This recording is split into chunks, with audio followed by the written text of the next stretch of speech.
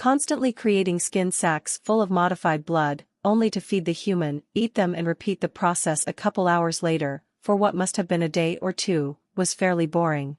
But at least, that rest had let it realize some of its mistakes early on, before they became a problem. To start with, it finally realized why its rib snapped from a mere 6-foot drop back in the pit, something that shouldn't happen from its meager weight and endurance points, even if the human added some of her weight onto it. It had made its bones too hard. Bones didn't snap and crack at every impact because they could bend, and the wolf had somehow just not considered that. In its attempt to make its bones as hard as possible, it had also made them brittle. Thankfully, taking the connective tissue that made up its bones, and making it a little bendier, was easier than it had expected. The idea, surprisingly, came from its eyes. The insides of its eyes had smooth muscles, which were muscles that were small enough to be on the cellular level, and numbered in the billions, a number it couldn't quite conceive of, but vaguely understood. These muscles were called ciliary muscles, and helped with altering the shape of the lens. And technically, it could also make tendons small enough to be on the cellular level, with them being some of the stretchiest while also relatively tough tissue that bodies had. It just had to grab a bone, and weave microscopic strings of tendon tissue throughout the white strands, partially fusing them together. And that thought brought it into a rather sudden contemplation. The new way of using its skill that it had discovered after the fight. It could directly grasp onto its current body and start making changes, which were affected by time in a normal fashion, like when it stuck its bones together and healed them in a matter of minutes while asleep by using its mind like a physical force, a direct and immediate approach that was severely limited due to the gradual nature of most changes, while this method of use was almost entirely manual.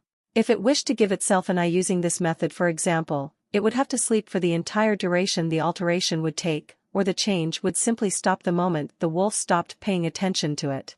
It was only really good for moving in its sleep and for emergency fixes, which it never had to do until just now, and probably why it hadn't even unlocked this way of using the skill until then. The usual way the skill worked was by grasping onto a more conceptual body, with far more time to consider and tweak changes that would only start applying themselves as soon as it decided it was done altering itself.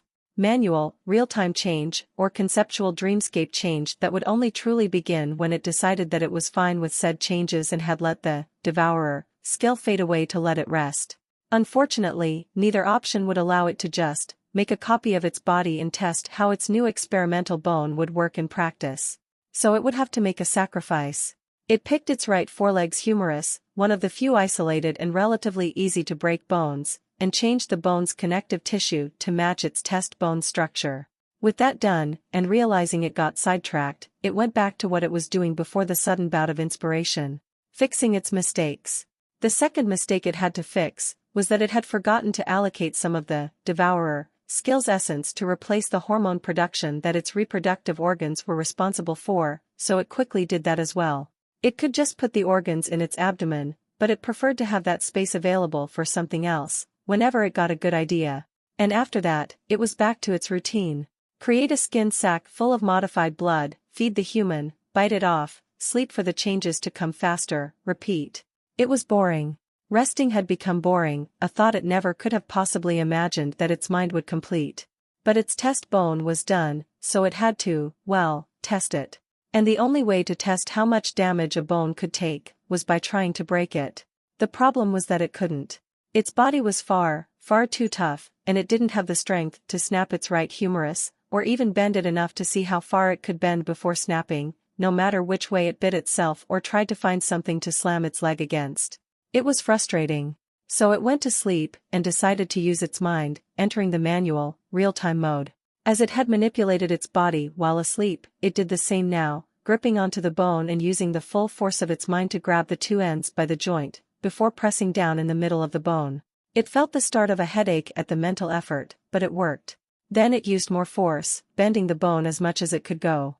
The damage was done on both sides, as strands of hardened connective tissue fused with microscopic tendon strands were strained and frayed, but much to its utter astonishment, it almost managed to take the curved bone and turn it into a gentle crescent shape in the complete opposite direction before it broke.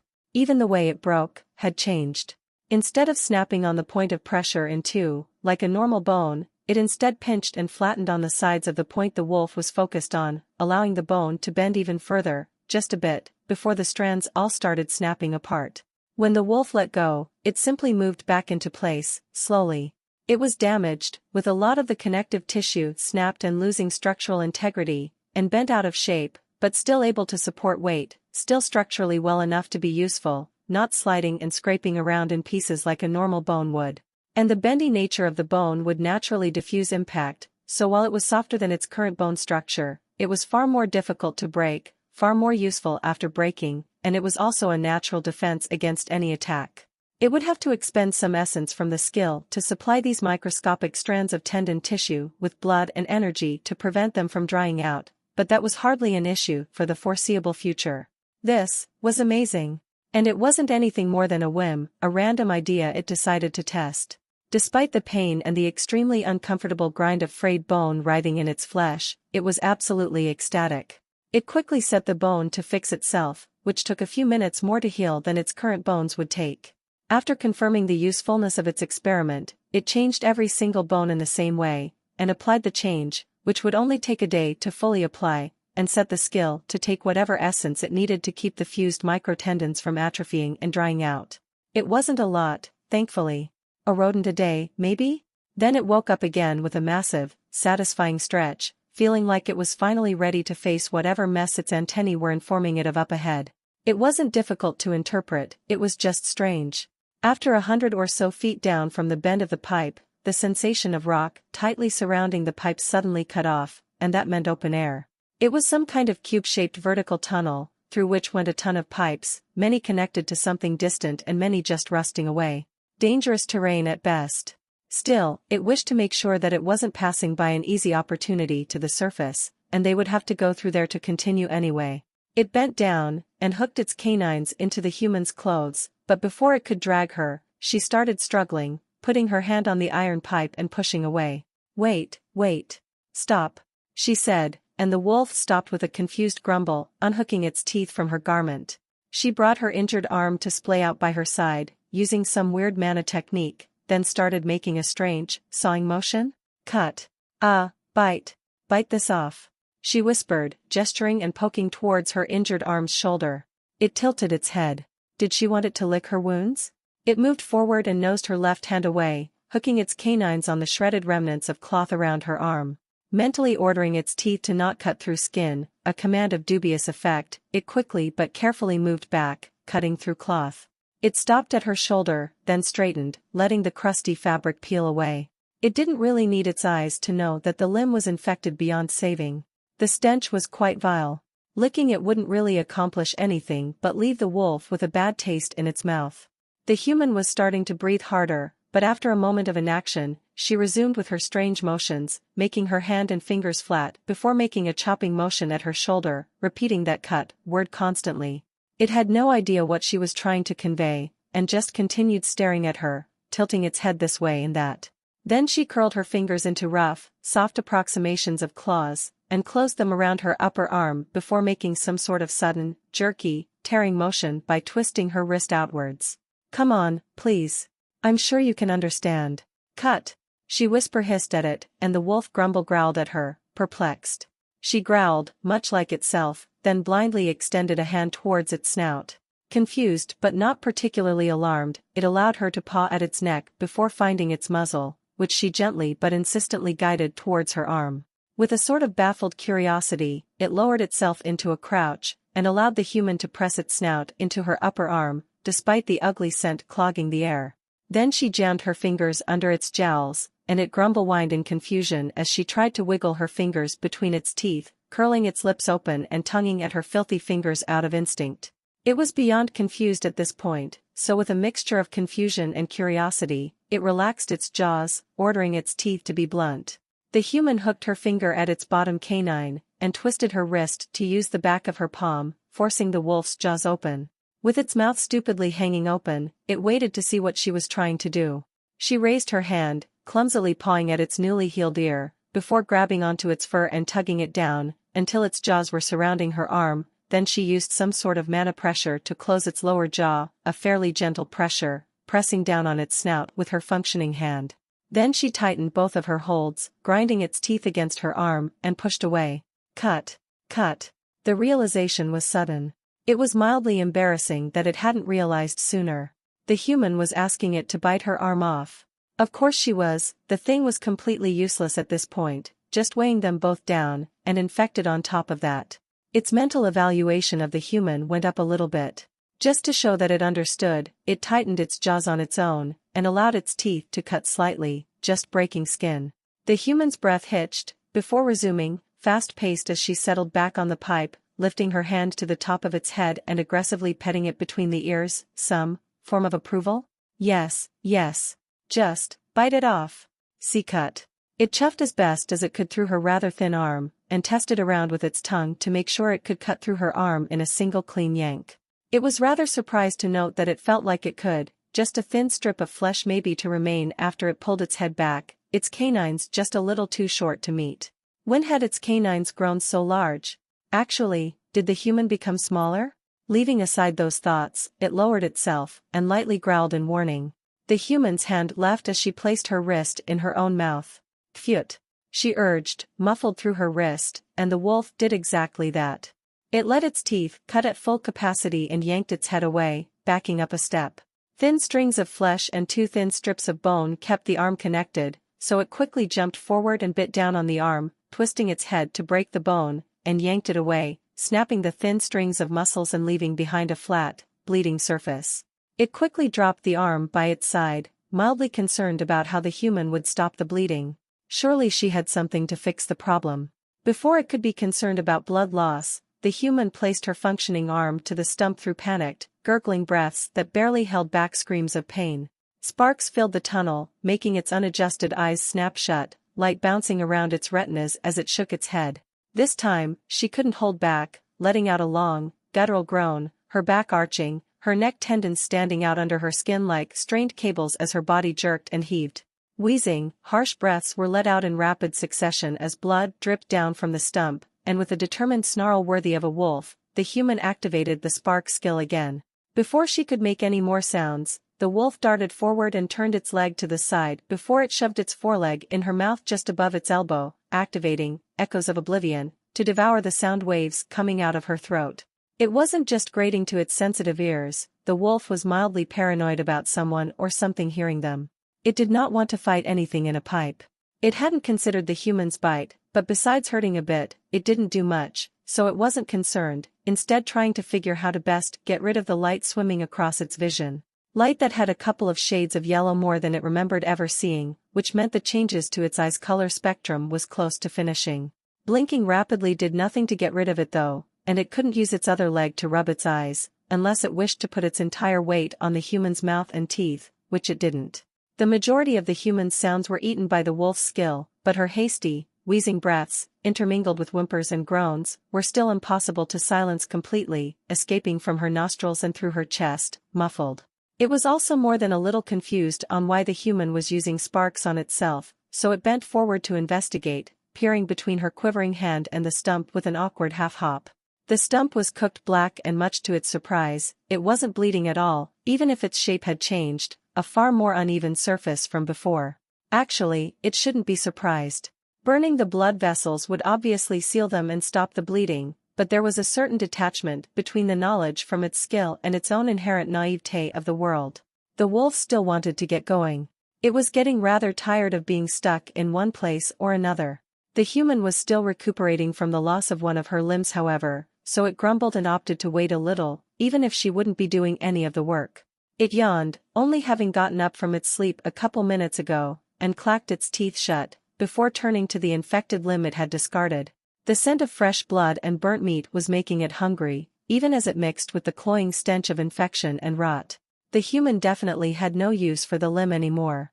It lifted its foreleg out from between the human's clenched teeth, pleased that she was only panting and groaning now, and lifted the murky darkness from its leg to conserve mana, quickly trotting over to where it had dropped the sickly limb and snatching it up in its jaws.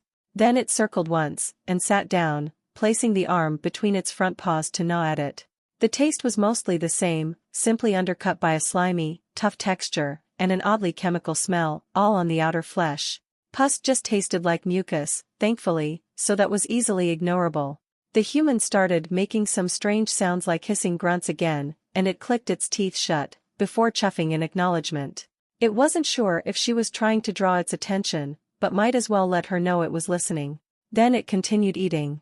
Why you are eating, pfftt, ahahaha, she trailed off, her barking yips gradually combining with a long, drawn-out groan, transitioning into coughs. Shamilas emut. She muttered through her coughs, before continuing her slow, wheezing breaths. Minutes passed by in relative silence, the quiet only interrupted by snapping bone and tearing flesh, until the wolf eventually finished the limb and licked up a stray finger it had missed. It quickly chewed the appendage and swallowed, observing the human. With its snack finished, and the human relatively quiet, it licked its chops and moved towards her, quickly finding a decent spot to bite on, before awkwardly shuffling until the human was side by side with the wolf. This wasn't going to work. The pipes were too narrow to let the wolf face whatever was ahead while dragging the human. It shuffled around a bit more, struggling to find a decent position where it could use its eyes, before it promptly gave up, and returned to its previous position, back end facing towards the unknown. The scrape of the human's coverings against the rusty iron, including her metal-clad feet, were worryingly loud in the silence that surrounded them, but the wolf ignored it, as the scrape rattled the pipe a bit and allowed it to get a half-decent feel of the layout from tremor sense. The human gave it one of her boosts, and their trip towards the open-aired section of the pipes hastened, its confidence from the perception boost helping just as much as the boost in speed. Even with that and the rather steep downwards curve, it took a couple minutes to get to where they should be. With one last, long drag, it let go of the human, lowering its head to brush against the bottom of the pipe, antennae flaring. A foot or so behind it, all sensation in that direction just stopped, before the vibration snaked around the cubic hole and continued. 20 or so feet wide, with multiple pipes snaking through, and very, very deep. It turned around, and with a mild sense of nervousness, stepped away from the comfortable grip of stone that held the pipe in place over an endless drop. Not being able to see said endless drop, surprisingly, didn't help all that much in quelling its nerves. It gingerly tapped with its foot, feeling the vibrations travel through the metal. Nails, metallic tubes were braced around the pipe, thin sheets of metal bracing, all relatively firm, but rusted and far too jittery for its liking. It took a couple feet before it found a spot it knew was safe enough to cut a hole into without accidentally damaging the bracings, one that it was picturing as just large enough to stick its head out of the pipe and see if there was something outside that could help them reach the surface. Actually cutting the hole was a lot more annoying than it had expected it would be, mostly due to the thickness of the pipe, but after a couple minutes of awkwardly tilting its head side to side and scraping its nails against the iron, it had a round, jagged hole to stick its head through. And a lot of small cuts on its gums, but it had grown used to it at this point. The fact that the iron piece it cut out only hit something after a solid 10 seconds of falling was almost as concerning as the sight of a hole that had no start or end, its head tilting up and down in disbelief. They couldn't have gone that far down, right? The pit was deep, and then they dropped a bit more, then they went up and then they went a little bit further down. No, they didn't really go down this much. There was no way. Was there? Unless the surface above just tilted upwards in the direction they moved in, this didn't make much sense. Either that, or the wolf hadn't been paying enough attention. The sight was almost reminiscent of the terrain around the burning rivers, just an endless expanse that faded out of sight. And its eyesight was better than then too, even if only a little bit, yet it still couldn't see the top or bottom. It swiveled its head.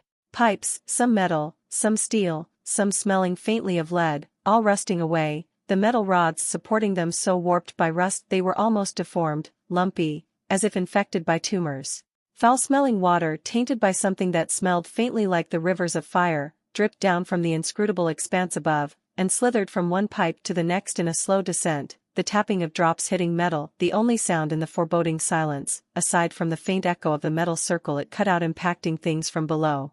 The only illumination in the entire hole was the odd, tiny mushroom clinging to a pipe, glowing a faint yellow-green, though for all it knew it could be glowing in any one of the colors that its eyes couldn't quite perceive yet. Seeing nothing that would help them, and with some instinctive part of itself squirming in discomfort over being suspended over such immense height, it carefully moved its head back through the hole, and turned to move deeper into the pipe, see if there was anything of note or alarm before it stumbled into it back end first. Wait. Hello? Don't leave me here, please? Hello? The human sounded out from the other side of the pipe, sounding oddly scared and pleading. Likely scared of the wolf just leaving her there to starve. Some small part of it was pleased that it was starting to properly interpret emotion from the human's sounds. The wolf gave her a short hellish bark in reply, which it suffused with a feeling of reassurance from logotexnia, before turning around and continuing to move down the pipe. The human said nothing more, thankfully, and it stomped its feet a couple times with its nose brushing against the iron. The pipe was surprisingly sturdy, so it wasn't particularly worried about bringing the human over. Up ahead, however, the pipe continued downwards, flanked by mostly stone, with the odd sensation of another pipe brushing past its senses. It didn't want to go down, but it didn't really see any other option. Even if it had no idea how deep this stupid pipe went. With a faint grumble of annoyance, a vocal habit it had picked up by constantly being around a creature that needed sonic reassurance of its presence, it trotted back to the human, preparing itself for another long bout of boring dragging. It was almost wishing that some annoying rodent would pop up already just to have something to toy with for a couple minutes. She didn't quite know what the hell the dog-shaped beast had been giving her to drink, but it was either some expensive potion or some extremely high-quality blood.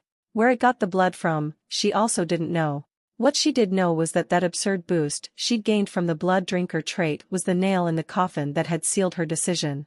It had been as good a time as any to get rid of the arm, and she had, with grit and tenacity that would have at least gotten an approving nod by her father, were he around. Even if she fell asleep a couple minutes after. The cauterized wound still hurt so goddamn much that she could only try and find other things to focus on, lest she make more noise than she already was making. She focused on the strange, tasteless caress of thick, misty smoke that had filled her mouth when the beast had put its leg in her mouth to bite on. She focused on the fact that they must have been traveling for at least a full day, and they just kept going down, and down, further and further from the surface, as if they were descending to the depths of hell itself. Moving her focus from pain to anxiety wasn't the best trade-off, but it worked to some extent. She used a bit more mana than could be justified to add a slight repulsion field to her iron greaves, just enough for them to float off the pipe, taking the short stops the beast frequently made to recuperate. Part of her really wanted the beast to give her more of its super blood, because the boost was slowly fading, like blood slowly leaving her body from an open wound, and she hated the feeling.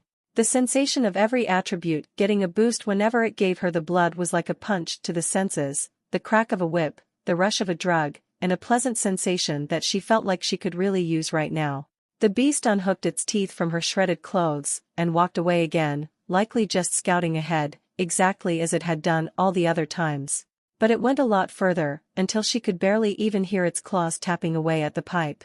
And further, until only the faint echo of its steps caressed her ears. And even that faded. It didn't make sense for it to leave her here after all the trouble it had gone through to help her, after the connection, the something that had built between them. She knew that it didn't make sense for it to just abandon her here. But the beast never made sense. It rarely played to her expectations, and the thought made her chest tight and her guts coil into a ball of anxiety and stress. A minute passed, each second stretching to infinity to become an hour.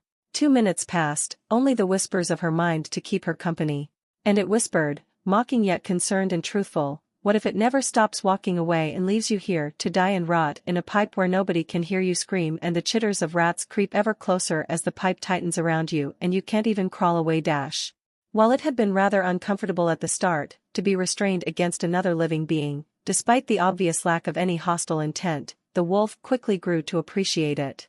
It reminded it of hazy, barely comprehensible memories of doing the same thing with kin, so distorted and distant from what it knew, that it was half certain they were just some vague concoction of its dreams which the wolf fooled itself into thinking were memories.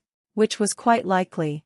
Regardless, the urgent need to move remained at the forefront of its mind, because it had finally found what it had been looking for this entire time. An ending to this absurdly long pipe, in the form of some strangely large metal fan, cowering behind a rusted grate. That was the whole reason it had gone so far to check, which it suspected was the cause of the human's delirious panic. Eventually, her breaths evened out and her hold grew loose, so the wolf squirmed and wiggled off from its awkward position atop her sternum to start dragging her again. They had about 500 feet to go, still, which would take a lot of time. Maybe a day, actually. Where were the damn rodents when entertainment was needed? With a heavy exhale akin to the human's size, it bit into her garments and began pulling. It unhooked its canines from the human's coverings and turned around, stomping one foot with its antennae brushing against the dusty, wet confines of the pipe. The complete and utter lack of any light down here really made it all the more appreciative of tremor sense and its antennae. Unfortunately, it inhaled through its nose without thinking, leading to a minute-long bout of uncontrollable sneezing, the human's happy, barking yips oddly successful at lifting its mood, even if it was pretty sure she was having fun at its expense. With a dry exhale from its nose, it moved forward a few feet, focusing on the idle machine a couple dozen feet from where it left the human. It could just cut through the outer grate with its teeth, but frankly, that would both be extremely annoying, simply due to how much wet dust was clinging to the iron, and time-consuming. Maybe it was being too thoughtless, but it had been stuck dragging the human for, it had no idea by now. It was extremely, unimaginably bored, extremely irritated, and extremely impatient, feeling the beginnings of delirium starting to slowly settle. The tension and unease of constantly skulking through an endless pipe had long since worn out, especially after it straightened. It just wanted out, now. So it lowered into a crouch, activated, blood rush, and charged at the grate. It had enough room to turn so that its shoulder took the impact, so it did just that. The thick, crisscrossing metal wires bent and even broke apart at some points, but held. It hastily stepped back, and repeated the process, a deafening, short screech rushing through the tunnel and the giant room beyond the machine as the grate tilted back, only a couple fragile nails holding it in place as dust and rust powder flew everywhere, choking the air. Even if it got through the grate, there was still a fan behind it, and then another grate. Remembering the human's skill, it backtracked to her, and put its hind leg on her shoulder, lightly pushing her with a chuff, insistently poking her arm. After a couple seconds, she understood, and gave it the speed boost by tapping its thigh. Its perception of the giant room beyond became clearer, sharper and with 100 more details than it needed to know. It was a gigantic rectangle filled with all manner of trash and containers, its height cut into 2 equal parts by a thin floor of metal with staircases on either end, a few rods of thick sturdy iron running across the room to support the sheet floor. And the outer grate hiding behind the rusty fan was a lot less shaky than the first, it idly noted. It prepared itself for a nasty bruise, then charged again, dozens of feet of distance vanishing in an instant as it engaged every muscle and tendon it had at full force, the rusty iron below its feet breaking as its nails dug in for added traction. The grate gave in instantly, caving in before detaching and slamming into the fan with the deafening, rattling boom of metal protesting its fate, before the thin metal rods holding the fan in place broke as well, sending the combined weight of the wolf and the shattered scrap slamming into the outer grate. It was at this moment that the wolf realized it had vastly overrated how strong the outer grate was, and that it had put far too much power into its charge. It hastily tried to throw a paw out to dig its nails into the pipe, but it was going too fast, and its capability of bending its leg sideways was as useless as ever, only barely managing to graze its nails against the edge of the pipe before it disappeared. With a surprised yelp, it tumbled through the air for a second full of mild panic and uncertainty, only to smash into the rusty metal flooring shoulders first, its tailbone slamming into the sheet right after to accidentally transfer the impact, the concentrated force punching through the thin rusty metal to make a jagged hole that cut off at the middle of its back. Its bottom half immediately plunged through, and its momentum combined with the weight of its lower body to yank its upper body through the hole, getting a thin cut on its chest from slamming into the sheet as its foreleg scrambled to find something to hook its nails into, to not avail, as it tumbled backwards. The second drop wasn't nearly as forgiving as the first, the hard stone not bending the slightest under its weight as it struck the ground with a meaty thud. Its lungs expelled all the air out in a sharp, short wheeze. It could only lay on its side in shock for a moment at the sensation of impact traveling through its body to punch into its heart, prompting it to skip a beat before it redoubled its pace. That was a horrible sensation, even if its body's endurance made sure the wolf's body tanked the drop with only a bunch of bruises and a minor cut across its chest. Flakes of rust and miscellaneous debris rained down on the wolf as it rolled onto its feet and started lightly coughing, trying to get its lungs to recuperate from the impact and start functioning normally again, even through the dust and rust powder utterly saturating the air. It was under the impression that it had a few moments to take stock of its situation and recover, figure out how it was going to get the human down, maybe get a better understanding of the layout of whatever strange place they'd stumbled into. That notion was quickly invalidated by the rapidly approaching taps of something hard impacting stone, making the wolf go rigid as it quickly bent its head down with its antennae out, tail stiff and pain forgotten as it strained to calm its breaths. Like ripples of water in an ocean made of stonework, the vibrations traveled through the distant floor, crawled up the wall separating them and the entity, slithered between pipes and wires, then eventually reached the wolf. 6 tapering points would slam into stone before repositioning, leading up to a roughly oval-shaped segmented body, the added boost to its senses allowing it to feel how the vibrations moved through the entity's body before losing cohesion when they entered its almost liquid insides.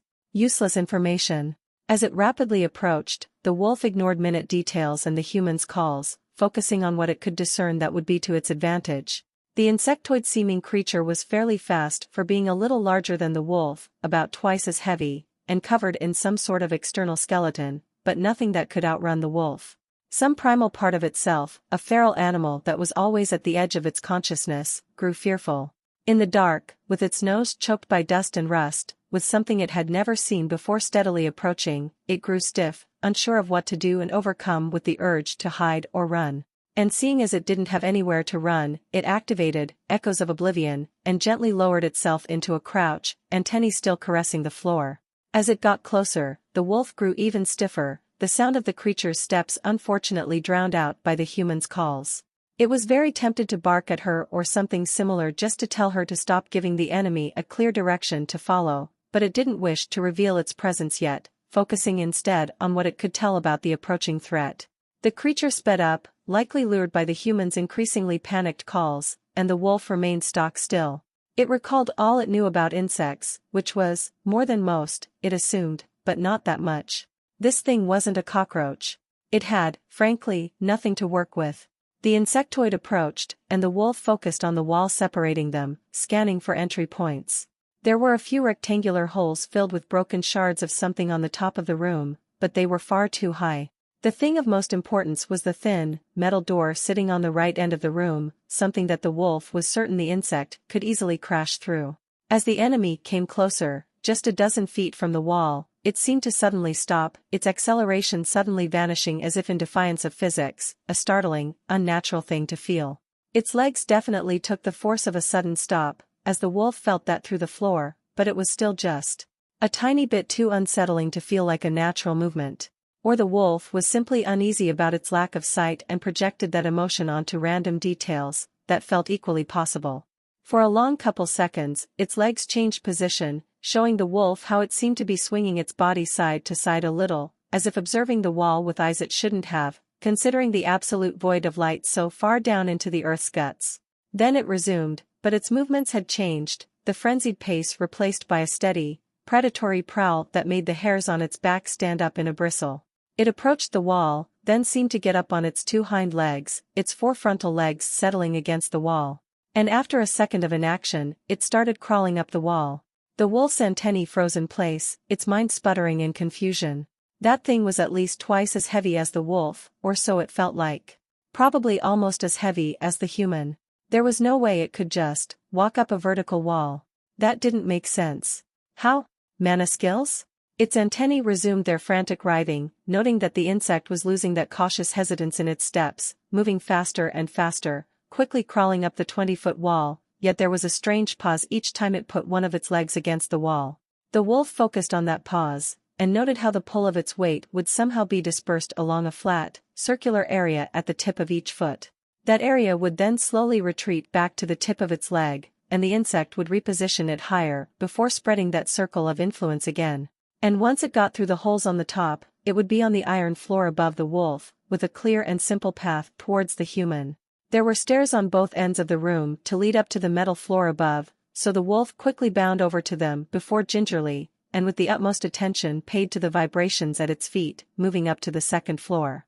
The skill might make it soundless and sightless to others, but its weight still had impact, it still caused vibrations, so it needed to get into position as fast as possible lest the insect notice lingering aftershocks, assuming it had some kind of vibrational senses like the cockroaches it had consumed.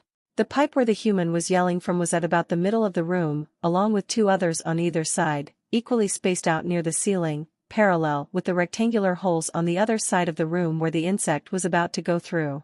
The wolf gingerly tapped at the rusty iron below its feet to locate where the supports were hidden, and hopped from one to the other, the thin sheets they were supporting obviously unable to take any weight at their center. It had to get to. It paused, its legs still tense for a jump. It didn't know where it wanted to be. Why was it even up here? What was the plan? How was it going to ambush a creature when it didn't have a single clue where its vitals or weak points were, much less what senses it had. It was going to be fighting something it couldn't see, and after the fight had started, vibrations, hearing and smell wouldn't help it all that much. It would be fighting something while effectively blind. Something heavy, foreign, and dangerous, in territory it was unfamiliar with. But what was the alternative? To just let the insect eat the human while the wolf smashed through the door on the bottom right of the room before it ran for its life? For a moment, it considered it. The sound of crunching glass only made its breaths deeper, anticipation, dread, and a hesitant sense of eagerness bubbling in its chest. It could just run. The human was making a racket, it could easily slip away, trundle through endless corridors and tunnels until it found its way back to the surface. The room was filled with sudden banging, the tapping of the insect growing frantic for a moment as its leg punched through a sheet of metal and it hurriedly righted itself, before cautiously testing the terrain with every step, slowing it down even further. The wolf could run away. The creature was still on the other broad side of the room, almost 50 feet away, and stuck in a grid of rusty pitfalls. But why would it? Why should it just let whatever fancied itself as a predator threaten its pack, bizarre as it might be? Why should it continue to be timid in the face of genuine danger, only hunting within its comfort zone and running with its tail between its legs whenever it faced something new? Besides, it had spent hours on end fantasizing about getting something to fight, getting to feel that adrenaline rush again, that tension and exhilaration it had felt when wreathed in screeching rodents, that sick rush that danced the finest of lines between ecstasy and despair where one wrong move would lead to death, simply to alleviate its boredom in that endless pipe. Not to mention all the things it could gain from eating this thing. What if the wolf could learn how to just walk up walls? A bone-deep greed urged it to tear this insect apart for its own benefit. The creature was 20 feet away, minutes passing in what felt like seconds as the wolf stood still, frantically contemplating. The human's clothes scraped against the pipe as she slowly, and with a lot of struggling, dragged herself towards the mouth of the pipe, the observation only a mild background process as its thoughts continued to race while the foreboding taps crept closer. It couldn't detect many more details, despite the close range. Segmented chitin plates, tear-shaped body, 6 legs, and 2 chitinous fangs on the front. No antennae it could feel. Very little to go with. Until it realized something obvious. For it to be following the human's voice, it obviously had ears of some sort. It could have come here from the vibrations caused by the wolf's fall, but if that was the case, the wolf, muscles tense and lips curling into a soundless snarl in preparation, tapped the metal with its paw. The creature didn't react, continuing its prowl in a straight line towards the human. No vibration senses. Its lips fell to cover its teeth again. A plan began to form. A crude, haphazard one, but it didn't have all that much time for thinking at the moment, as the insect moved past the wolf, 10 feet in front of it and only a couple feet from the wall. The human was still only halfway to the pipe's exit, thankfully. It tapped a paw, visualizing the grid of metal supports and where the plates were at their weakest, idly noting a small rusty canister a foot to its left, among the other bits of useless debris littering both floors. Its thoughts lingered for a fraction of a second on the can. The wolf stretched its neck and weighed as carefully as it could manage, bit through the can's circular corner, and with a flick of its neck, sent the can crashing and rolling across the floor behind the insect, to its left. The creature stopped in its tracks, one of its legs no longer touching the metal, sitting frozen in the air. A stalemate. The insect had definitely heard that, but it had no real information besides thinking that something was at its left side, while the wolf was actually positioned at its right side. So it just froze, despite the obvious prey just a few feet in front and above it making a racket with her grunts and huffs. A far smarter foe than the stupid rats. But it didn't matter, because it had coincidentally stopped exactly where the wolf wanted it to, right beside a 6-foot-wide square of wobbly iron. A heavy enemy with a hard exoskeleton on fragile terrain? It was just asking to be exploited, and if the wolf made it crash on that plate with enough force, it would probably fall through. A 10-foot gap stretched between them, with an awkward running start but then a clear path. Its boosts had already faded during the tense, long minutes it took for the insect to climb up the wall, down, and crawl across the metal floor. Blood Rush was ready and begging to be used again, so the wolf obliged, its nails partially cutting through the supports for added traction as it charged forward, putting its feet only where the support rods would support the sheets and its weight. 2, 3 bounds, and it turned its head, ready to shoulder slam the insect into a 10-foot drop, hopefully to injure it enough to bleed out, or whatever it had in place of blood, or at the very least disable it somewhat. Instead of smashing into its legs from the side, however, the wolf found its shoulder smashing into the insect's abdomen, its pointed legs curling inwards from the impact and assisted by the insect itself to stab through its fur and skin, one at its left shoulder and the other at its right side while the others flailed for purchase.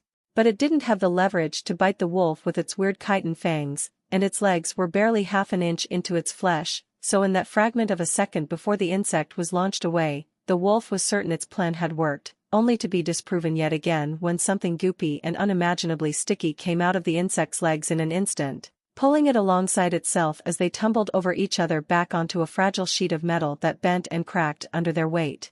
On top of a writhing mass of chitin, the wolf bucked and twisted, struggling to get a grip on something or at least try to bite a leg off, but the insect quickly yanked it around by the shoulder and side, not allowing it to orientate itself nor properly twist around to bite it, the wolf's legs simply flailing in the air. Its struggles became even more desperate as 4 more legs stabbed at its fur, one on its chest and the rest on its sides, secreting that sticky goop and pinning the wolf even more. Maybe if its fur was more fragile it could have simply twisted until the goop tore it off to allow the wolf to maneuver, but its body was so tough because of endurance that it simply did not have the strength to, only able to twist its upper body away from the searching fangs of the insect. The metal underneath them made another cracking sound as it bent outwards even more from their struggle, and the wolf deactivated, echoes of oblivion, to snarl as loudly as it could and buck its hips up, then down, with enough strength to feel its muscles burn and protest. The sheet finally broke, and the wolf fell for the 3rd time, pinned in place on the insect's hard underbelly. An underbelly that cracked alongside its back plating when they quickly slammed into the floor, the impact once more stealing the wolf's breath. The human was yelling something, questioning, while the insectoid didn't let out a single sound as it pushed the wolf off its belly into the air, before swinging it to the left, then the right, its goopy liquids spreading over the wolf's writhing limbs and body. It slowly built momentum while the wolf snarled and struggled, and with a particularly wide swing, it used the wolf's weight to turn itself over onto its side, the wolf's ribs smashing into hard stone. Despite having contact with the floor, the wolf could barely even move, the goop moving as if sentient to restrain it, even working against its every movement. If it curled its spine inwards, it pulled outwards, if it curled outwards, the goop pulled it inwards, and combined with the insect's legs, it couldn't even try to brace its legs against the ground. Its lungs burned, its eyes bulged, and its breaths came out in snarling pants as the goop on its chest crawled up its throat, fear and panic starting to claw at its mind as every movement became harder by the second. The human's yells gave it a single second of clarity, and it quickly gathered air in its lungs and infused them with mana, a sense of desperation and fear, before letting its vocal cords shape it into a loud yell towards the human, hoping that she'd have some way of helping it. The slime reached the middle of its forelegs, pulling them together before connecting, tightening them against its chest while it let out sounds of panic, snarls and whimpers as it uselessly tried to twist its neck to bite something, anything, each sharp crack of its teeth vainly slamming into each other feeling like another nail in its coffin. It couldn't even reach the leg that was digging into its chest. Something like a complex network of ropes were running through the sticky goop and tugging the wolf into whatever position they wished, giving the slime far more durability than something of that consistency should have.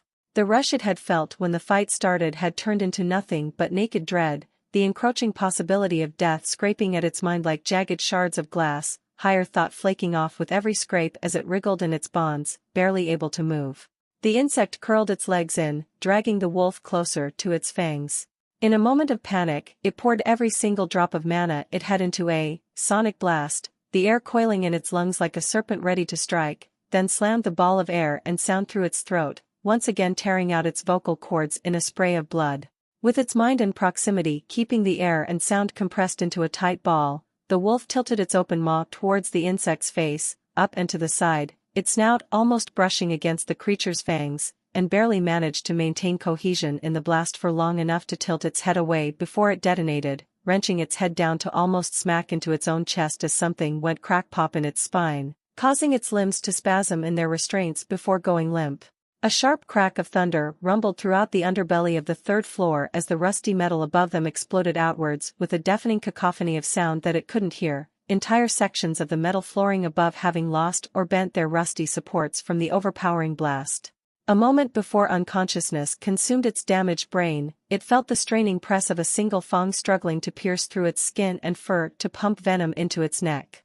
She'd already spent almost half the mana in her body to get to the lip of the damn pipe, and now she didn't know what to do, panting from exertion as she deactivated telemantic construct, the only thing that had allowed her atrophied arm to drag her body the distance. An almost frantic sense of urgency pushed her forth, and she spent a quarter of the mana in her body on a self-applied haste spell, casting mana conduit, the moment it came off cooldown again. Her hearing was already little else but a steady whine that dug into her brain like a drill, so the perception boost quickly made her realize just how loud things could become beyond her usual audio range. Yet, due to how perception worked, she didn't have to worry about a headache so much as the creeping suspicion that she'd be hearing that whine in her mind for months even without it existing. Letting out a groan as she cracked her neck, she then dragged her collarbone over the end of the pipe with her rubbed raw hand, and extended her arm down, excreting a light wave of mana and struggling to feel how it conformed to the stone below her. Hey! Mutt! Beast! Dog! Fleabag! Void abomination! She yelled once more, barely able to hear her own voice over the whining shriek drilling into her ears, but still hoping to hear something, anything to confirm that her companion was still alive, the memory of that panicked yell bouncing around her skull like a pinball. Nothing. She could feel exactly where it was, from the strange, curled-up position its limbs were in, to the distance that separated them, and she could feel how something foreign was tugging its limbs around without any input from her beastly companion. But she couldn't feel if it was alive. Whatever skill the beast had that allowed them to share awareness of each other simply didn't extend that far. She pushed the mana out of her palm with more force, expecting results and feeling the blunted claws of panic start to brush against her throat with every passing moment. A couple feet from her hand, everything worked perfectly, feeling like she had a dozen hands brushing against the rock beneath her, but then the feeling faded to nothing before it could meet anything substantial. It was more akin to trying to extend her senses throughout a strand of smoke, like trying to grasp the hazy, crumbling memory of a dream, like a word that was on the very tip of her tongue but refused to come. She could feel it brush against her fingers, against her mind, but it could never press down hard enough to give her information. With a growl of determination that hurt her throat, she poured the remaining quarter of her body's mana and violently expelled it out of her hand, finally meeting some sort of cracked flooring, small hints of her mana managing to slip through the cracks to lick at the air before she lost sensation. So the beast had crashed through something twice, her ears hadn't been deceiving her. As the whine in her ears faded, she could hear the sound of faint scraping, the clicking of something hard impacting stone in a frantic tempo, and she grit her teeth as her imagination ran wild, gigantic spiders with 8 spiked limbs and glowing eyes invading her thoughts. Or centipedes. Centipedes were even worse. But the way the wolf was being restrained felt exactly like a cocoon. And as she imagined her beastly companion being wrapped up in a cocoon and tugged around by such disgusting monsters, all hesitation and fear faded, even if only for a moment. She gripped onto the rusty pipe with her shaking fingers, used telemancy to push her stomach off the metal, just a little bit, and heaved, pushing herself away from safety. Her shoulders cleared the lip, then her shoulder blades as her elbow started pushing outwards, her body tilting towards the right. She paused for a moment to prepare herself, then remembered something of no real consequence, a distant memory of Catherine telling her that the only way to bathe in cold water as slaves usually did, was to dive right in without hesitation and deal with the aftermath until the body adjusted. A bad analogy, but she'd held that conversation and belief dear to her heart for a long time. And it strangely fit in this scenario. Just dive right in. She could only hope that the fading boost she got from the beast's blood would spare her more broken bones. She curled her waist to turn her body to the left, before lurching to the right, pushing with her arm and throwing her weight downwards, feeling her torn garments strain as they ground against rust, slowly dragging herself out of the pipe, her stomach digging into its edge. Another push, and her balance shifted as her weight dragged her out of the pipe by itself. She swung her body to the left, splaying her fingers at a flat 90-degree angle at the edge of the pipe, and allowed her body to slide out, her legs painfully grinding against the top of the pipe as they slid out. Then she did her best to lighten her weight with telemantic construct, barely managing to hold onto the pipe with a strained, throaty grunt. She was oddly thankful of her malnourishment and lightweight armor at this moment, as her hand shook and painfully strained to keep her meager weight from collapsing. She took a deep breath, mentally choreographing her fall to hurt as little as possible for a quick moment. Right side first, cover her head with her arm, and try to land on her hip and roll to the left. She was so going to break something important, she could fucking feel it. After mentally preparing a two-way repulsion field around her body for a few moments, she weakly swung her legs to fix her momentum, and once her right side was just a bit extended, she let go with a small yelp that didn't escape her pursed lips, hurriedly curling her arm around her head. She crashed through the first floor, much like she assumed the beast had, the impact surprisingly weak, only feeling like a really strong slap on the back. Which was terrible, as she'd been banking on the first impact softening the assumed second one. She barely managed to send a pulse of mana out of her palm to feel the floor and process the information before she slammed almost half of her core's mana into the construct at the last 3 feet.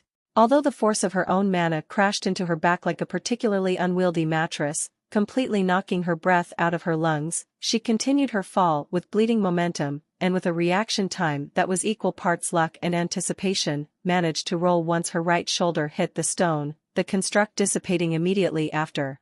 Her legs had been mercifully saved from even hitting the ground. For several seconds, she simply laid on the floor, gasping and wheezing and choking and coughing like the useless pile of bones that she was, gathering mana into her fist just in case the spider came closer. She felt her companion's limbs slowly loosen from their rigid positions against its own body, as if the cocoon was being undone, and grew even more paranoid, straining her ears past the lingering whine to listen for the insect's steps. Gathering the dread in her stomach and chucking it to a distant corner of her mind, she tried to figure out where the spider was. Was it gone, or was it repositioning to shove her in a cocoon as well? She was close to the beast, only 8 or so feet away. She should be hearing something other than faint echoes of the explosion and the beast's labored breathing.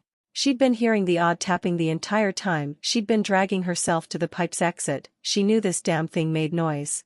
If it wasn't making any, it wasn't moving. So she would move instead.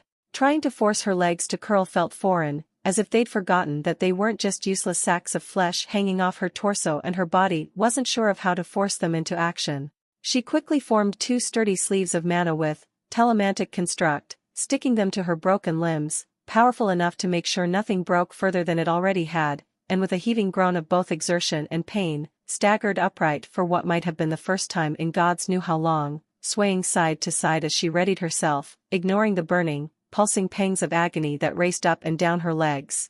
A halting, shuffling step forward, palm open and aiming just above the wolf, where she assumed the spider to still be, her heart slamming into her ribcage with near-audible thuds, feeling her blood pulse from the tips of her fingers to the sides of her skull as she pushed through a feral, instinctual fear.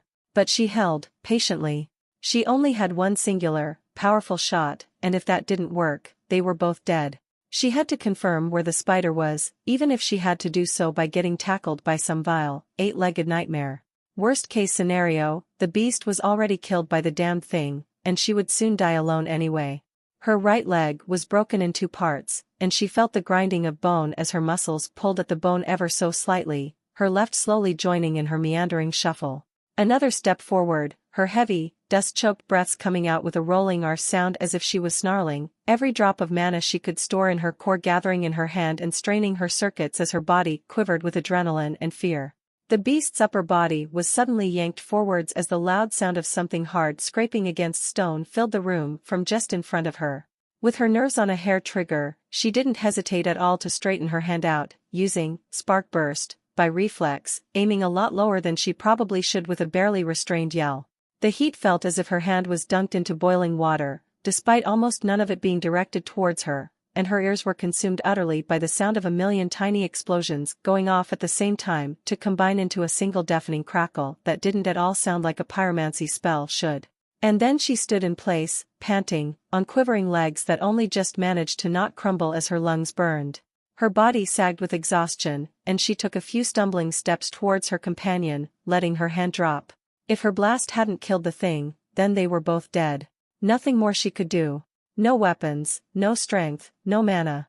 On her third step, her right knee crumbled, and she bit down on a cry between her teeth, refusing to let it escape as she stumbled, scarcely achieving to regain her balance by putting even more weight on her left.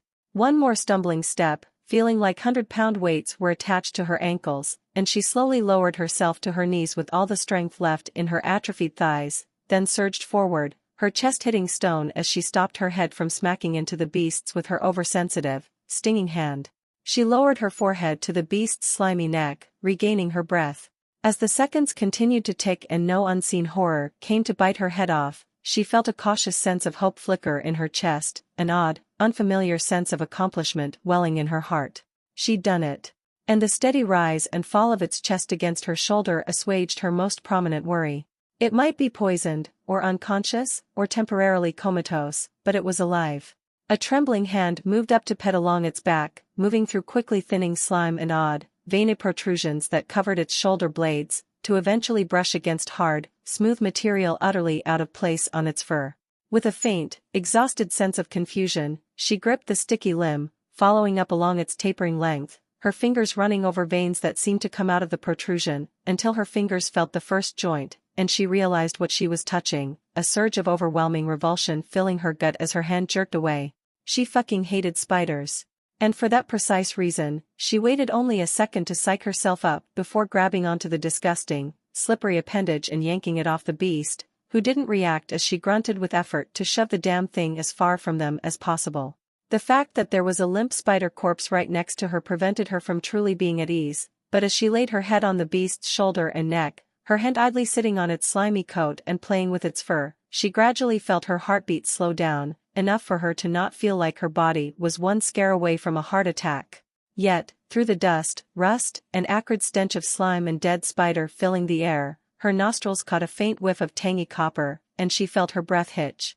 With a dry gulp, she extended her neck towards the source, just a bit, just enough to feel the beast's wet fur under her cheek, her nose nestling into glorious, blood-soaked fur with a deep inhale. An intense craving slammed into her like a sledgehammer as her nostrils flared, as her heartbeat started picking up once more. The insides of her throat turned into sandpaper, like the driest, most barren earth, like a tube rubbed raw with sand. Without even thinking, her hand ripped off the cloth on her face and she extended her tongue out to lap at the cooling blood, only to freeze in place from shock, tongue pressing at dirty fur as her mind raced. What did I? Her body had just acted without any thought or input on her part. It was startling, and the intense desire she felt for the blood was equally so. Despite that, however, as she felt her taste buds sing in pleasure, felt her nostrils flare to inhale the delectable scent of blood, and felt the tantalizing prospect of another attribute boost dangle before her mind's eye, taunting her with how weak and useless her body was right now, she couldn't deny herself. It was dehumanizing, addictive, a balm on her scorched dry throat. She licked at the beast's fur like an animal, uncaring of the faint undercurrent of chemicals in the blood, mixed in from its dirty coat, her slime-coated hand clutching at its fur. Each lap of cooling blood filled her limbs with a little more strength, made her soul swell just a little more, made her body feel just a shred tougher, so she continued, her hand gradually tilting the beast's neck as she slowly trailed up the path of dripping blood, cursing her tongue's short nature for being unable to lick off the crimson that coated her nose. Time ebbed and hazed in her mind. In what felt like only a few moments, she'd basically licked its neck clean, blood and slime coating the inside of her mouth in equal measures, any liquid long since swallowed. Her jaw and tongue were sore. She should be disgusted, by both herself and her behavior, but she just couldn't. She couldn't feel that revulsion. She simply sniffed the air as she placed her head back on its shoulder, her nostrils luxuriating in the scent of gamey copper, feeling a sense of satisfaction and accomplishment. Her first real kill. Her first meal, taken rather than given, even if it was from her only ally, with no fight nor conflict to be had. The only judge in this empty court was herself, and she had no cares left to give toward propriety, dignity, or social expectations hammered into her for 2 decades. In this humid, dusty grave, there was no outside world, no culture or civilization, no humanity to judge or temper her, nothing but survival and the comforting song of her companion's breaths. Whether her actions were driven by some sick addiction, some inherent, desperate desire to feel a little stronger, even if just for an hour or two, or the increasingly sharp knife of delirium gently scraping at her mind, she felt not a shred of shame or disgust. And as she fell asleep, she felt the distant pull on her attention, of the system telling her she'd progressed, something that she temporarily ignored. For the surface dwellers, cremation was a ceremony, a religious duty of those who followed the 6-winged dove. To assist the soul in escaping its fleshy vessel, and hurry it along to the afterlife, whatever that may be. The unspoken implication that they didn't wish for anyone from the Six-Eyed Crow's church to get their hands on a corpse was a strong, if paranoid, concern of the upper capital Carmerans. Stigma did wonders for stoking fears of something that wasn't all that bad, once someone got over the shock factor. He'd worked in the borderland between the upper capital and the dungeon, a long time ago, when the entrance wasn't utterly dominated by trading companies, merchant families, and nobleman-backed businesses that would resell the goods of the dungeon to the upper city folk for ridiculous prices. A century, he believes, but he'd long since lost count of the years and his age. Being a half-troll, he aged, not like an elf, but close enough. It wasn't all that uncommon for trolls to survive to a 4-digit year, and he got the privilege of having around half that lifespan, or so he anticipated. Shaking his head to rid himself of those useless thoughts, he focused back on the comparison he was pondering as he absent-mindedly took a cleaver to an old man's corpse, cutting him up into efficient, clean-cut chunks that could fit more comfortably in a bag. Right, the dungeon and the surface city. For them, a part of the capital that was, for the most part, dominated by the Dove's Church, cremation was a duty, a revered ceremonious process. For the people of the dungeon, cremation was either a necessity to prevent diseases, or a waste. Cutting off the man's ankle with one last, clean chop, he quickly slotted his cleaver into the sharpening tool, pressing the button on the table to start its whirring, before he swept his arm through the chunks of meat on his table to funnel them into a thigh-high bin of parts at his side. Well, his thigh. It would probably be waist-high for anyone else. Regardless, he still had about 2 more people to go for the order. Thinking of said order, however, it was one of the few times he couldn't help but question if this way of treating the dead was perhaps just a tad wrong. Maybe at one point in his life, he would consider this job a lot more appalling and immoral, but time and reading the religious texts of the Crow's Church served well to acclimate him to how the dead were treated down here. Not just acclimate, understand, even. And it made sense, even to a rather sentimental guy like himself. Why would you burn organs when they had so many uses, despite their owner's expiration? An unfortunate young man's lung could, for an appropriate price and by someone with appropriate expertise, be transplanted into someone else and give them decades more to live. His heart could be sold to witches and those who conducted rituals for one thing or another. His brain could be sold to the men of ill repute, like the doctors of the Santhin Clinic, for studying. His eyes could be given the same treatment as his lungs, giving some random unfortunate his sight back for a price and time investment that was costly, but barely a drop in the bucket compared to what the Dove's Church would have someone pay to get their vision back. And why stop at his organs? His body would be of much use to a young, budding necromancer, who wished to practice such craft without falling to the stereotype of being a grave-robbing, murderous psychopath. Perhaps with enough time and societal change, Carmora would stop using slaves in the mines and sewers, instead having unthinking corpses do such dirty, unsafe work. It was an efficient system. The local authorities would pay a decent fee to take fresh corpses depending on their quality, then give the corpses to semi-independent companies like his own, then the corpses' contents would be processed and sold, the authorities take a cut of their earnings for providing them with material to work with, and mostly everyone was happy. Those who weren't took their loved ones to the crematoriums, something not everyone could afford to do. So yes, he could understand and even list off the reasons he had no problem doing this grisly work, treating the dead as another resource. But even so, as he carefully cracked open a thin young woman's chest cavity with his cleaver, her body wrapped in the usual enchanted preservation bags until now, and delicately started removing her organs with a thin knife to place in containers on the rack to his left, he felt a slight prickle of discomfort at cutting people up for some freak to eat. It was just not necessary whatsoever. It did nobody any real good. He could justify his work by telling himself that with every organ sold, more was understood about the various biological quirks and differences of the humanoid races. Another man, woman or child regained something, or at least that some which used them to empower either herself or another. The latter wasn't exactly necessary, but it still did some good to the world, while providing him and his wife with a decent living. Selling people's bodies for that freak to eat, it just somehow felt like a step too far. It was far from wasteful, but it just wasn't necessary. Most people could feed themselves just fine for a fraction of the cost that it took to eat human flesh. There were colossal factories that were dedicated to nothing but cultivating and supplying the people with super mushrooms, some magical, rapid-growth fungi species found in the dungeon centuries ago. Then there were enclosed, industrial slaughterhouses all over the second floor, a certain factory that used a dungeon artifact to endlessly grow tough, stringy flesh to sell for cheap to whoever needed some meat in their diet. There were even some newfangled greenhouses made by some particularly creative half-dryad mage on the first floor a few years ago.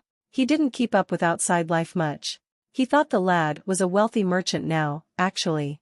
Selling home trees, another interesting concept that was sweeping through the dungeon according to his ever-gossiping wife. Or rather, it was sweeping through the dungeon for those who could afford such things. Which, he was a part of actually. It would be a good anniversary gift. Him. He did miss the green of the forest, honestly. He was getting distracted again. Point was, things rarely, if ever, got so bad that anyone above the third floor would have to resort to cannibalism to keep oneself fed.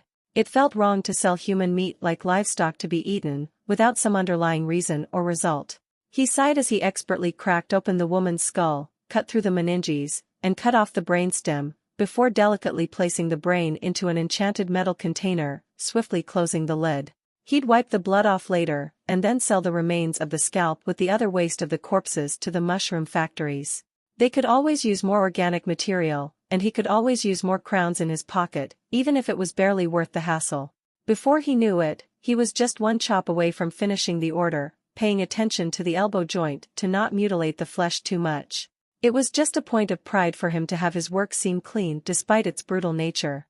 He jumped slightly when a tinny ringing sound filled his workroom without warning. Were his skin not made of stone, he'd have cut his wrist open. He quickly dumped the cleaver next to the last limb on his work table, took off his bloodied apron and rushed over to the sink, turning on the tap to clean his arms. The door opened, and he twisted around to see his wife poke her brown-haired head in, lightly grimacing at the grisly sight of his workspace. "Honey? The client is here." He smiled and nodded at her before quickly turning to scrub off the scent and feel of blood from his hands. "I'll be right there." He could never quite get it to leave, no matter how hard he scrubbed and lathered his fists and forearms in soap, but he didn't want to greet his client stinking of gore. Though, knowing this guy, he'd probably find it appetizing. The door gently shut behind him, and he hurriedly grabbed one of his largest cloth bags, a black one to mask the blood, settling it over the cart. Then with a cautious heave, he turned the cart onto its side, his fingers keeping the bag on top of the cart. Then he turned the cart over upside down to pour its contents into the bag, bracing the cart's bottom against his gut. It might drip a little, but the guy liked his food fresh and wet, so he'd just have to suck it up. Damn creep. He quickly set the cart back onto its original spot and tied the giant bag closed, making sure to keep his hands as clean as possible. With a confidence he didn't feel, he took the bag and opened the door, briskly walking across the small corridor separating the workspace from the front. It wasn't exactly a store per se, as they handled most of their business through couriers and cable mail, but it was roughly styled like an office, a haphazard one with a single unused desk in the corner and too many metal chairs to ever realistically be used. Very hole-in-the-wall kind of place, but again, businesses like his own didn't require visibility, they just needed accessibility. As the walls retreated to his sides, he stepped out of the corridor and cast his gaze to the left, where his client was sitting still as a statue, his head hanging limply to stare at the floor through his creepy metal faceplate. He might be 8 feet tall, but the bastard just made his everything crawl in discomfort. Still, he paid really well, so he sucked it up and walked forward with a forced businessman's smile, until they were just a half-dozen feet apart. The man finally looked up, then stared at the bag, his head tilting just a bit. Damn creep. About 6 feet tall and covered in a twisted, tattered mess of cloths and cloaks on his upper body, with a torn pair of pants and no shoes, anyone with half a mind would dismiss him as some random vagrant or another homeless drunk with a weird helmet. Until they looked closer and saw the grayish skin, the rippling muscle barely concealed by his scrappy clothes, then noted how the metal was bolted to his skull and face, a smooth surface that covered his head from just above his lips to the back of his head, with 3 metallic protrusions equally spaced along the top of his metallic scalp, diagonally tilted backwards and seemingly melted at the tops. His jaw was inordinately squared, and his mouth looked like someone simply cut up his cheeks until they met the jawbone and gave up, a normal mouth that continued into a creepy, endless line that almost touched his goddamn neck. And just to complete the creepy look, his faceplate proudly showed the numbers 762 in white industrial lettering on the front, where his eyes and nose and face should be. He really disliked his guy. So much so that he still couldn't muster the curiosity to want to ask how the fuck he could see and hear him without eyes or ears in sight. After a few more seconds of awkwardly standing across each other, his client jutted his scarred chin at the bag. "Are you going to give it to me or not?" he asked quietly, his voice uncomfortably average. Not gruff nor gravely, nor light and girly. Just, normal. Like any other random guy on the street. Somehow, that was a little more unsettling than if he'd spoken like a raspy wraith. Despite his discomfort, with a fake smile still on his face, whether the man could see it or not, he simply extended his hand. The man took the bag, his black, slightly too long fingernails grazing Gaffett's skin, then quickly untied it with surprisingly dexterous fingers, before opening it and fishing out a hand. After observing it and turning it over this way and that, as if a merchant inspecting the goods, he opened his mouth, and Gaffett learned what a human shark would look like, were they a cannibalistic creep with only one row of metal teeth that reached back to their jaw. He crunched off a finger with casual ease, not even chewing before swallowing as Gaffett fought to keep the appalled disgust off his face, his smile straining.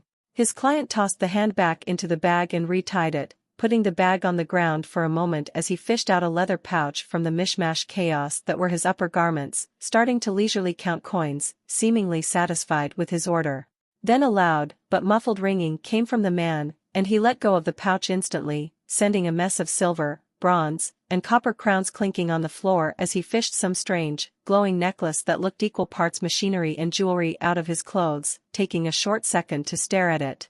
Then he blurred into motion, darting back, wrenching the door open hard enough to have it thrown into the wall, dropping to a crouch just outside his shop front, and jumping up with enough force to dent the floor with a deafening bang, a quickly receding chorus of distant thumps and clangs indicating just how fast he was retreating from the area. Gaffett stared blankly at the mess on his business entrance, then took a deep, deep breath to cool his anger. He was never dealing with this guy's bullshit again. What the fuck was that about? His eyes wandered to the coins littering his floor. At least he paid 3 times as much as his order actually cost. And he didn't even take it. He could only hope he wouldn't be an unreasonable jackass and come back here with an entitled attitude to demand his money back. He hadn't used combat skills in years and he doubted he could even pin down the speedy bastard for long enough to rip him in twain. With a tired sigh, he got to cleaning up the mess.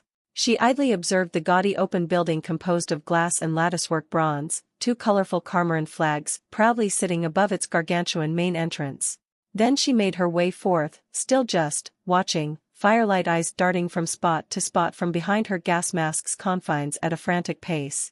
She couldn't remember much from before, but some token, barely caring part of her still wished to observe and mull over all she saw, just in case some random scene would trigger some scraped-out memory to be dug out from the mess left behind.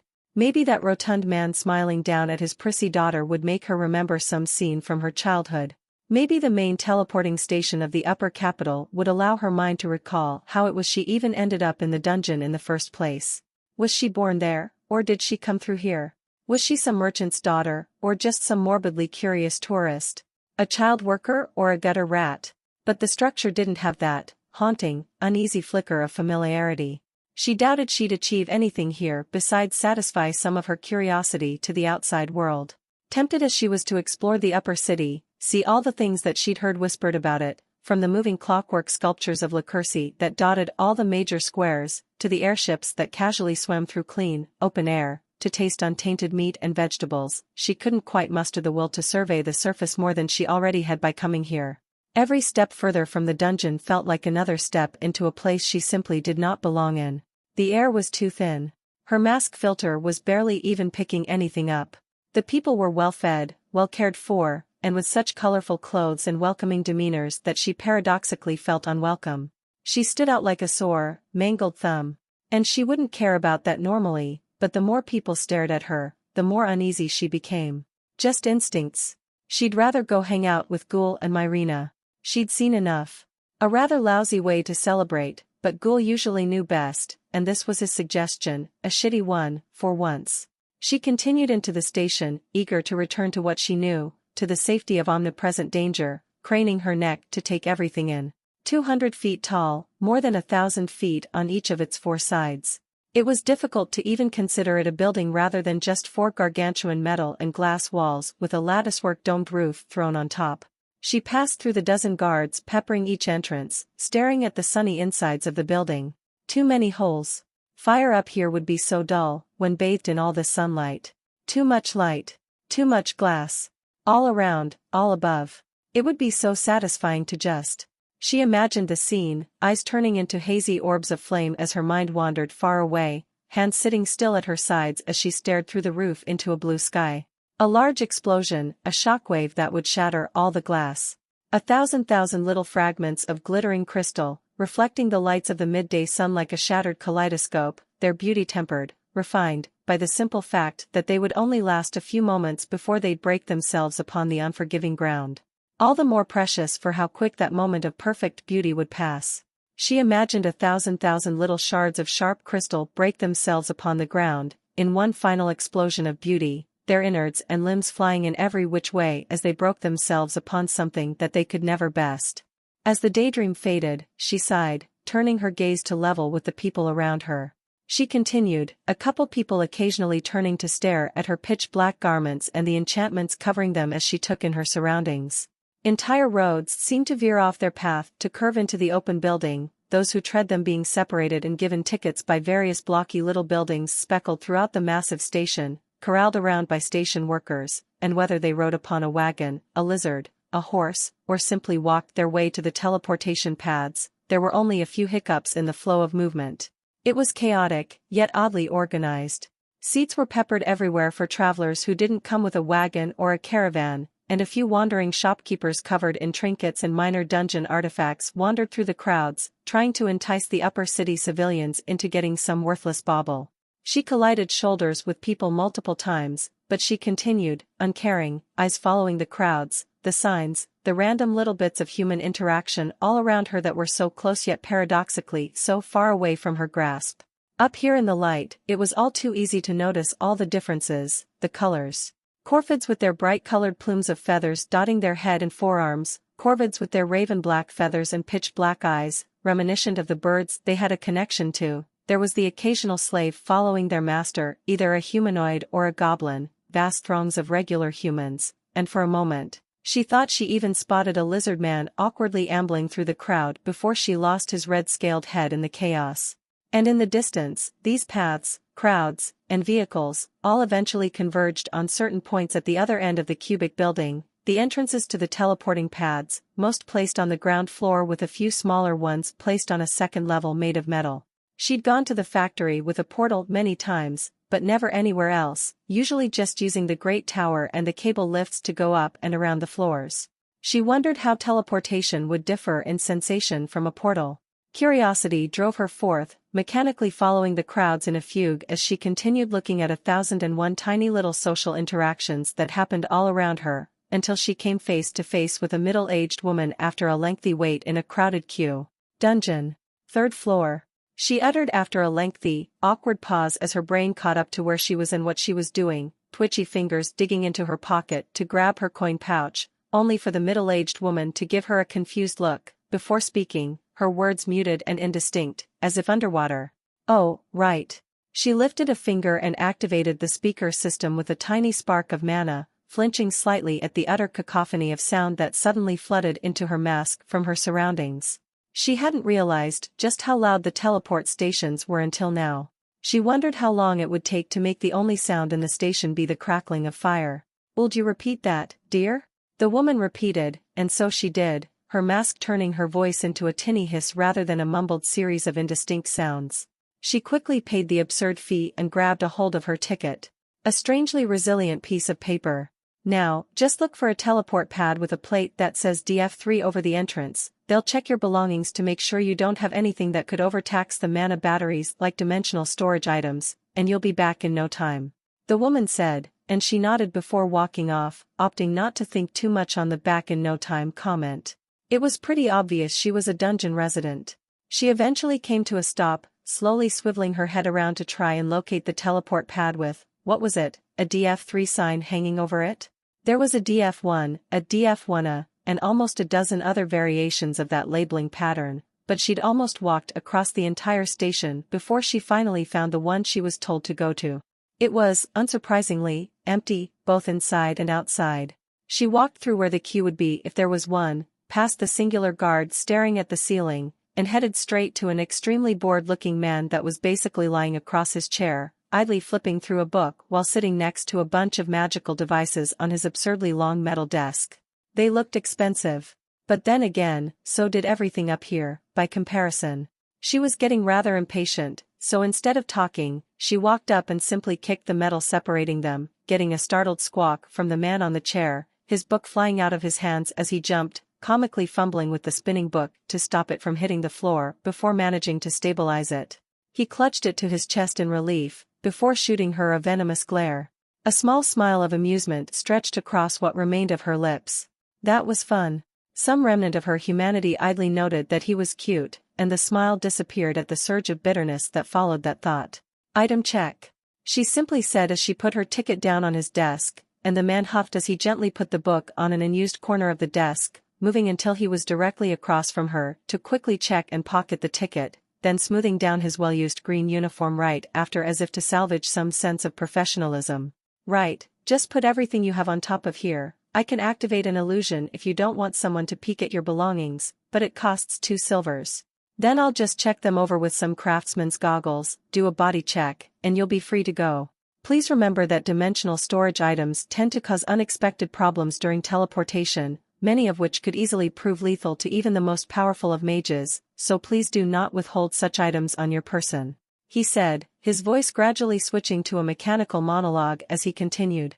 She simply nodded as she lifted her right leg and unsheathed the mage dagger from her calf to reveal a bronze-textured handle that led up to a 7-inch-long silver blade, covered with inert red runes, and threw it on the desk, before doing the same with her coin pouch. The man stared at her with an unamused air about him. The mask and necklace too. No, she said firmly, flexing her fingers at her side. His brow furrowed in annoyance for a moment, then he just sighed, before reaching behind him to bring out some absurd-looking goggles, almost as large as his head and with 12 different lenses sitting on spinning mechanical arms. That thing was basically covered with a dozen different feeling enchantments, and for a moment, she could only stare with a blank sense of disbelief at how someone managed to even make that thing without making it melt or implode from the mana load. Fine, just sit still so I can look at them at least, he said, swiftly tying the goggles onto his head and flipping down a set of lenses to observe her, one of his fingers touching some odd switches on the side of his head. Less than a second later, he let out a sudden yelp as he jerked back and yanked the device off, one hand fumbling for a spot to put the device down while the other frantically rubbed at his eyes. Holy, what the fuck is your level? He hissed out, finally managing to find some empty spot on his desk to let the goggles down. She simply blinked at him, her mind slowly realizing someone had somehow made goggles with mana sight, and gave them to a teleport station employee. Were these things common up here? That was akin to a minor artifact in the dungeon. Okay, check is cancelled. I'm pretty sure I burnt my cornea, and you're the only passenger anyway, so feel free to die if you have dimensional items you haven't told me about. So just go, I'll turn the lever once the doors close. He made a vague shooing motion before he fumbled back for his chair with that arm, his other hand still rubbing at his eyes while hissing in pain, occasionally lifting his hand to blink rapidly at his desk, struggling to focus on anything. She simply observed him for a couple seconds, finding the sight oddly amusing until she got bored and grabbed her dagger, sliding it back into its sheath and turning towards the teleport pad, a rather plain, massive circular room at the end of a short, enclosed corridor. Behind her, masked behind the idle chatter between the security guard and the station employee, a set of hurried steps approached, and she turned her head around to casually check, mana gathering at her fingertips just in case. She grew much more tense when she realized the approaching pair were looking right at her, jogging to catch up with her, almost 24 feet behind her. She quite appreciated the perception points now, even if they were usually a pain in the ass outside of fights. Body and core tense, she came to a stop, turning to stare at the 2 men behind the one-way glass of her mask. 2 brown-haired men, with features she didn't care to even note, mediocre physiques and wearing 2 identical sets of vests and slacks. Her mana perception was not so low that she didn't note how suspiciously empty they were of mana, either masking it through some hidden item, consciously suppressing it, or useless thugs dressed in better clothes than they deserved. The chance of 2 random people looking for her while being this magically weak was too low for this to not look suspicious. Some attempt to put her at ease before striking, maybe? Suspicious man number 1 smiled at her as he and his companion slowed to a fast walk, a fake smile just a tad too tense for her to not notice. Hello, Mississippi. Are you Dash? He stopped himself when she took a step back as he took one forward, the air swiftly growing hotter around her as her fingers eagerly curled and uncurled, a giddy feeling coiling at her gut, forcibly suppressed. Don't get too close. What do you want? She hissed out of the mask, eyes narrowed to a glare as her eyes frenetically danced around her environment, checking for traps, suspicious people and details out of place, always keeping the duo at the edge of her vision. The way the security guard seemed more concerned with scrutinizing her, rather than the duo, was worrying. The way his foot shifted towards her showed that he was getting ready to spring to action, as if already certain of who he would side with. Definitely bribed. The guy with the goggles just looked confused and unsure, while still rubbing at his eyes. He was likely unrelated. A couple people in the distant crowd stared at them, likely out of curiosity. Nobody that drew attention besides a man in artificially dirted and rumpled clothes that was doing a bad job of pretending he was just looking for his pad. 4 vs 1 wasn't a terrible situation to be in, especially considering how much leverage she had in the way of multiple thousands of innocent people all around her. Assuming they cared about collateral damage or knew what she could do. The men looked a bit awkward for a moment, glancing at each other in a way that gave away some sort of long-term familiarity. Good at teamwork, not good. The man who took the lead in the conversation turned back to her, hands placatingly spread open at his sides. We're here to offer a lucrative job for the adventurer that goes by the name Holocaust. Would that happen to be you, miss? He asked, seemingly more out of courtesy than being genuinely uncertain. How did you know I would be here? Or who I am? She demanded instead of answering the useless question, fingers slowly stiffening. Our employer didn't disclose that, Mississippi. We know that you've made a name for yourself in the dungeon, so our employer wished to buy your services. We're just here to offer you the job, the details of which we can't easily discuss in public, and the reward of which will be whatever price or favor you set, within relative reason. The man explained. She took a short moment to think about her reply. Why not my team and just me? Could have contacted us through the guild. I also don't work with people who refuse simple questions. Tell me how they found me, or I'm leaving. She dryly said, the tinny hiss of her voice rendering the men to become visibly indecisive as she felt her patience fray. She hated speaking, and she hated when people beat around the bush and meandered in their speaking. After a moment of seemingly psyching himself up, the first man shrugged, not convincing her in the slightest with his awkward smile. Fine, feel free to go.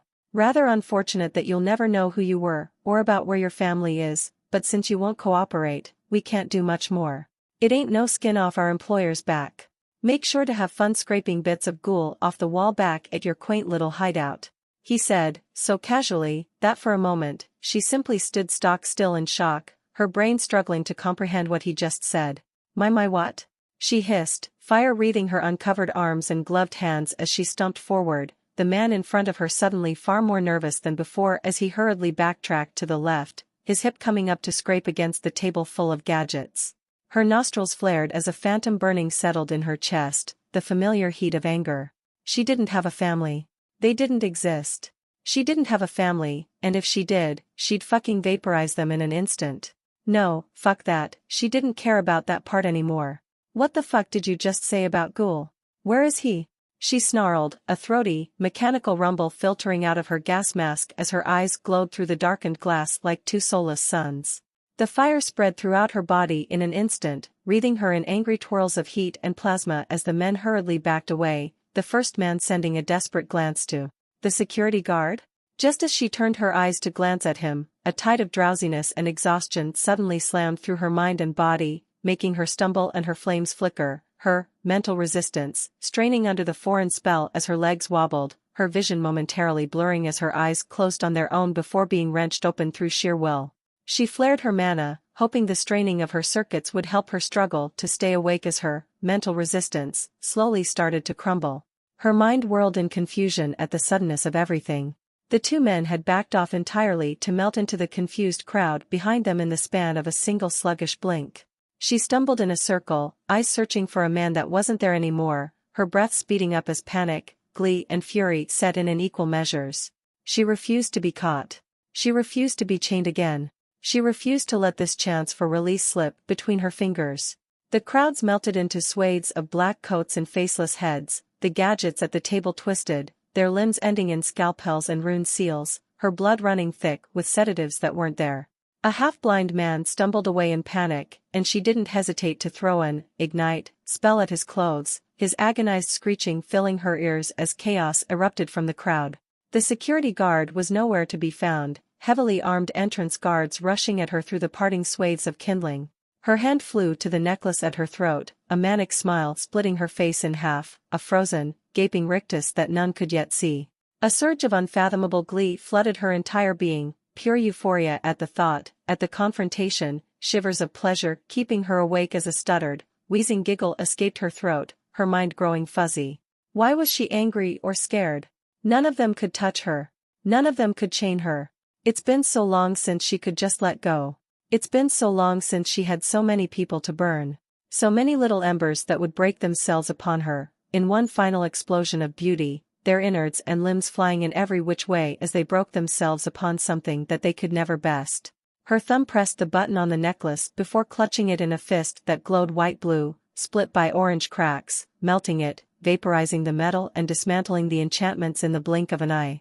The guards continued moving towards her, encircling her, slowly, so slowly. Her head pounded with agony, struggling to put her to sleep. The metal around her started glowing, screeching and screaming in protest as the temperature jumped from neutral to the insides of an inferno, turning to luminescent slag that quickly lost cohesion as her core dumped every ounce of mana she had into her body, the air wavering and wriggling all around her from the overpowering heat, bending her sight. Her feet dug into the molten metal. A raging sun boiled her insides, scorched her heart black, filled her vision with dancing wisps of blue-orange flame, twirling and dancing for her, a mesmerizing sight that blurred as the spell fought to make her submit. She crushed her mana in an infernal fist, her pupils dilating into two black circles surrounded by a flaming scara. A guard threw a metal spear with a deafening crack, and she idly watched as it turned to slag mere feet from her, before uselessly splattering against her stomach. Her clothes writhed before bursting into flames and evaporating, her mask cracked and constricted, the enchantments unable to protect her belongings as they turned to toxic vapors, melting off her face and shoulders and hips. Through the chaos, she felt another familiar surge of mana from somewhere within the crowd, and she spun, blue flame escaping from the bottom of her foot to propel her twist, barely managing to keep herself upright through the dizziness. Her head lolled limply to the side as she nailed her gaze upon the bribed security guard, her shoulders quivering from excitement before going slack once more. She only caught a glimpse of the man, his expression determined and composed, uncaring as to what was about to happen, or simply unaware of it. Of course they didn't know. Even with this display, nobody knew how much she'd grown from being the little runt that killed Tillenhall. Nobody knew how fire begged for her to control it, to let it rage and devour, how it had a mind and soul of its own that screamed at her to help it cover everything in sight. Before another one of his sleep spells could hit her, she felt the skin at the corners of her mouth split open, her cheek muscles tearing and spasming as her gaping smile fought to represent the pure ecstasy she felt, the world turning into nothing but scorching euphoria as she poured every single bit of mana she had into a single spell.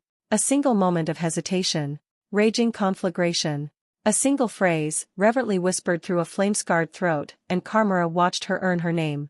When the wolf finally felt its mind slip away from the clutches of oblivion back into the usual fugue of pseudo-consciousness it had obtained by having its restful awareness jump to level 15, the bone-deep, pulsing pain radiating off the back of its neck was the first sensation to greet it. The first thought was the question of what the difference between being knocked out and being asleep was, for the skill to only activate now instead of earlier. It brushed aside the system's updates, quickly attempting to fix itself with manual haste. It snapped its spine back into place with a meaty pop, regenerated the cut and damaged nerves in moments, intervertebral discs being slid back into place and all damage being forcibly reverted in a matter of a couple minutes of focus. Torn muscles in its neck, burst eardrums, and 6 shallow but gaping holes followed, thankfully not bleeding still, as the wolf quickly ran a mental check on its body for anything else that required immediate attention. It saw that it had a torn open nostril, lingering blood loss, minor bits of frayed bone tissue that had lost a bit of structural strength, but those were all things that it saw no reason to waste its mental capacity towards for the immediate moment. Frankly, it was immensely lucky that it had only paralyzed itself instead of outright killing itself. That was not its best moment. As it waited, it idly wiggled its antennae and forced its fur to ruffle by itself to get at least a muted sense of its surroundings and shake off the half-dried bits of slime covering it from snout to tail, the events that led to its precarious situation slowly filtering back to its mind. It mentally blanked however when its fur and Circe hairs tried to undulate under the human's limb on its back, its antennae very vaguely giving it the impression that the human was laying, basically on top of it. while the insect's drying corpse was just a few hand-widths from its snout.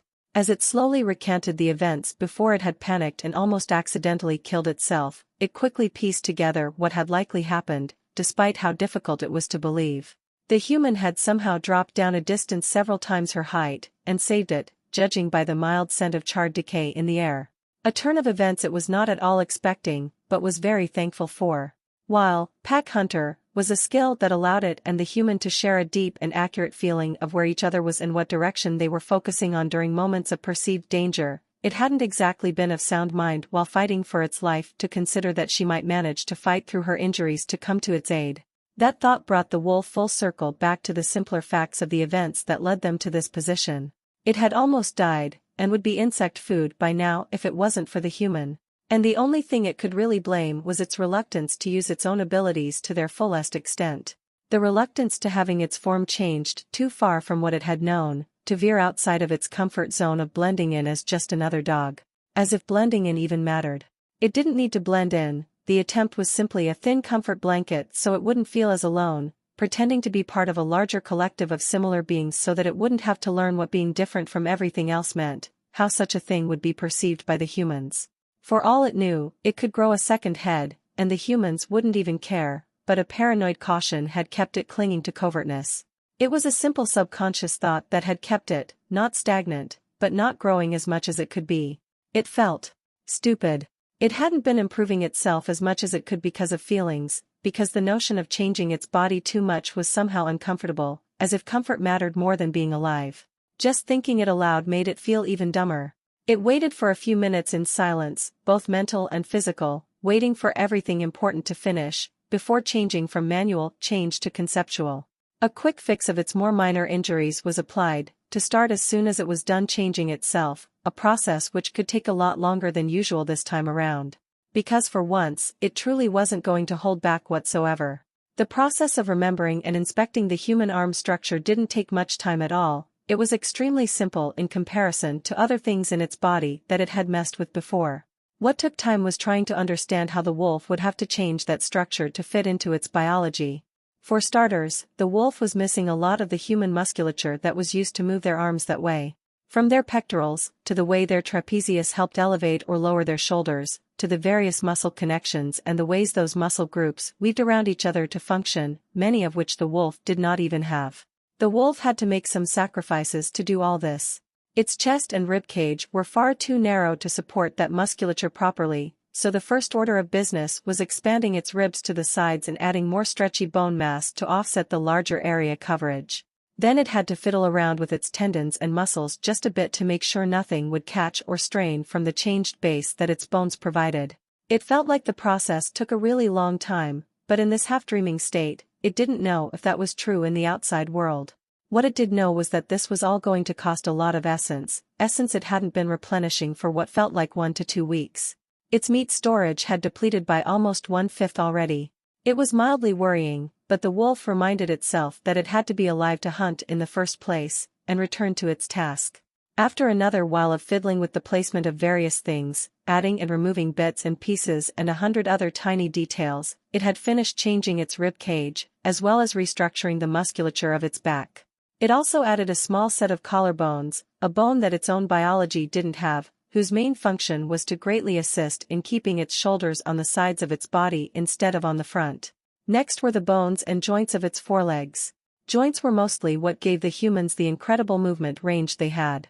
Some closed and opened like hinges such as their knees and elbows, others were simply more versatile and sacrificed a bit of power for incredible range of movement, a change the wolf was more than happy to apply. But before it did that, it had to stop and consider how these changes would affect said movement.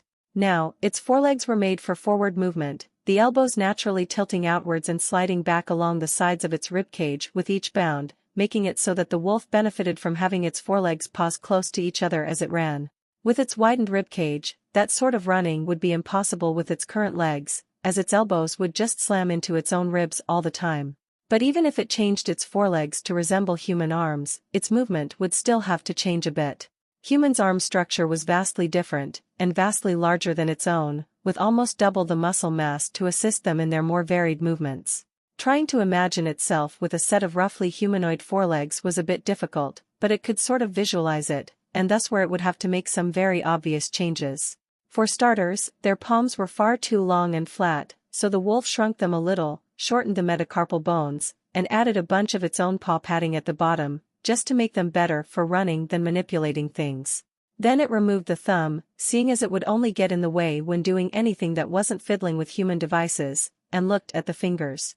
Again, too long. They'd just slap against the ground with every step and slow the wolf down.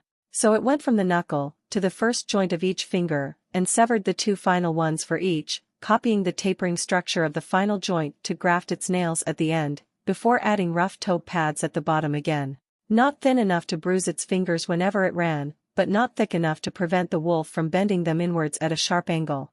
After a bit of fiddling with its mental design, adjusting proportions, tendon thickness, and considering the pros and cons of everything it was doing, trying to mentally simulate movements it would be doing and checking for issues, it ended up with a surprisingly solid version of a vaguely humanoid set of forelegs.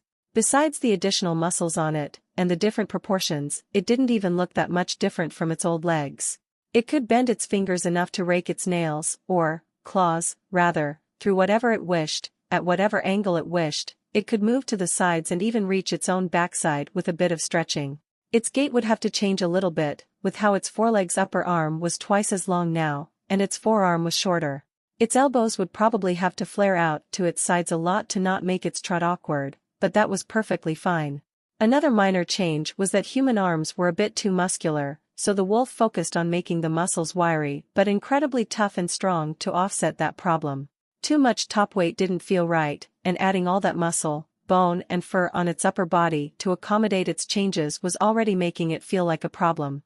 It would take some getting used to, and the process of such drastic change would likely be very awkward in transition, but the wolf applied the change and turned to other matters. The empty space it had created in its chest cavity by enlarging its ribcage. Frankly, it didn't need to put much thought into it. It just enlarged its lungs to fill the space up. A good little bonus to its stamina. Next, its antennae. Immeasurably useful thus far. And very awkwardly placed. Having to move its entire head and neck just to get a better feel of its surroundings was not the greatest idea it had thus far, even if it had served the wolf well. It stuck a small ring of antennae around each of its front and back paws' wrists, about 6 inches long. Enough to easily brush the floor when it wished them to, so it quickly ran the nerves through its limbs up to its brain. And to prevent information overload. As difficult as it could be, it decided to work with what it already had, and build off from that. It knew that chronic pain changed the way the spinal cord, nerves, and brain would process unpleasant stimuli. It was how pain tolerance worked. So for the first time, it tried to mess around with its own brain, just a little bit, to see if it could set up some sort of mental block for the antennae, to prevent being overwhelmed. In short, it took the nerve endings connected to its antennae and looked into how its brain processed that information. And it understood absolutely nothing. Everything was a mess of tiny electric signals, proteins, fats, odd tissues, and it was altogether just too complicated. It was feeling overwhelmed and confused from just glancing at it all. It could vaguely understand the basics of its own mind, but messing with it was way out of its abilities at the moment. And maybe ever. A tad disappointing, but it didn't dwell on it. Deciding to go for something simpler, it removed all the antennae from its snout to offset the chance of its mind buckling under the strain of sensations, and put its whiskers back into place, allowing its mind to quickly cannibalize the antennae and their nerves. A quick mental evaluation revealed to the wolf that its antennae-related changes would only take a dozen or so hours, which was a very sharp difference from before, where they took the wolf around a couple days or so. Something to keep track of. Another issue it had idly thought of fixing during long hours of dragging was that the wolf tended to have issues falling asleep when it had nothing else to do, and it wished to speed the changes along. After a certain point its body just refused, too full of energy to even consider sleeping, something that had become a far larger issue when it had reached 7 on endurance. The thing that mainly induced sleep was the pineal gland, a little gland at the center of its brain that produced a chemical called melatonin that would make the mind sleepy and drowsy, usually a call to sleep, rather than the thing that prompted or sustained sleep. Still, it was as good of an assist as any, so the wolf made a tiny gland to make melatonin in its abdomen. It led the created melatonin into a small sac surrounded by a thin film of muscle the wolf could contract to squeeze the fluid out into its bloodstream. Less efficient than directly excreting it into the brain, but the wolf wasn't going to be messing around with its skull anytime soon. Establishing a mental connection to the muscles that were around its chemical sacs was something it would probably have to do manually. Its body didn't quite recognize that those muscles were there. So it would just go and tug them about, try and make its own body properly feel and realize that those little muscles were there and could be pulled. Unwilling to leave that for later, it swapped to manual and did exactly that, trying to get its body to feel the new muscles in its stomach and how to pull them to squeeze current and future sacs easily. After a couple minutes, it felt like it could do it while awake, so it changed back to conceptual change. With its chest, back, shoulders, forelegs, antennae, and another sack of chemicals on the way, it focused on the finer details. Its fur was too thin, too weak. The wolf thickened and toughened its hide until it was as coarse as sand, as tough to cut as layered leather. It would definitely be a little too warm, but it didn't feel like there would be an issue of overheating. Next, its new fingers had too much fur around the nails, so it got rid of the fur at the tips and removed the hair follicles to make sure nothing would grow on its fingertips to really bring out the length of its nails. It turned to its gums, and peeled them back, as low as they could go, and encased its teeth in tight vises of hardened bone instead of its weak gums. That relatively simple change almost doubled their length. Its canines were a little longer than half the length of the human's fingers. A sizable upgrade. So much of the height of its teeth were buried in its gums, it was a little frustrating to think it only decided to do this now. It was a little disappointing that 2/3 of its teeth were too flat to really cut through something unless the wolf tilted its mouth to use their edges to cut, as they were mostly crushers and such.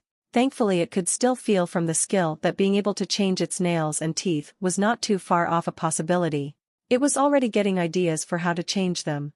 Beyond that, however, as it looked at its body, and added a bit more vascularity to its muscles to keep them properly fueled, it had to pause to consider other options, its mind struggling to come up with new ideas. But it didn't really wish to stop now.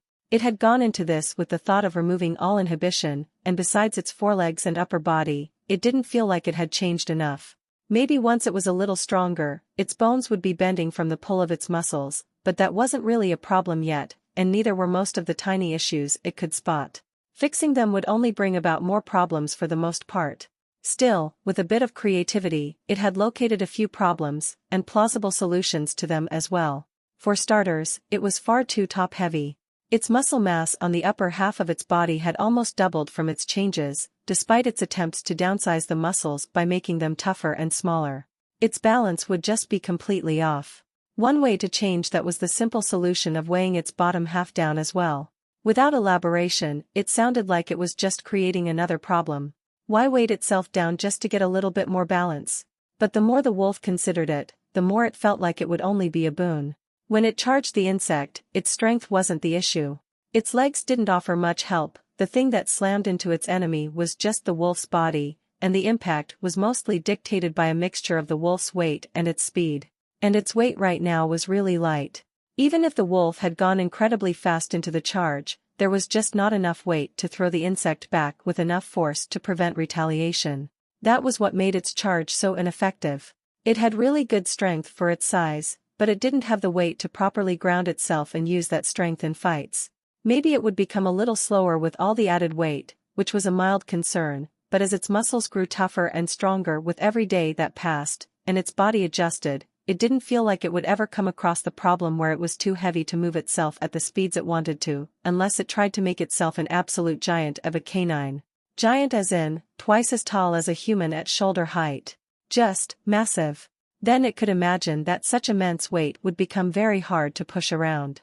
But until and if it got to that point, weight would only give it an advantage in fights.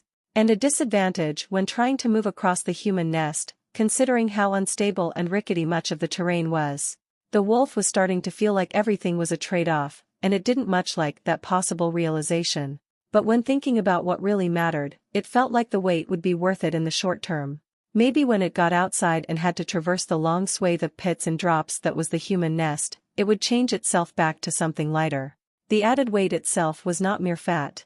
After much time and visualization, it added a few more minor, but strong muscles to assist with maneuvering its hind legs, abdominal muscles somewhat similar to humanoids to help its abdomen curl, and added a whole host of musculature and tendons to its back and tail. After deciding to double its length, The tail was there for balance and communication anyway, so adding weight onto its tail just made sense. Being able to actually grab things with it was another bonus. And being able to actually grab it with its mouth was another. No more spinning in circles. Beyond that, however, it was part of the solution to another problem. That problem being the human.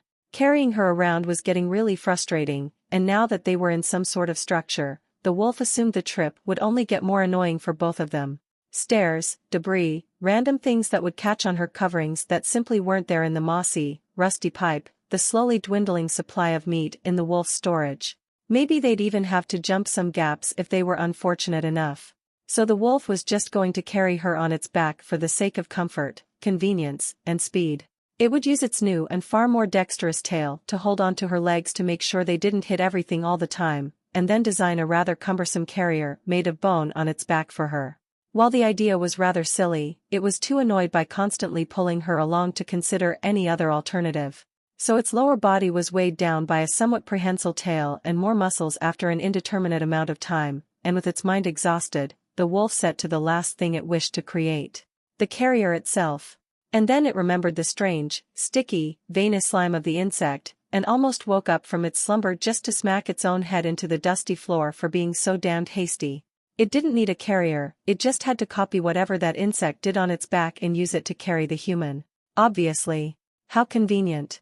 Discarding any thoughts of bone-made carriers for its human packmate, it created another skin sack full of modified blood for the human on its leg, and finally turned to the system to see its progress. You have progressed on your path. Hound of the Keeper, Level 16, Level 17. Attribute points available, 1. Attributes. Strength, +0. Speed, +1. Dexterity, +0. Endurance, +7. Perception, +1. Resolve, +1. Intelligence, +5. Soul, +1. Without much thought, the wolf put the point into strength, one of the only two attributes that still had a big 0 next to it. Perhaps in the hope it would offset the additional muscle mass and help it not feel bogged down by it. Strength, +1. Poison resistance, has leveled up. Level 12, Level 13. Echoes of Oblivion, has leveled up. Level 3, Level 4. Soul Perception, has leveled up. Level 2, Level 3. Mana Manipulation, has leveled up. Level 6, Level 7. Sonic Blast, has leveled up. Level 1, Level 3. Tremor Sense, has leveled up. Level 2, Level 3. Acquired Traits. Enduring has progressed to Struggler. Struggler, 2/5. You have felt the chill of death many times, and survived. You are tougher. The wolf proverbially stared at the trait for a few moments in a mixture of satisfaction and realization.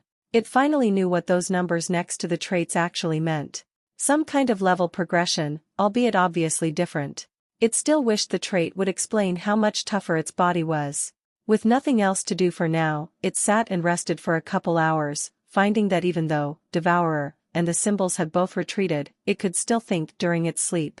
It was muddled, slow, and hazy, as if the wolf was dizzy and had trouble using its brain, but basic thoughts were still rather easy to form. Most of those thoughts tended to wander to how nice it felt to have something warm and alive next to itself without that being a cause of immense concern. A few of them lingered on how unfortunate it was that its eyes were done changing, and it couldn't even see all the infinite shades of new colors because of the pitch-black void around them. Eventually, however, it thought of how flesh tended to degrade over time, and shook itself awake, carefully wiggling away from the human's grip to stand on its own feet. They felt awkward. Moving felt awkward. Like everything was just a bit off-center, a bit too long or large. Comparing its size to the human made it abundantly clear that the wolf was growing bigger at an almost alarming rate, and it could assume that sleeping for an unknown amount of time made that growth all the more apparent to before it had knocked itself out. It was the size of a normal dog by now, if a bit more muscled. There wasn't even a hint of malnutrition on its body, judging by the image it got from the vibrations. It could only assume that this feeling of awkwardness would increase tenfold when the changes to its forelegs and body finished in a few dozen hours. Oh, it could actually feel flesh growing under its skin if it focused. Leaving that observation aside with a shiver of discomfort, it tapped a foot while rubbing its half-digested snout antennae on the floor to get a better picture of what it was looking for, then trotted to the decaying insect's scattered limbs. Eating them was absolutely disgusting. It had eaten half-digested, half-melted and half-rotten scraps of meat that were more appetizing than the absurdly bitter and salty slime that made up the insect's insides. Its hard exoskeleton was an absolute pain to swallow, forcing the wolf to very slowly chip away hard pieces so nothing would gouge out its throat when swallowed. So the wolf got to enjoy the disgusting, tongue-burning flavor for as long as possible. At least the texture of the slimy, stretchy, oversized veins that covered the insides of the bottom section of each foot was surprisingly enjoyable. 6 limbs later, it was debating whether it should go to sleep just to deactivate all of its taste buds before continuing with the body. But it really wanted to know what it could get from the damned thing, and it was in no mood to hunt down another one to understand how to get that sticky slime for itself. The venom, whatever it was, would be a nice addition as well. With a low, slow grumble of misery, it got to work on the tear-shaped body, biting into its flank and ripping open a hole to its squishy insides. Eating the whole thing took hours. Not just because of its surprisingly hard-to-swallow exoskeleton, nor because of the horrible flavor, but because the wolf simply hadn't considered that biting off things at random might not be the best idea. So it had been forced to go into self-repair mode when it had bitten into and swallowed a venom sac through its scratched-up throat to paralyze it up to its eyes, having to manually move its diaphragm up and down while it figured out how to make its body flush the venom out. That venom was some extremely potent stuff considering it easily worked through its struggler trait and endurance. Thankfully it could actually scoop out tiny bits of the venom from its bloodstream and hold them in place to observe what they were made up of. It was an extremely complicated mixture of specific enzymes, proteins, carbohydrates, a cocktail of molecules specifically designed to mess with nerve signals, and a half-dozen other things that made up the venom. Then it had to figure out how to make its body wipe it out by having its liver metabolize and burn said mixture, make its brain's receptors respond less to it, and carefully nudge its immune system into attacking that very specific mixture of things the moment it detected them. Viciously. While manually pumping its diaphragm to keep moving oxygen into its brain. It came out of the experience with a relative immunity to being paralyzed by that specific venom, and a pounding, agonizing headache that felt like something was repeatedly slamming a human-sized boulder into its brain. When the devourer skill activated, it didn't even bother to look at what it had learned, brushing it aside and settling in for a very, very lengthy sleep, during which it turned off restful awareness for the first time. When it woke up an indeterminate amount of time later, it was to a relatively mild migraine, at least compared to what it had before, and a human hand carefully playing with its ears. It grumbled, stretching its legs out with a gaping yawn. "Hey buddy," the human whispered, a volume that the wolf greatly appreciated. It chuffed in acknowledgement, before dragging itself upright to finish eating the flame-charred insect. Just a bit of its main body left, and a couple organs, and then it could change itself again and get moving. Well, that was rude. She was hoping for the beast to start talking to her. The exhausted fuzz in her mind demanded socialization however, so she continued speaking to the beast. "I know you likely don't understand me, and you've been out for a long time, but I'm kind of really hungry," she murmured, hearing the crunching and wet snap of its jaws continue. "Yeah, you greedy goblin, keep eating," she complained quietly, half-jokingly. "I really have to teach you Carmaran. And my name. And, haste, so you stop giving me bruises every time you want a boost," she mused, her fingers idly brushing at the warmth left behind on the stone, where the beast had been asleep. She missed that warmth. Dragging herself all the way back to it was such a pain. Even finding the beast again was a pain in the ass, having to find it based on nothing but the faint sound of its breathing. And then it got up and walked away an hour later. So rude. And some manners, probably. She breathed out, oddly relaxed, despite feeling like she was half freezing to death. It was relatively warm down here, but with all this moisture in the air, it didn't feel like it. Then again, it could be a side effect of a million tiny different things that could be wrong with her. "You know, you're really interesting. I could feel your body sort of twisting and bulging under the fur, just a bit. Pretty weird. It's a real problem for me, personally. 'Cause I don't know how to refer to you. You're dog-shaped, but you're growing way too fast, you're probably smarter than the average citizen, and your body just writhes and undulates, slowly, in its sleep. So you're some kind of beast or monster, but you're the nicest damn monster I've ever heard of. Even if you have your moments of being an asshole or eating my teammates." She slowly continued, unsure and at this point, uncaring of if the beast was hearing her. It gave her one of its chuffs in reply, before digging into the spider again. "You're gross. Eating spiders. And my arm. She let out a short, raspy giggle, before lifting her hand to massage her forehead as the humor faded. "Why am I laughing at that?" she questioned, before mentally shrugging. Why not laugh at that? She didn't exactly have much in the way of stress relief down here, and the high of victory over the eight-legged horror had faded. In fact, she'd almost had a rage-induced aneurysm when she'd opened her system screen. She quickly brought it up again. Species, humanoid. Race, elf. Name, Imhriel. Paths, Infuser, level 13. Base attributes. Strength, +0. Speed, +0. Dexterity, +0. Endurance, +3. Perception, +2. Resolve, +1. Intelligence, +4. Soul, +2. Available, 1. Racial skills, attuned, quick learner. Acquired skills. Magic resistance, level 5. Mental resistance, level 6. Poison resistance, level 9. Pain resistance, level 19. Illumina, level 8. Spark burst, level 17. Haste, level 15. Mana perception, level 20. Mana manipulation, level 19. Mana tank, level 5. Mana conduit, level 7. Tough skin, level 1. Infection resistance, level 1. Disease resistance, level 1. Telemantic construct, level 7. Mana touch, level 1. Acquired traits. Kind-hearted, 1/3. You have shown yourself capable of both sympathy and empathy, and have backed up your emotions with actions that you believe were moral. Gain +1 in soul and resolve when helping sentient beings as long as you do not assist them with committing actions you find immoral. Vampiric, 2/2. You have sustained yourself on nothing but blood for many days and have taken many steps towards the path of vampirism. Blood is extremely palatable, sustains you as well as any food, severely hastens your natural healing and stamina recovery, and drinking the blood of others gives you a temporary boost to all attributes. Healing, stamina recovery, and the duration and strength of the attribute boost depends on the amount of blood you have consumed and its quality. Enduring, 1/5. You have felt the chill of death multiple times, and survived. You are slightly tougher. She let out a low hiss of frustration escape her lips as she read vampiric, over and over again. Because of course she got that now. Of course she couldn't have gotten that any sooner, so she'd already be able to walk by now. No, that would be too kind of the universe. She wasn't even a vampire yet. She didn't know what the process to becoming one was, but if it was going to give her the vampiric trait, at least make her one. Stupid system. At least she got mana touch. She wasn't completely blind anymore, at least for a couple feet, and for the relatively low cost of tossing mana out into the open air. Although some part of her felt like she should be jumping for joy right now, It was infuriating. The vampire trait just felt like a band-aid at best. I feel like this thing is made to mock me, you know? She murmured. Never does what I want it to, never gives me what I want it to, never gives me something useful when I want it to. Is that just me, Buddy? Buddy sounds weird.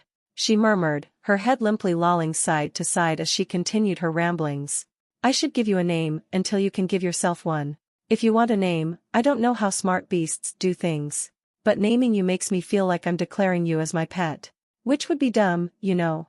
The beast took a short moment to chuff back at her, and she felt a smile tug at her lips.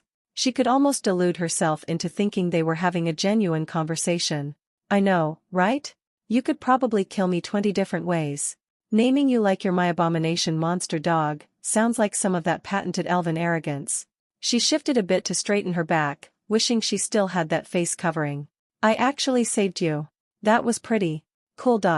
She murmured, her fingers coming up to slowly trace the gaping holes of her eye sockets. Surprisingly, they didn't feel as tender as before. What's the score, Buddy? 10 for you, 1 for me. Just gotta. She paused to muffle a yawn, her fingers moving down to trace along her pulse and jugular. Save you 9 more times, and we'll be even. She finished. A short, mutual silence followed, the beast continuing to crunch away at the spider. If we ever make it out of here, I'm going to do so many things. She softly breathed out, feeling tears come out of her abused tear ducts as she gave the empty void a watery smile full of hope. Not that she was sure of why she was crying, but her emotions were all over the place lately. Her sockets didn't hurt anymore from the salt, at least. Or at least try. I'll find Catherine. I'll find some way to see, then join an adventuring team. A real one. A good one. I'll buy a telepathy spellbook to speak to you, teach you Carmaran. Could probably teach you how to read and write as well. You're certainly smarter than I was as a kid. You could do it. You could show me your evil lair full of human bones and spooky bats, and I'll show you that little cube apartment I bought for myself. She imagined it, her smile widening. Actually, it's probably sold or broken into now. I'm probably considered dead. Wonder what happened to my stuff. Woe is me, I lost my notebook and singular change of clothes. She deadpanned, feeling her nostrils flare in amusement. Her mirth faded quickly, a strange clarity filling her mind. The beast paused for a moment, giving her a tired and oddly, light grumble bark howl kind of sound. As if it kind of understood her mirth, even if not its source and reasoning. Or maybe she was ascribing humanoid patterns of behavior to something monstrous just so she'd feel like she could understand it a bit more. Regardless, it was nice. The crunching and shearing sounds continued, and she just snorted at the absurdity of what she was doing. The beast snorted back at her. Getting sassy, aren't we? She clicked her tongue in mock disapproval, her smile widening into a grin as her chest shook with mirth for a short moment. In reply, the beast trotted closer, a dusty paw coming to brush against her mouth and making her sputter and cough as she accidentally inhaled a healthy mouthful of dust. It grumbled at her, a light, chiding sort of sound, then pawed at her cheek, where the face covering she had would be. She spent a few more moments violently coughing to the side, then groaned as she flattened her back to the floor once more. Food? She tried, hoping to teach it how to speak instead of pawing at her mouth with its dirty paws every time it wanted to feed her. Then she repeated it a couple times as the beast got increasingly annoyed with her, and finally, it mimicked her instead of pawing at her face. Food. It growl-howled, and she let out a soft laugh, lifting her hand to pet along its head and ears, something that the beast surprisingly welcomed as it tilted its head around to show her where it wanted scratches. She had trouble not thinking of it as a dog sometimes, especially when it did things like this. Good job, buddy. Food. She murmured, and let up on her petting, covering her eyes with her hand and opening her mouth. Compared to before, the blood felt utterly divine. After biting off the skin sac and settling down for a quick nap, with its snout nestled into the hollow of the human's throat, it prepared itself for some quick changes. The first odd thing about the insect was that it had a very odd name. Roof tumor. That didn't make any sense. At all. It wasn't a tumor, and the insect didn't seem particularly attached to height when it was trying to get to the human. Maybe that's just what the humans called it. So, did the symbols use the humans' names for everything? Why and how? Regardless, the biology of the insect was both extremely simple and extremely complicated. It used some absurdly overcomplicated system of liquid pressures to move its limbs, which even a single puncture could easily jeopardize. It was, frankly, stupid. It was just a bad system, so it completely ignored it. Its chitin carapace was an interesting idea, being fairly stretchy while being about as hard as regular bone, but the wolf couldn't find anywhere to put that to use, so it also ignored it for the moment. At the end, it only cared about the sticky slime veins and the venom. It quickly put its paralyzing venom sacs into its own abdomen, and connected them to two chitinous, black fangs that it created on the underside of its jaw, right at the end. They were fairly mobile, even if they lacked much of the supportive structure the insect had, so the wolf could easily just close its mouth and press its snout into something, then use the fangs to paralyze them. They weren't even visible unless the wolf tilted its head up, so it didn't have any compunctions about adding them immediately. The dosage would have to be a bit delicate, because the venom was absurdly potent, but if it was planning on eating whatever it was trying to paralyze, it didn't really matter. The second point of interest was the veins. The slime was simply a unique sort of mucus produced by the insect.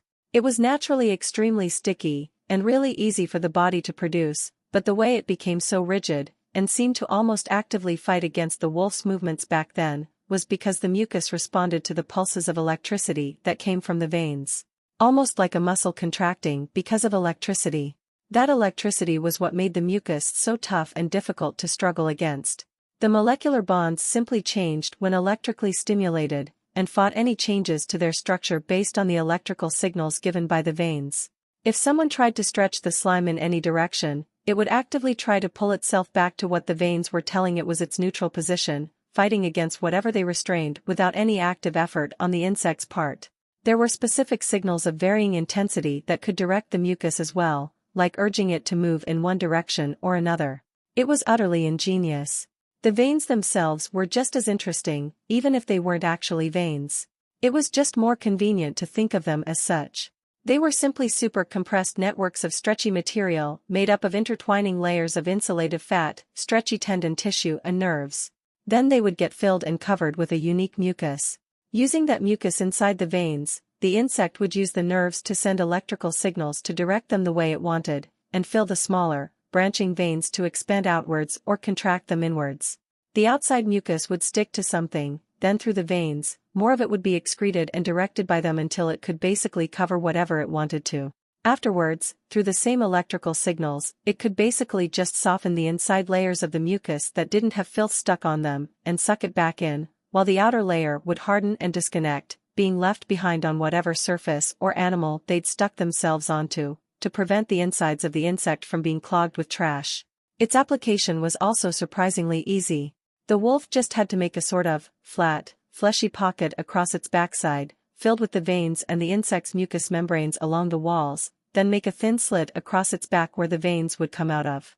Then connect the nerves to the odd, oversized tubes, and figure out how to control them. It was delightfully simple to copy and apply. It made the devourer skill spend a bit more essence on nutrition for the mucus production and the extra material it would be fueling, both in terms of muscles and weird snot veins, but it was more than worth it. It then had the idea of climbing straight up walls like the insect had.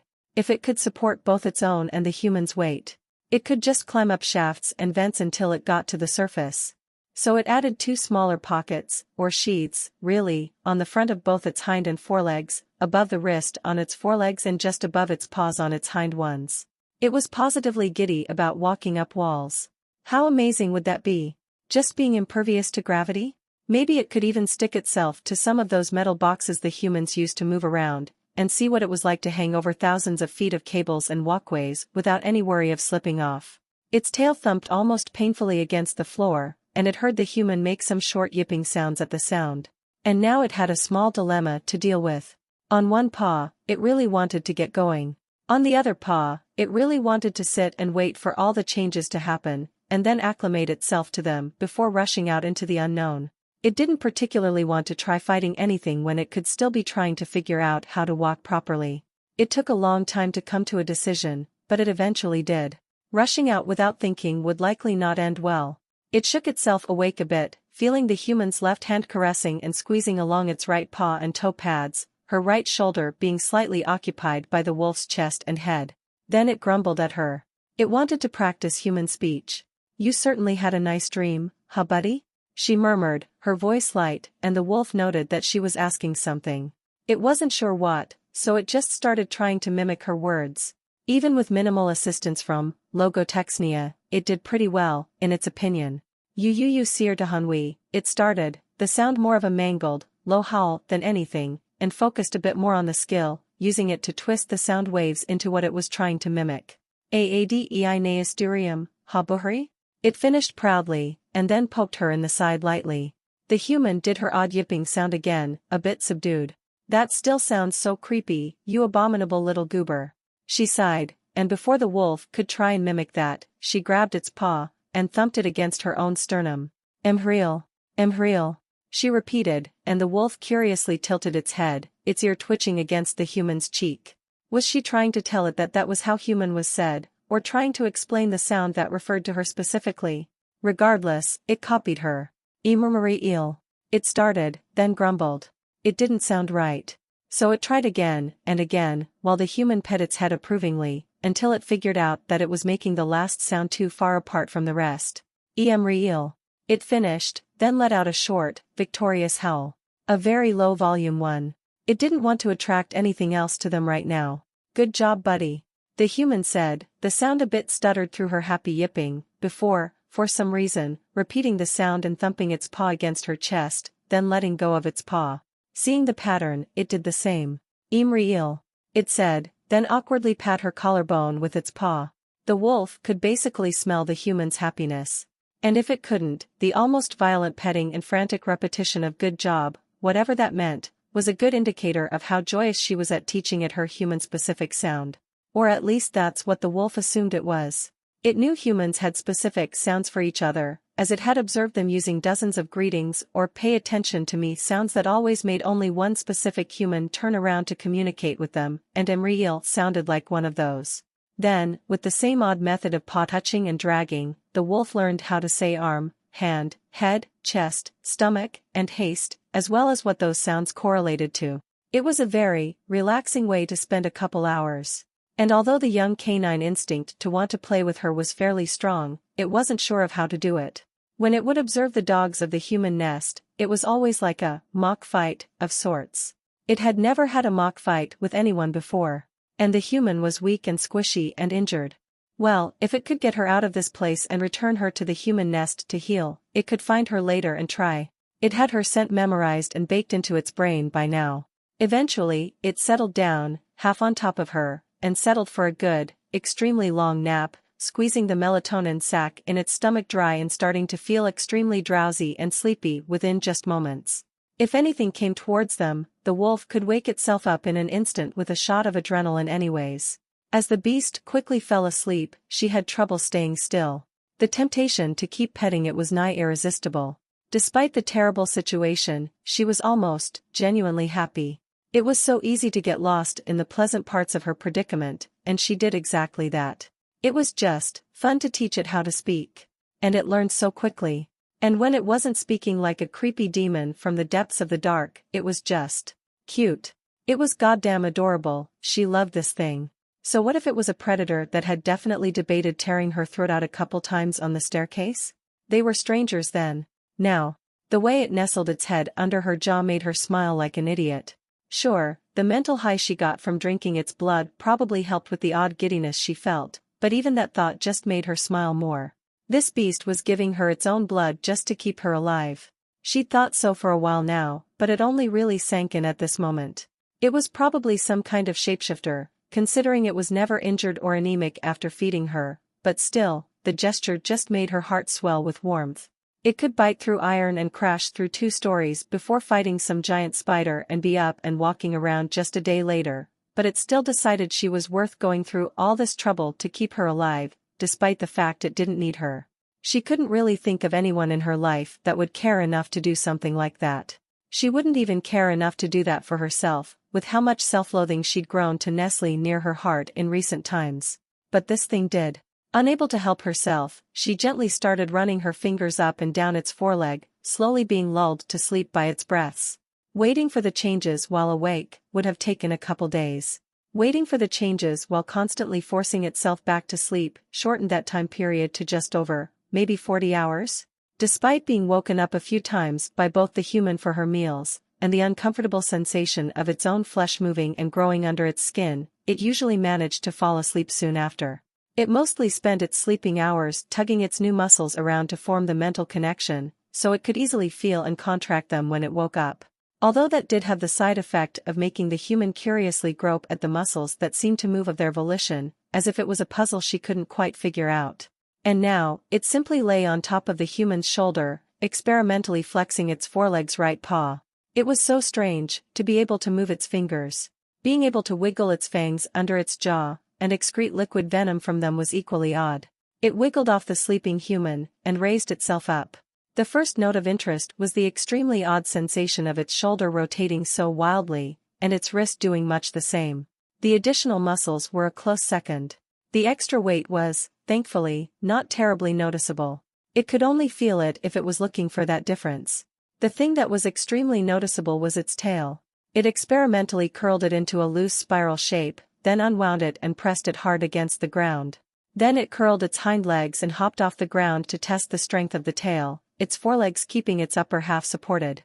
It was adequate. It could hold up its bottom half with a bit of trembling and effort. It flared the antennae on its legs as it hopped down, finding this method of feeling the vibrations a lot more convenient, and a lot more accurate and long-reaching as well. The impacts of its legs hitting the ground worked a lot better to make it feel what was happening by having the entire limb itself feel the shocks, and having almost doubled the antennae between its forelimbs than before, it could feel things quite a lot further. Just experimentally, it trotted around the empty space for a bit. Its first few steps were almost like learning how to walk again, its elbows tilting too early and at completely different spots than it was used to, making its body tilt almost at random as it fumbled for balance, and the distance between its legs being a lot wider than before didn't exactly help. After a couple minutes of hurriedly walking in circles, however, it got the hang of it. The wider stance of its new legs could easily be adjusted by having its wrists closer together and its elbows flare out to the side more, just like it had visualized earlier. It wasn't that much different from what it was used to, this way. Within half an hour, it was effortlessly running around the room, its paws wreathed in silence to not wake up the human. It tested its newfound four-directional capabilities by running forward then trying to lunge to the side, running forward then swiping at shoulder height, even by leaping at imaginary enemies to hook its nail or claws, rather, into their backside. It was so easy. It should have done this so much sooner. Then came the hard part. Trying to figure out how to control the veins and the slime was an absolute chore. It took hours of constantly forcing the veins through the open slit at its back, and even then, trying to keep the slime, or specialized mucus, solid enough to stick to the veins, while moving each tiny individual vein to spread and flare them out, was extremely difficult.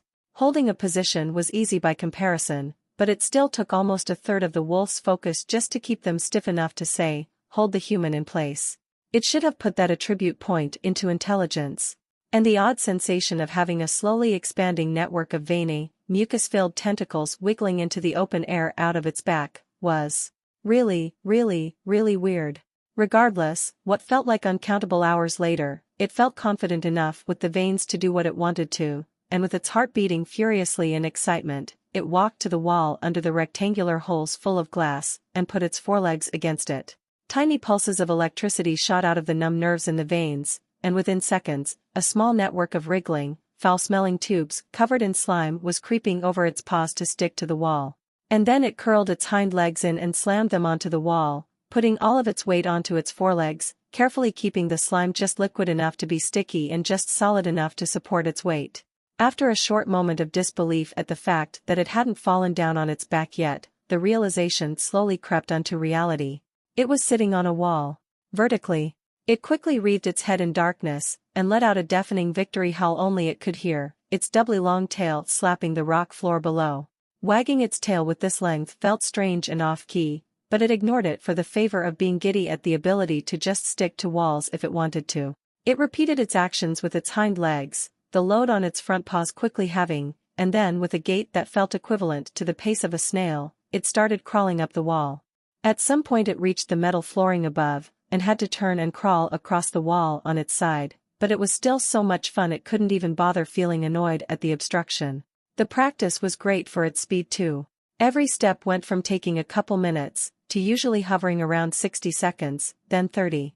Just as an experiment, it tried to quickly detach, and completely stop the signals from the nerves to the mucus. The slime took a second or two to actually loosen up, and then the wolf's body simply fell down with a startled yelp, before hitting the floor with a harmless, but loud thump, the liquid slime coating its legs quickly having lost all cohesion along with the veins. After a moment of observing the effect, it tried to quickly retract the veins into its legs with a few short signals, only using the mucus on the inside to deflate and sucker them back in. It was a twitchy, mildly disturbing, but very quick affair, only taking a couple seconds to have them back in place in their little flesh pockets. Though this method did waste the vast majority of the mucus it had produced by not taking the time to retract it with the veins. Mucus which was now coating all of its paws. Not that it minded. It was absolutely ecstatic. It simply rolled over and shot to its feet, and unable to contain its excitement, activated, blood rush, and started speeding in wide circles, tongue hanging out of the side of its mouth. Making sudden turns was so easy now. It just had to throw a paw to the side, hook its nails into the stone at almost full cutting capacity and let the pull of its momentum swing its body the direction the wolf wanted it to, before resuming its run. It didn't stop there, trying various maneuvers and acrobatics, like leaping at the walls at an angle, then using its forelegs to spin its lower body above its head, and kick at the wall with hind legs to shoot itself at an imaginary enemy. This freedom of movement felt amazing. The human let out a loud, questioning sound, and the wolf just used its logotexnia skill to send a very specifically directed grumble howl of elation, making sure the sound wouldn't bounce around too much and draw attention to them, before resuming its practice. It jumped at iron pillars, using the dexterity of its forelegs to spin its body and absorb the impact, Before using its hind legs to jump at imaginary enemies at an angle, it tried using its tail like a whip, which surprisingly worked, judging by the strong impact it felt through its feet and the bruise on its tail tip. It tried using its tail to help it execute rolls that would help lessen the impact of a sheer drop. It used all of its instinctual and biological knowledge to strain its body and fully explore everything it could do. By the end of it, even its 7 points in endurance couldn't keep up, and the wolf was happily panting as it dragged itself back to the human, its muscular tail, that was twice as long as its own body now, limply dragging on the ground. Despite its tired state, it wanted to do nothing more than start making its way back to the surface, but it refrained, taking a quick nap to rejuvenate itself before waking up, stretching, and turning to the girl. It poked the human's side lightly with its knuckles. "Hand!" It growled, and the human's reply came out in a sigh. "Sure." A limp-wrist hand was presented to the wolf, accidentally bopping it on the nose before the human readjusted it. "Sorry." With its teeth blunted, it tried to figure out how it was going to do this. Eventually, it simply stood parallel to the human on her left side and took her wrist in its mouth. Then, as slowly as it could manage, it lowered its body and tilted on its side, before swiftly rolling onto her torso, its back against her chest. She made a strange oof sound, idly adjusting her wrist between its teeth. What are you doing?" She whispered a question, and the wolf simply grumbled through her wrist in a chiding manner, a sort of be patient sound. It took a few seconds, but the pocket on its back swiftly inflated, before the first bits of the veins started creeping out. This position was really awkward. It was only its flattened back and ribcage that kept it from tilting to the sides constantly.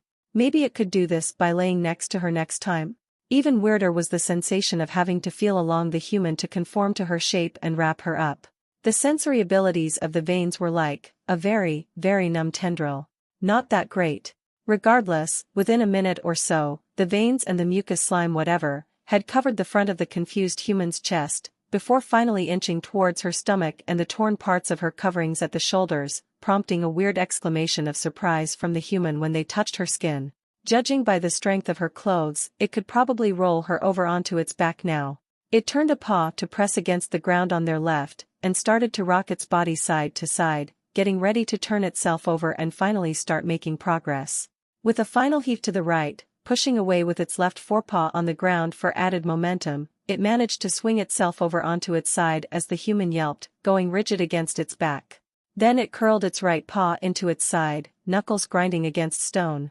With a growl of effort, it lifted them both upright, stumbling and staggering for a moment as its tail quickly curled around the human's knees to stop her legs from flopping around everywhere. Bones had to set to heal, and having them sliding and hitting everything in their path wouldn't help one bit. With the human secured to its back, it adjusted her a bit so her head would be hanging off the right side of its neck, and her left hand over the left side of its neck, just for balance's sake, before swiftly expanding the veins to grip onto her sides and hips for added stability. Then it took a few experimental steps, the human's breaths growing deeper as she was jostled around yet kept in place. It was pretty heavy, in all honesty. Mostly on its already trembling tail. The human's navel was at its tailbone, as the wolf was still pretty normal-sized. So it was supporting almost half of her body weight with the tail. A tall order. Compared to dragging her entire body weight by its teeth however, as well as fighting against the friction of her clothes against wet rust and moss, this was about half as hard. Next time it napped, it would add a little sheath of sticky veins on the upper side of its tail, or try and find ways to make it a bit stronger, but for the moment, it started trotting to the rusty door on the other side of the room, releasing the human's wrist with a light, playful grumble. Her hand immediately jerked up to feel along the mucus and veins. A sharp gasp escaped her.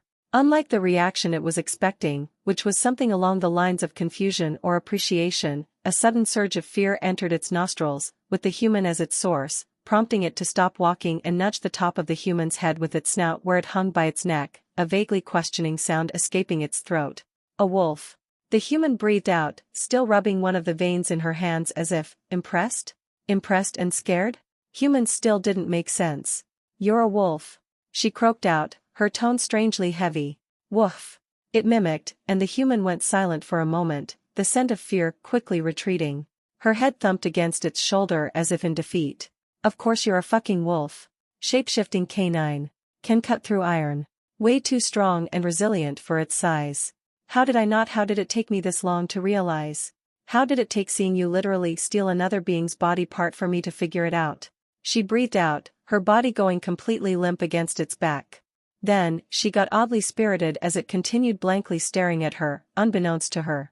Well no, I know how, you're way too smart and friendly and cute if you ignore all those times you were about to rip my throat out back at the staircase, and then there's the whole supposed to be fucking extinct thing, and aren't you supposed to be like, psychotically aggressive and constantly hungry?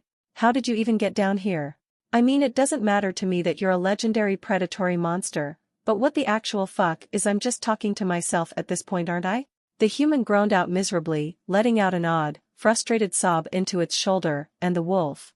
Honestly, it had no idea what the human was going on about, so it just turned back towards the rusty door and kept walking as the human continued making rapid noises at it, going from heated whispers to rapid hissing, to wildly gesticulating with her hand as if trying to point at a vague something. But she was blind. What was she even? Whatever. His human made even less sense than her kin, it felt like. At least the door crumpled like wet paper from their combined weight as they made their way out into the tunnels again. Mana touch was a pretty curious skill, from the little bits of use she'd given it while being carted around. It was a rather toggleable type more than a usable type, meaning that as long as she didn't manually turn it off, she could feel her own mana all the time like a tactile sensation. Which, unfortunately, meant that she could also feel every tiny bit of flesh and sinew and veins and everything inside her body. Constantly. Mana tank was a terrible combination with mana touch. It was immensely disturbing, so she'd decided to just turn mana touch off whenever she wished to practice or not feel the slimy sensation of her intestines wriggling in her stomach like lazy worms. The skill was also interesting because of how mana itself functioned. Mana itself could go through walls, should its wielder demand it. It was a bit of a resolve type of issue, willpower, in other words. Willpower wasn't tangible, nor measurable, nor even a resource or an energy. It was purely mental, and thus, different for everyone. It was a very uncertain thing to say that I have enough willpower to do this without trying first. It was simply arrogant of a mage to say I can make my spell do this without having attempted it first. Most people didn't mess around with resolve too much. It was, after all, the only attribute that mentally affected its wielders, and most people were very hesitant about mental changes to themselves from the notoriously unpredictable system. People could get stuck on ideas that were false, or become so heavily invested in a belief or ideology that it was impossible to break away from it, even when presented with factual evidence or rational arguments. It was one of the reasons that most highly ranked religious officials had such high resolve. Unwavering faith required unwavering willpower to not be swayed by other gods or corruption, or something like that. In contrast, for most regular folk, they'd rather keep their minds relatively malleable. Even mages, who were the biggest benefactors of resolve points, were only instructed to put a maximum of 3 to 5 into the attribute. After all, if one's mind becomes too stuck up on ideas and the like, learning becomes difficult, or at least, so it was said. Others disputed and disagreed with that, as was the ever-evolving nature of social debate, but regardless, the general census of the population's perception when it came to resolve was don't touch it too much unless necessary, at least from what she had observed. So, she'd never planned on putting more than a single point in the damn thing. But, mana touch was her only real means of perceiving her surroundings. So when she realized she could only force her mana to move through the floor or walls for about a couple inches, she let out a heavy sigh, opened the system, and dumped her banked-up point into resolve, despite the intense desire to put it into soul. As useful as it would be to have a bigger soul, and thus a bigger rate of mana regeneration, she was more interested in either endurance or being able to use her mana more efficiently. And considering her current companion, she felt, not safe, but safe enough to try and do something stupid. The change adding a point to resolve was surprisingly fruitful, almost doubling how much her mana could penetrate the walls. About 8 inches instead of 3 to 5. The mental battle of sending out her mana with the intent to pierce was not intense, but it wasn't easy either. Maybe if she had finer control of her mana, she could just summon a cluster of mana into a wall and feel using that way, but her range of both controlling and feeling the mana was very good for her level, but nothing extraordinary. The tactile sensation of moving through objects was likely exactly what ghosts felt, she mused, as she used her limply hanging hand to feel along the floor and a little bit through it. It was so odd. Mostly out of boredom, she turned her palm to face the direction the fucking wolf she still couldn't get over that just how, was moving in, just to test her range. Feeling through things wasn't as important as feeling things in general. A few pulses of directed mana, and, if she had eyes, they'd be considerably widened right now. While her normal ability to sense through mana would have been restricted to maybe 10 feet, with the assistance of a high power, haste, at that, mana touch, helped her feel her own mana at a much larger distance. For 20 or so feet, a pulse of mana would give her a very accurate feeling of her surroundings, before the sensation faded. In fact, it was so accurate, she could probably draw the rectangular tunnel they were in like a capture crystal in her mind, minus the colors, down to the texture of the pipes nailed to the ceiling above them. Of course, this long-range perception of her own mana didn't extend at all to controlling the mana at any respectable range, but she could see. Her natural mana regeneration was already good. Combined with mana tank and mana conduit, seeing semi-permanently, for at least 10 feet, wouldn't cost any mana. Hope blossomed in her chest, like a withered, crumpled flower finally feeling the sun, its first drops of water, and she smiled. When she got out of here, she'd have a chance. They continued their silent trek through the darkness for another long, uneventful hour before Imriel decided to just get used to feeling every muscle fiber of her body pass through phantom fingers, turning on mana touch, once more and starting the mana exercises she'd learned. Her mild motion sickness coupled with the sensation did make her dry heave and retch a couple times, making her companion stop and nose her head, but she powered through it, nuzzling the wolf's snout back with the side of her head before going back to training. Having spent another hour without feeling anything but the light wobbling of her body in its slimy bonds, she realized that the sensation would take a long time to feel less, utterly revolting and skin-crawlingly uncomfortable. At least she knew exactly what the condition of her body and bones was. The long and short of it was that she was actually starting to have a rather gaunt figure, and her bones were healing at a frankly ludicrous speed. She supposed drinking fucking wolf's blood would do that. The cracks were growing infinitesimally smaller by the hour. Rather than a couple months, she expected she'd be able to walk in a couple days or a week at most. Even though her left leg was healing wrong, the bone fragments just a bit misaligned and likely going to end up with her having a semi-permanent limp, she was just overjoyed. Her future seemed less and less uncertain by the second. She could see, sort of. She would be able to walk, and she'd have mana capacity and regeneration that people would kill their mothers for. Her debts were wiped out along with her tormentors. And her legs were healing. Sure, she'd have to buy a slave to drink blood from them to keep the vampiric trait up until she could find a vampire to turn her. And she had a heavy dislike of the practice, but she'd be able to heal that way. And in the hypothetical scenario that she would be unable to find a vampire to turn her, she could always just work. Adventurer, mercenary, seamstress or factory worker, anything, and live, save up, fix herself up. She'd just release the slave back into society as a free man. Her mind provided her with the image of her, one-armed, weak and alone, starving, trying to get her slave to just willingly give her his blood in an in-room. Her chest tightened as her throat went dry. The patting of the wolf's feet turned to the slapping of flesh on flesh, the filth tugging her hair down turned to thin, calloused fingers in her hair, the veins turned to ropes, the wolf's fur turned to rough sheets. The world grew distant. She choked on air, her hand tightening on the wolf's fur. Say something. She rasped out, gasped out through lungs that felt like black holes that would never get enough oxygen, realizing she was having another one of those episodes, and the wolf suddenly stopped, twisting its head around to nose at her face with a faint whine, and she desperately nuzzled back, dragging her fingers through its fur with all her strength, the sandpaper-like texture helping her ground herself as she crushed the remnants of her nose into its neck, her breaths uneven and her shoulders quivering with a sob she refused to let out, gritting her teeth with spite and hatred. She wasn't weak. She wasn't going to let her stupid brain win. She was in a desolate, god-forsaken tunnel in the depths of the dungeon, with a wolf and nothing else around them. She wasn't going to let her mind convince her otherwise. Her grip tightened, and she forcefully turned the wolf's head, her forehead rubbing up against the side of its head as she gasped in air, feeling the real world return to her piece by piece, the freezing nose of her companion brushing against her right shoulder, confused grumbles and little whines of concern letting her know exactly what her companion was thinking.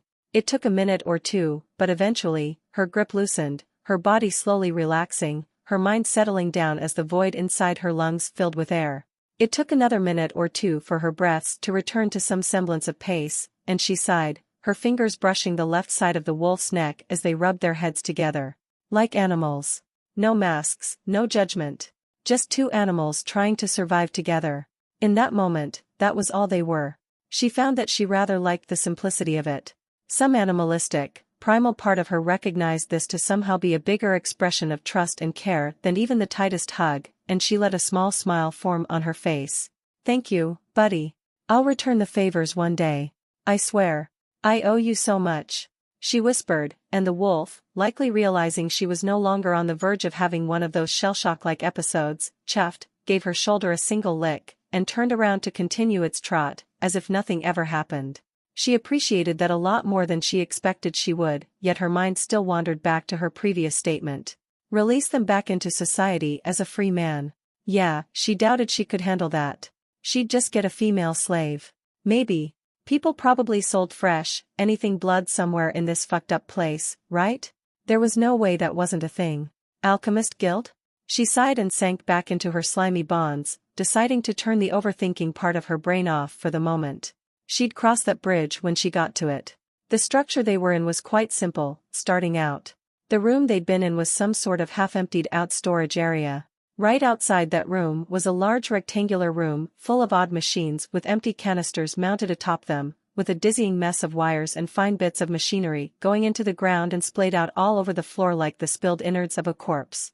Having sensed nothing in the way of upwards mobility but a few too tight vents in the middle of the ceiling, the wolf was faced with two options.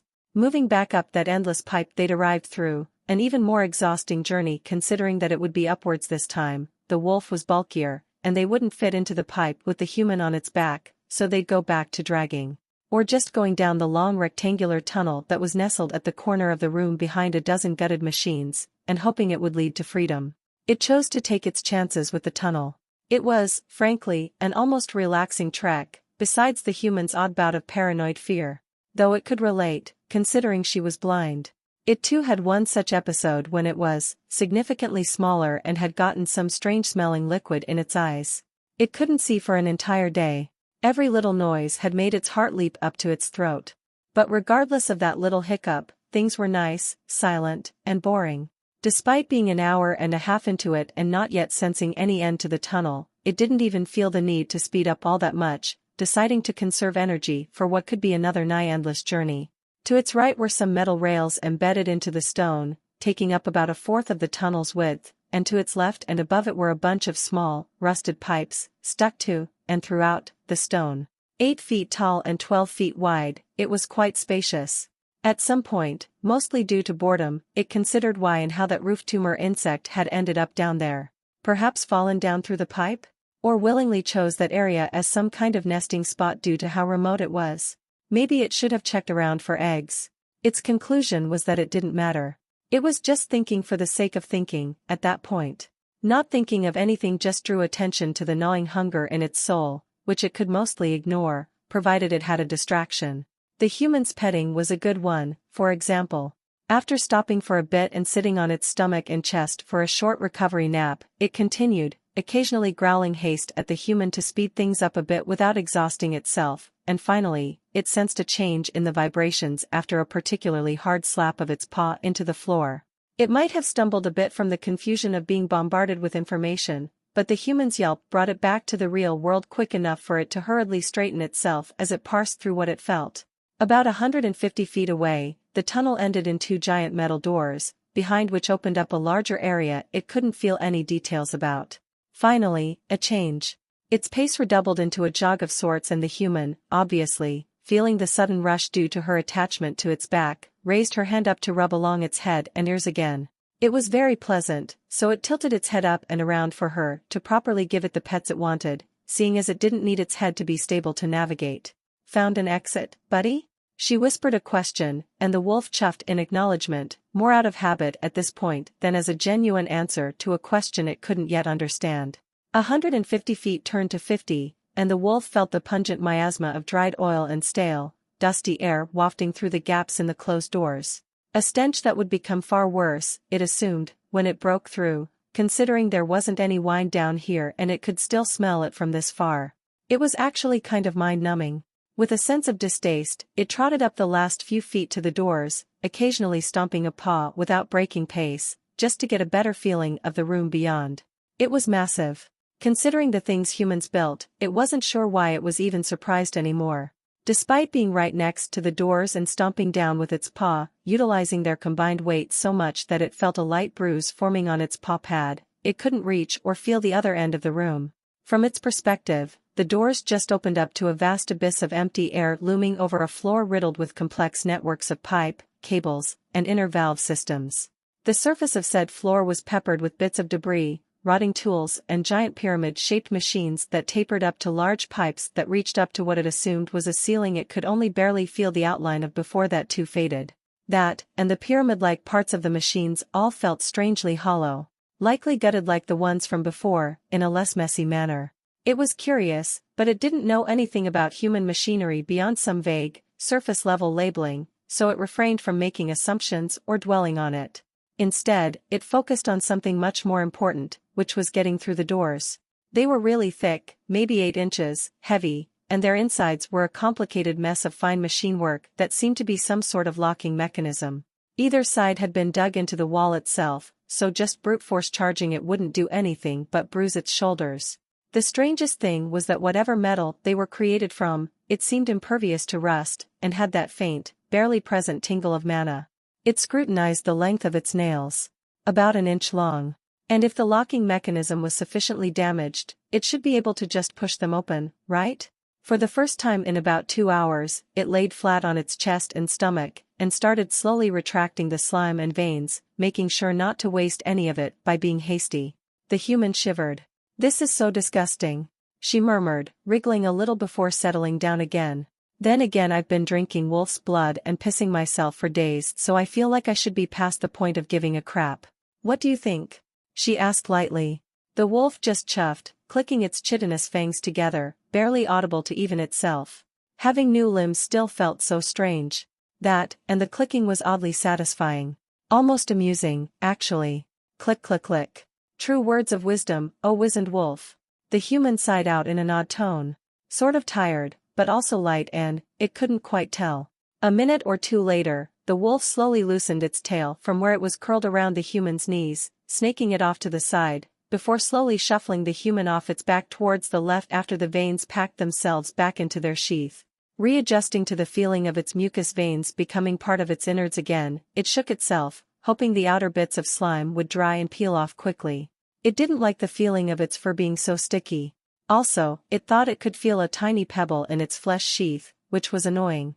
Shaking off the mild discomfort, it walked up to the wall, getting up on its hind legs with its forelegs positioned over the lock. Thankfully, the lock was just at 4 feet tall, exactly at the right height for the wolf to begin its arduous but boring task. It hooked its claws, and angled one paw's fingers to the left, while the other angled to the right. And then it got to scratching. Despite feeling no resistance when cutting through the iron, the deafening screech of rent metal made it flinch and flatten its ears, having grown used to the quiet mumblings of its human and the soft pattering of its paws. But what really made it freeze in place was the sudden burst of sparks that flared out across its vision. It just stood, shock still as their light faded, leaving it in complete darkness once more. But to its unadjusted eyes, the imprint of their light danced and writhed, 100 subtle shades of color it had never seen before just suddenly, there. It knew, conceptually, that some things were supposed to be a certain color. Many different ones that it simply couldn't imagine or conceive of, but were in its head regardless, occupying space as labels to throw on things. Until now, that was all they were. The blood it saw might seem brown-yellow to its canine eyes, but it knew that it was, from the perspective of whatever source its knowledge came from, labeled with the color descriptor red. It knew that, but it had never seen other colors. So when in those sparks, it saw orange and a familiar yellow with a billion tiny little shades in between that made the sparks so mind-numbingly beautiful, it could only freeze as its mind engraved the sight to memory. It covered one of its nails with silent darkness, just to be rid of the noise, and slowly scratched the iron, eyes glued to the door. Nothing. Then it gave a second scratch, a far more aggressive one, mildly paranoid that it had somehow messed up and wouldn't see the sparks again. To its immense relief and joy, they did appear, just like the first time, sudden, violent little bursts of immeasurable beauty. Speed seemed to be the key. And this was just two colors of the wide spectrum that human eyes could see. What would it be like when it got to the surface? Would it even see the same world as before? It quickly sheathed its paws in soundless darkness, and started frantically scratching, putting rents into the iron in one direction, and then shaving pieces off by scratching in the opposite direction, making a jagged hole into the middle of the doors, bit by bit. It paused when it felt a very faint rush of mana wash over itself and the door, and it twitched an ear, noting that the human had a hand extended towards it. Whatever she was doing was harmless, so it just got back to scratching a giant hole into the door, 5 shavings of iron at a time, slowly but surely making a small pile around its hind paws, eyes firmly glued to the near-constant stream of sparks. It was just so pretty. So pretty that it actually forgot what it was doing sometimes, randomly scratching at the door just to watch the sparks. By the time it started scratching off bits of the finer machinery inside the door, its shoulders were starting to grow sore, so rather than open the door and continue with tired legs, it walked back to the human, moved to her left side, then threw a paw over her waist and plopped its head down on her shoulder, shuffling into her side to get comfortable. The human sighed out some of her human sounds and moved her elbow up to tilt her forearm backwards, just to rub along the back of its nape. It was much more comforting than it would have assumed. Especially considering it didn't know what it was being comforted from. Maybe some subconscious fear it hadn't worked out? Regardless, it fell asleep fairly quickly with a small squeeze of the sleep sack, as it had deigned to call it from now on. Perhaps its streak of creativity hadn't yet ended, because in that short nap, it decided to add a little chitinous fang at the tip of its tail, covered in hair like chitin to make it blend in a little better when curled in. Then it made a second venom gland near the tip of its tail. It was extremely small, maybe only being able to produce about 3 to 5 drops on demand whenever it had to inject something, but that didn't particularly matter. Every drop of that venom could probably paralyze most of a human's body, never mind anything smaller. Another minor change was thickening its skull a tiny bit, just as a precaution more than anything. Then it got up again with a jaw-popping yawn and a back-popping stretch with a tiny growl of satisfaction. After poking the human awake, despite her feeble protests, it walked back to the door, swept aside the pile of metal shavings, and hopped up to place its paws on the shredded mess. Then it got to work on making it an even bigger mess. Despite cloaking its entire fingers in darkness, the constant clicking and popping of the complex machinery being shredded to even finer, but disconnected, bits, was annoyingly loud. That was without mentioning the sound they made as they added to the small pile. The sparks definitely helped soften the auditory irritation though. Distracting and wondrous as they were also a great motivator for the wolf to push forward and get to see light again. Just to see what other colors it could now see beyond orange. It wondered what blood really looked like in the light. Was red as pretty as sparks? The dizzying network of gears, ranging from eye-squintingly tiny to the size of the wolf's paw, was quickly destroyed in just a minute or two. 2 opposing metal rods surrounded by a spinning circular framework of metal were next, and the wolf took a moment to pause and shake its paws, feeling the dozen tiny cuts covering each. They itched more than hurt. Annoying. A light punch to the more intact parts of the door let the wolf feel the innards a bit better, as well as sending a cascade of tinkling bits of metal to join the small, second pile at its feet. The doors certainly felt looser. With a tilt of its head, it turned and put its left shoulder to the door, unsure but fairly positive that the exit was no longer locked. It sunk its claws into the stone just for good measure, activated, blood rush, and started pushing, its hind legs shaking from the effort, feeling the stone around its nails crack a little as it put all it had into pushing forward. For a single, long second, nothing happened, and then something in the door snapped with a tiny jerk, and the doors began to move.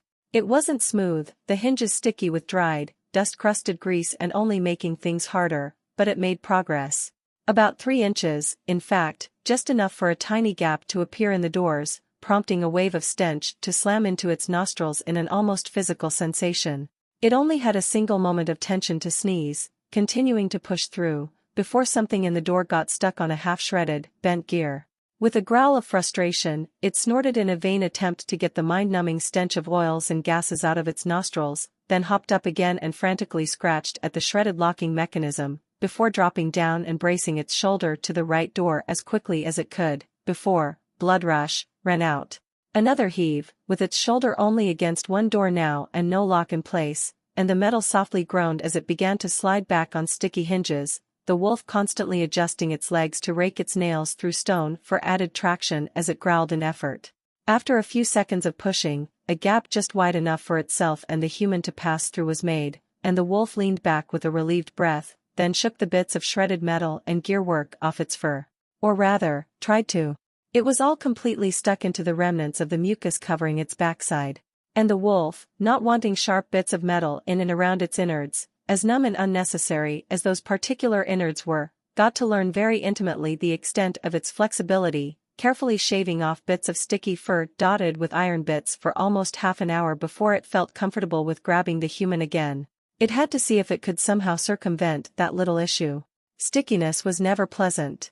Putting her on its back was as awkward as the first time, with the wolf having to swing the human onto her back, lay on her chest, and then annoyingly swing them both upright, but it managed to fairly quickly bring them both to traveling condition.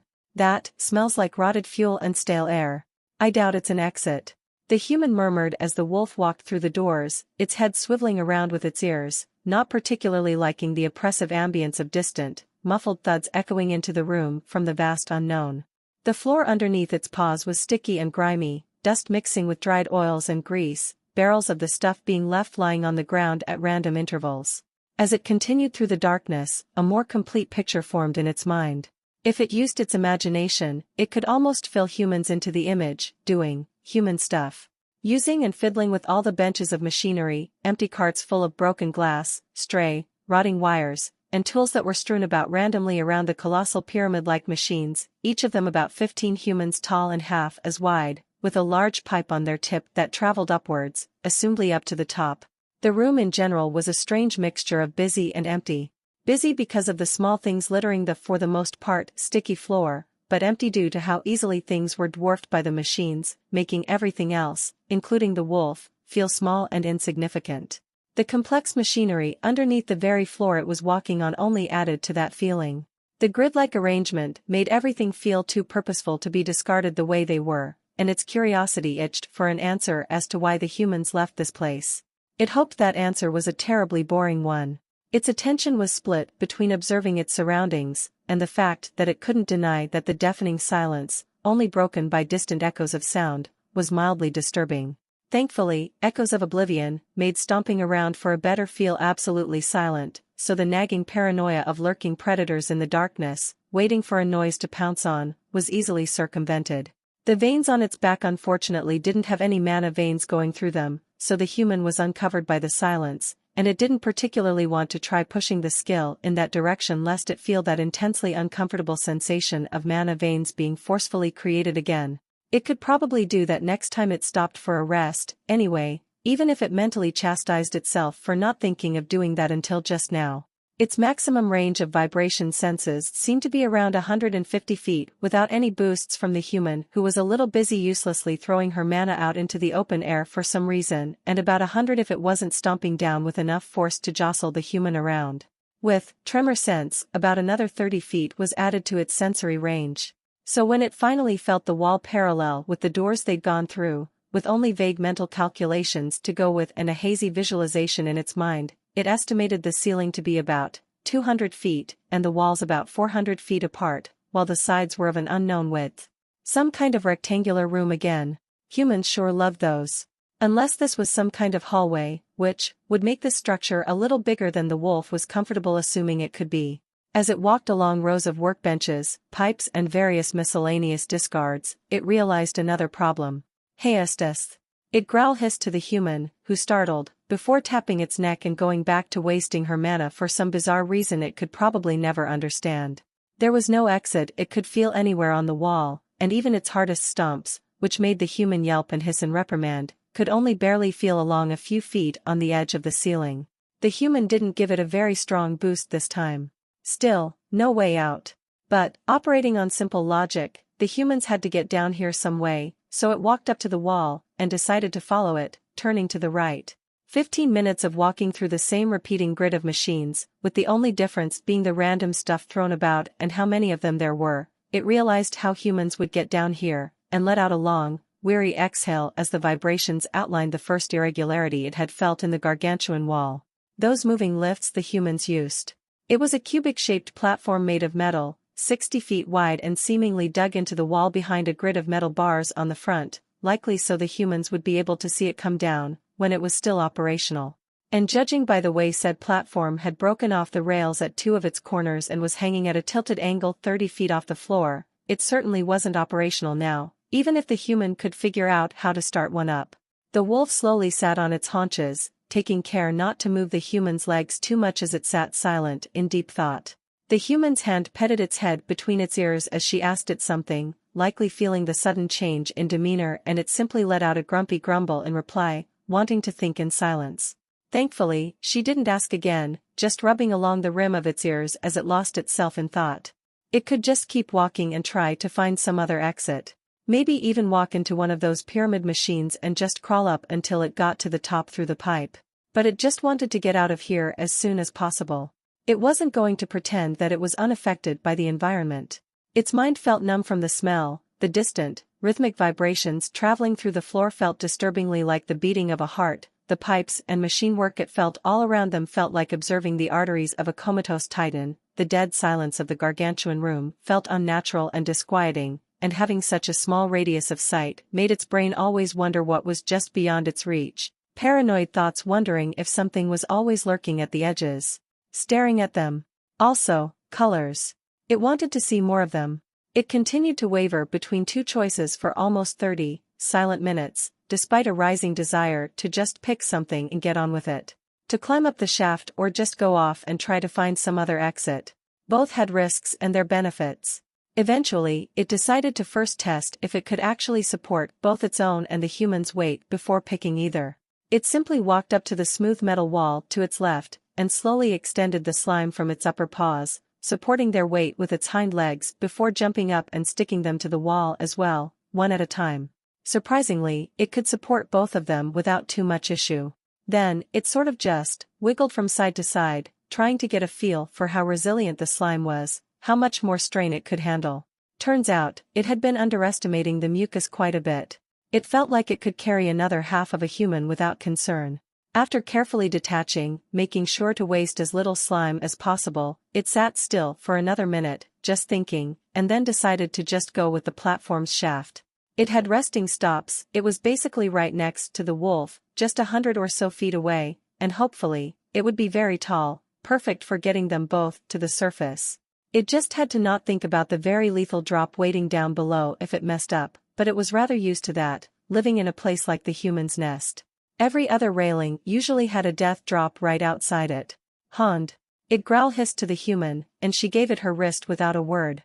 It gently bit down on it, and then tilted its jaw down until her hand was on its chest, pressing her palm into it by letting go and trapping it between its bottom jaw and its collarbone.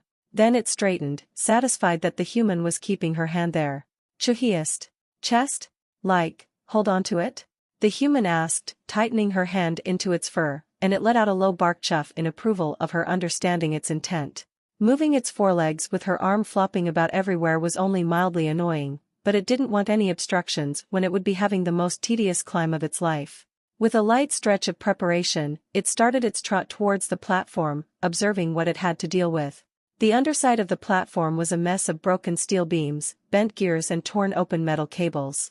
Rotting fabrics, metals, and some kind of pneumatic pressure system nestled into the platform's underside, almost like the insects but mechanical, inert and empty of whatever powered it.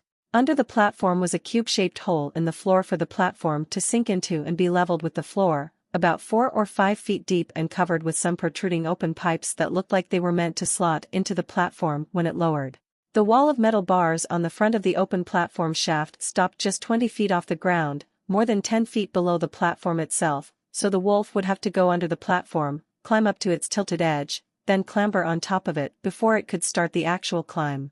And it got an idea, pausing to wiggle its fingers against the dusty metal floor. It could give itself fully functional human fingers and just climb using the bars. That would be so much faster than using the slime and shimmying up the giant platform shaft. And once it was done, it could just revert the change. Additionally, the bars were thick. Just a bit thicker than the human's wrist, gaunt as it may be, and with the room's relatively low humidity, they weren't all that rusty. It would have to take a nap soon, it seemed. With a rough plan in mind, it resumed its trot. The iron bars passed above them as the wolf hopped down into the cubic depression in the floor, prompting a surprised yelp from the human and a tightening of her hold. Then, they walked into the thicket made of cables. The wolf felt the human tense as a stray, inert wire brushed against her back, before throwing mana around and relaxing. Maybe that's what she was doing. Stress relief? Strange. It largely ignored the wires for the most part, just letting them harmlessly brush against its body, only pausing to brush aside some who looked like they could tangle the wolf and be a nuisance. It carefully avoided any of the bent, rickety bits of metal that were supporting the platform, not wanting to disturb them whatsoever. It was in no mood to be flattened by a few tons of metal. Considering, however, that the platform was tilted at a 30-degree downwards angle towards the back right corner, and the platform was fairly snug to the bars on the front, it would have to brush past those parts to get to the only corner where the platform was accessible from. And it did, carefully punching the floor every once in a while to feel for the weakest parts, making sure to stay away from them, winding a zigzagging path through hanging wires, having to occasionally stop to cut through some tangled mess of cables to progress. Caution paid its dues despite taking longer, and they arrived at the corner unharmed.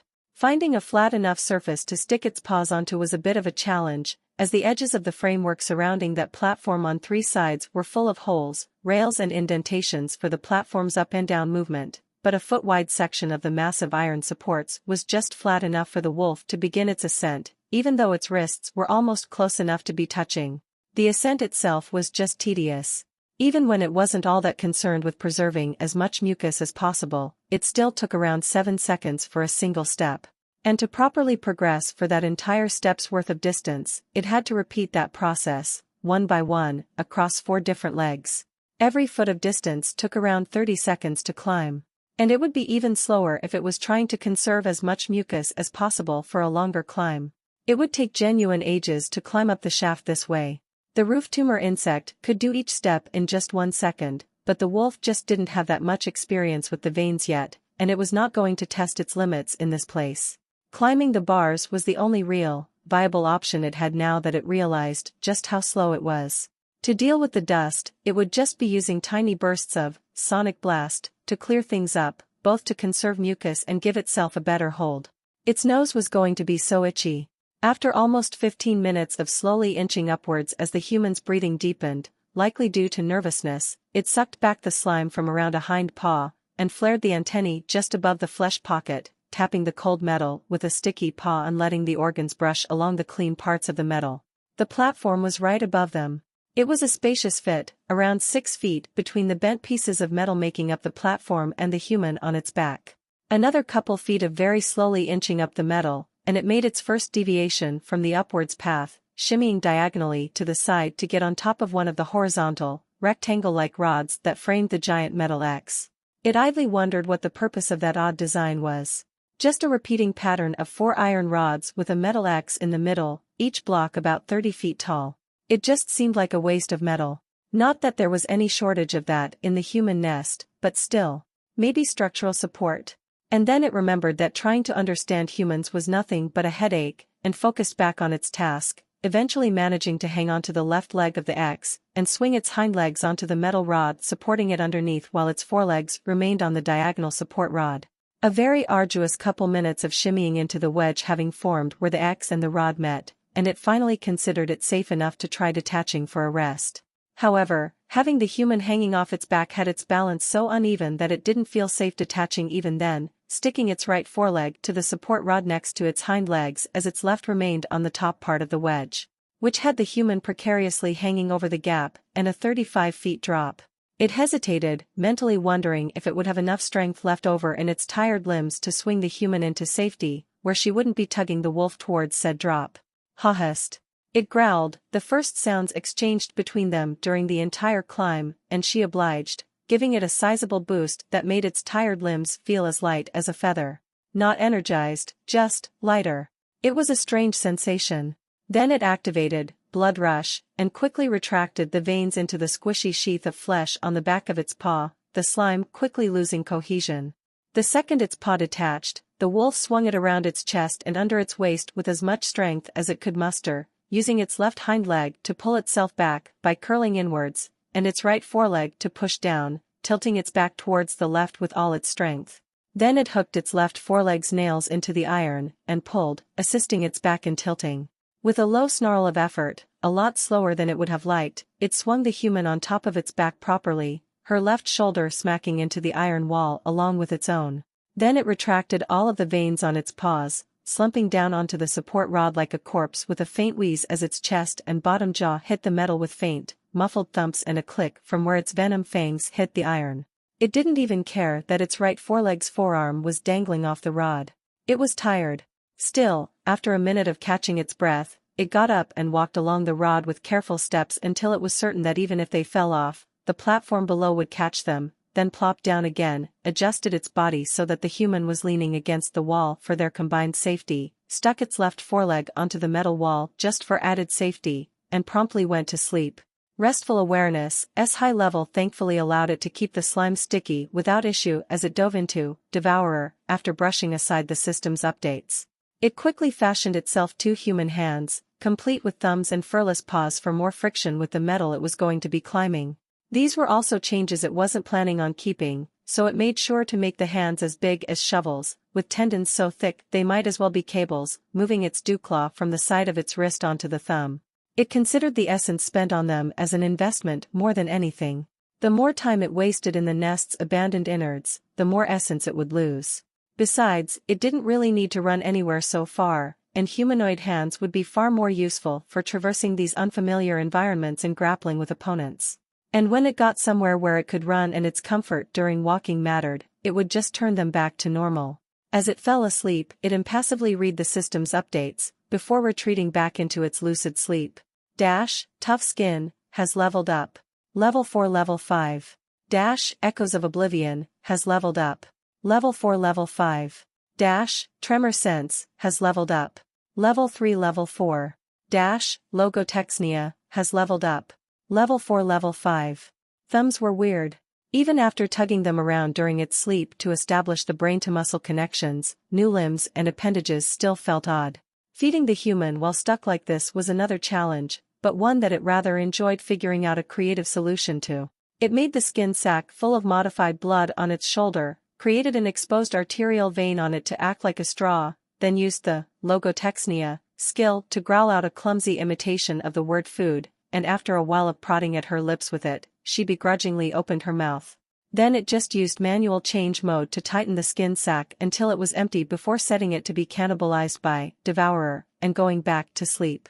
And now, here it was, its left hand still glued onto the wall, opening and closing its right one as the wolf scrutinized it. The tendons were twice as thick compared to before, standing out like cables against the back of its hand, and the beefy muscles it had added would hopefully last a while when climbing. It detached its left paw from the wall, and got to clumsily walking forward, immediately developing an intense dislike of this design. Every step, its palms and fingers slapped the ground, and they wouldn't bend back the other way, so it had to awkwardly tilt its wrists to the side with every step or walk on its knuckles, making its nails harmlessly, but annoyingly, dig into its palm. After only a few steps, it decided that it was going to get rid of these as soon as possible. It punched the metal below, feeling the vibration snake down the connected rods and onto the platform, a mere 4-foot drop from their vantage point.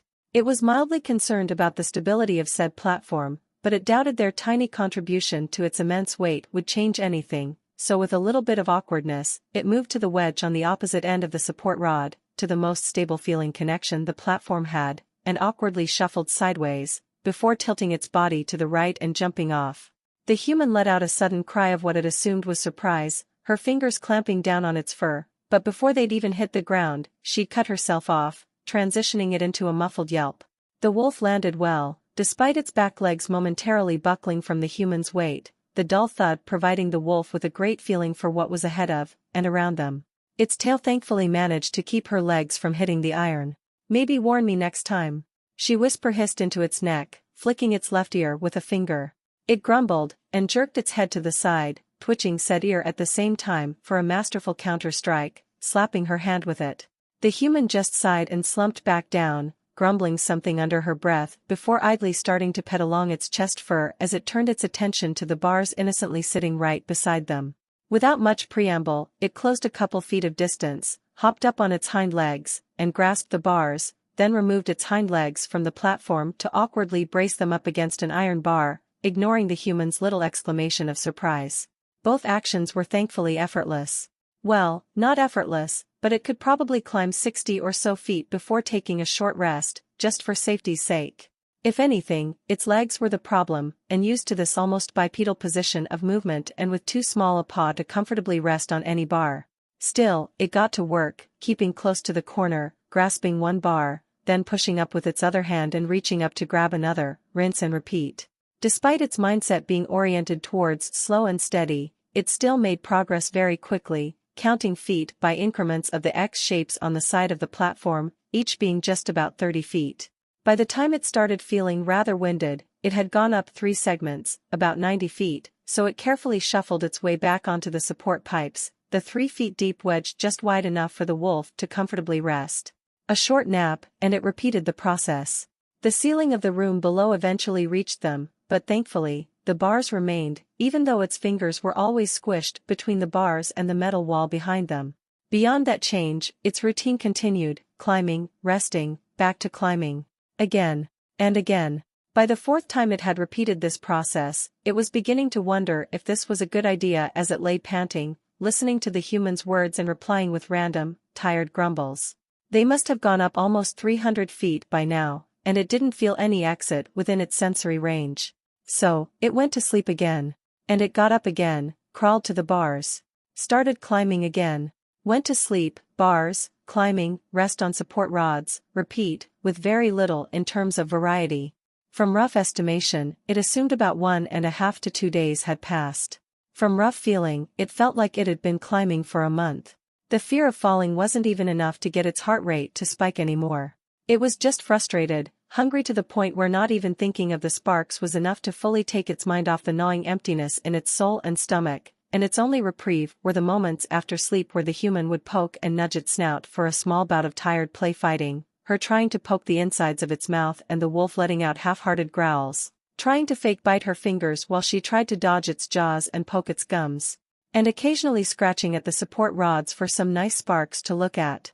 Those 2 activities were fun and distracting, which was even more appreciated, considering that the wolf could feel the distant thuds slowly getting closer. They made it nervous. Unwinding its tail from around the human's knees almost felt weird by now with how used to it the wolf had gotten, so it didn't bother letting go of her legs at all anymore. It felt rather comforting. It let out a low, long exhale, and forced itself up again, before resuming its bi-hourly ritual, shuffling across the thick metal corner of the framework to grasp the bars and start climbing. Again. As she continued being carried around like a toddler in a backpack, her mind, inevitably, wandered, despite the permanent anxiety of being connected to life by nothing more than slime and the wolf's now humanoid hands.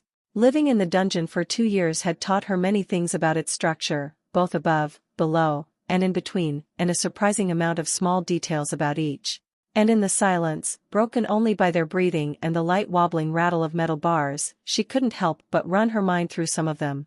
The dungeon was separated into 4 floors, the underground bits of those floors, and the active floors just underneath, which were referred to as the factory just to delineate them from the habitable parts of the dungeon. Each floor had its own sewer system, and with a mixture of science and magic, handled their trash, either through vaporizing them into gases and smog and pumping them down into the 4th floor, or through a winding network of pipes that ran down the sides of the dungeon's walls for the things they couldn't deal with, usually factory waste, and send it through some specific spots to flow down into some processing facilities that would destroy the discard, also on the 4th floor. So if they went into the sewers, no matter what direction they went, they should run into some form of civilization eventually. Down would lead them into the cauldrons where they burned the trash or sent it through the pipes down into the 4th floor, and hopefully into some worker that could help her, and going up would lead them to the surface. The problem was distance. The dungeon was colossal. Urgos was a monstrously gigantic planet, but even so, she didn't doubt that the bottom of the factory was probably well below the planet's crust. One could fit several small countries' worth of people down here and have space for more if they used both the above and underground parts of the dungeon. But from what little she knew of the public's perception of the underground sections of each floor, the 1st floor was basically clean, while for the other 2 habitable floors, anything deeper than a couple hundred feet underneath the topmost levels of the sewers and underpipes was considered as little more than a metal catacomb for the dead and those that fed on them. There was a reason besides the somewhat vertical nature of the dungeon for the only modes of transportation being the Great Tower, platforms, cable lifts, and portals. So everyone knew that for the 2nd and 3rd floor, the underground sewers were dangerous for some reason. The problem was that she didn't really know what that reason was. She knew that the deeper one went into the underground, the more dangerous things became, but nobody could ever give a concrete answer as to why and how exactly things became more dangerous, only speaking in vague, almost mystical tones about the dangers below, as if they were trying to speak of some stupid fairy tale. Was it environmental hazards? Monsters? She could only assume so, because her imagination couldn't really come up with other possibilities. It was the reason that low-level adventurers and mercenaries would delve into the sewers and abandoned depths to raise their level rather than jumping into the supposed meat grinder that was the factory, so she knew this danger was true to some extent. Coincidentally, that was also why nobody had truly cleared out the underground. When the entry level to the factory was at least level 15 or 20, people who'd just gained their paths needed some way to level up, so the authorities, royal and local, tended to only trim the upper parts to reduce dangers to their citizens but keep whatever bizarre ecosystems existed below relatively intact while having an ample source of experience. That was, after all, exactly what her old team was doing before her companion rid the world of their existence. They'd never stepped foot into the factory. And this climbing reminded her of just how deep they'd gone into the 3rd floors underground. So this prolonged period of tedious peace, this desolate silence? With every hour that passed, it only made her nervous anticipation rise, every minute only adding to the sense that something would threaten them, any minute now, a sort of constant, stretching tension that had no release. Because nothing happened. There were no flying monsters, no giant spiders, nothing. It was just pure silence, with slowly approaching, groaning thuds, their breaths, the brain-numbing scent of rotted fuel, and the wobbling of metal as the wolf kept climbing. Still, her imagination ran wild, boredom and nerves combining into a self-sabotaging mixture that only made her more unnerved. Turns out, one's imagination becomes quite active when they no longer have eyes to see things. She turned her attention to the wolf she was attached to after a particularly sickening mental image of a humanoid slug. Her fingers rubbed at the light cuts and bruises on her palm and the sides of her digits, idly remembering how some prissy, sneering noble girl complained about how their family dog kept biting her playmates too hard while playing, something about lack of socialization. Maybe she shouldn't be hiding how hard the wolf was biting her during their little play sessions? What did lack of socialization even mean? Was it only biting her so hard because it didn't learn boundaries and control? That made sense in her head, but she'd never owned a dog, and this was a wild wolf for God's sake. For all she knew, wolves might play by ripping limbs off each other because by tomorrow they'd have them all back. She sighed and started petting its neck, being awarded with a pleased, low grumble for her efforts. At least she no longer felt sick from being dangled and jangled around as the wolf kept climbing. Not that she could complain, she was literally being carried. A bit after the wolf lost count of what number of X segments they'd gone past, it clambered up to the nearest wedge, squeezed them both into the 3-foot surface, and the moment its paws touched down on the rod with a weighty slap, now unhindered by slime, it paused, its ears shooting up straight as its head jerked upwards by sheer reflex. One of the walls above, the one opposite to the bars, was hollow. It could only feel the very edge of it, but there was some kind of empty space behind one of the walls, just on the edge of its senses. And the wall itself had no support rods on it, just a single, grate-like plate of metal thrown on top of the topmost support rod of the segment below it. The wall was also wavy and thin, easy to cut through. It tampered down on its excitement, and settled down for another quick nap. An hour later, it woke itself up with a little shot of adrenaline, shook off the sleepiness, and returned to its familiar routine of climbing. One segment passed, two, and at the third, the wolf paused, tightened its grip on a metal bar, then used its left hand to punch the vertical support rod by its side, holding its fist against the metal for a bit to get a good picture. And a good picture it did get. It wasn't exactly a wall, it was more like a series of connected, wavy plates, that would be sucked into the top of the door by some spinning mechanism, connected to 2 covered operating switches. Just beyond the door was a short but massive corridor, 60 feet wide and 30 feet tall, entirely made of stone, before it cut off into a more open area full of pipework. The corridor itself was covered with some kind of rail systems on both left and right for about 20 feet each, with some rusty carts still sitting inert on some of them, while in the middle was a 20-foot section that was relatively clear. The middle section of the corridor transitioned into a metal bridge with a grated bottom full of holes and rickety railings on the side, a bridge that extended over a canal-shaped depression full of pipeworks and complex machinations below. It traveled over that section for about 100 feet before the wolf lost feeling. And below gave it a headache. Besides the metal supports of the grated bridge and the rail systems, there wasn't a single simple or flat thing down there. Not one. It was a mind-twisting mess of dozens of feet of pipes, attached to other pipes, covered in rivets, nails, metallic boxes, a set of circular fan-like designs laid on top of one another, nestled into a thicket of fabric and metal and cables, surrounded by coiled rings, covered in spongy stuff, and it was just a mind-twisting headache. It shook its head and pressed its antennae back into its fur, trying to get rid of that image, lest it become dizzy. It put its hand back onto the metal bars to climb up a few feet, until it was just across the thin wall, then it used the slime to shimmy across the edge onto the bottom right leg of the X-shaped support rods, and made its way over to the left leg. With only a couple feet from some notion of safety, it couldn't help but grow excited. It had grown absolutely sick of climbing. It stuck itself onto the thick corner of the support segment, carefully testing its weight and making sure it could reach. With a bit of trepidation, it detached a hand? Was it a paw or a hand? Didn't matter, it decided. It retracted the slime, reared its left hand back and slapped it onto the wavy wall, with as much strength as it could spare without straining its slimy support. It wasn't expecting much in terms of durability, considering the ridiculously thin nature of it, but the wolf hadn't been expecting the wall to be so thoroughly chewed through by rust, that a foot-wide circle of it shattered into a mess of thin, tumorous flakes, shooting rust powder into its face and filling the shaft with the cacophony of every single rusted plate rattling against one another. It dug its hand out of the hole, turned around, and started coughing and sneezing for a few long seconds, very thankful that it had been keeping its eyes closed for a while now, lest it damage its new, precious eyes. After snorting out remnants of wet rust powder for another minute, it turned back to the odd wall. It curled its hand close to its chest, then swung it outwards, backhanding its forearm through the wall, its thick, coarse fur shielding against chips and shards of rusty metal as they flew in every which direction, feeling through its other three limbs what size a hole it was trying to make. A second of visualization, and it resumed, punching through the corner of the wall bit by bit, occasionally stopping to scoot upwards on the support rod it was hanging from for a better reach. Almost a minute of uninterrupted ear-grating banging and rattling later, it put a hand through the hole, cupping its hand, and then dragged out a small mountain of rust powder and bits of thin metal, carelessly throwing them down into the abyss. It could feel just how ridiculously humid everything beyond the door was by the exposed skin on its palms. Great, wet fur. It never liked wet fur. It rather awkwardly waited a couple seconds for its left paw hand to stick to the floor, before carefully repositioning its body one step at a time, eventually dragging itself and the human through with a bit of readjustment. Finally on flat, solid ground once more, it stretched out its tired limbs with a small groan of satisfaction, then took a deep, calming breath.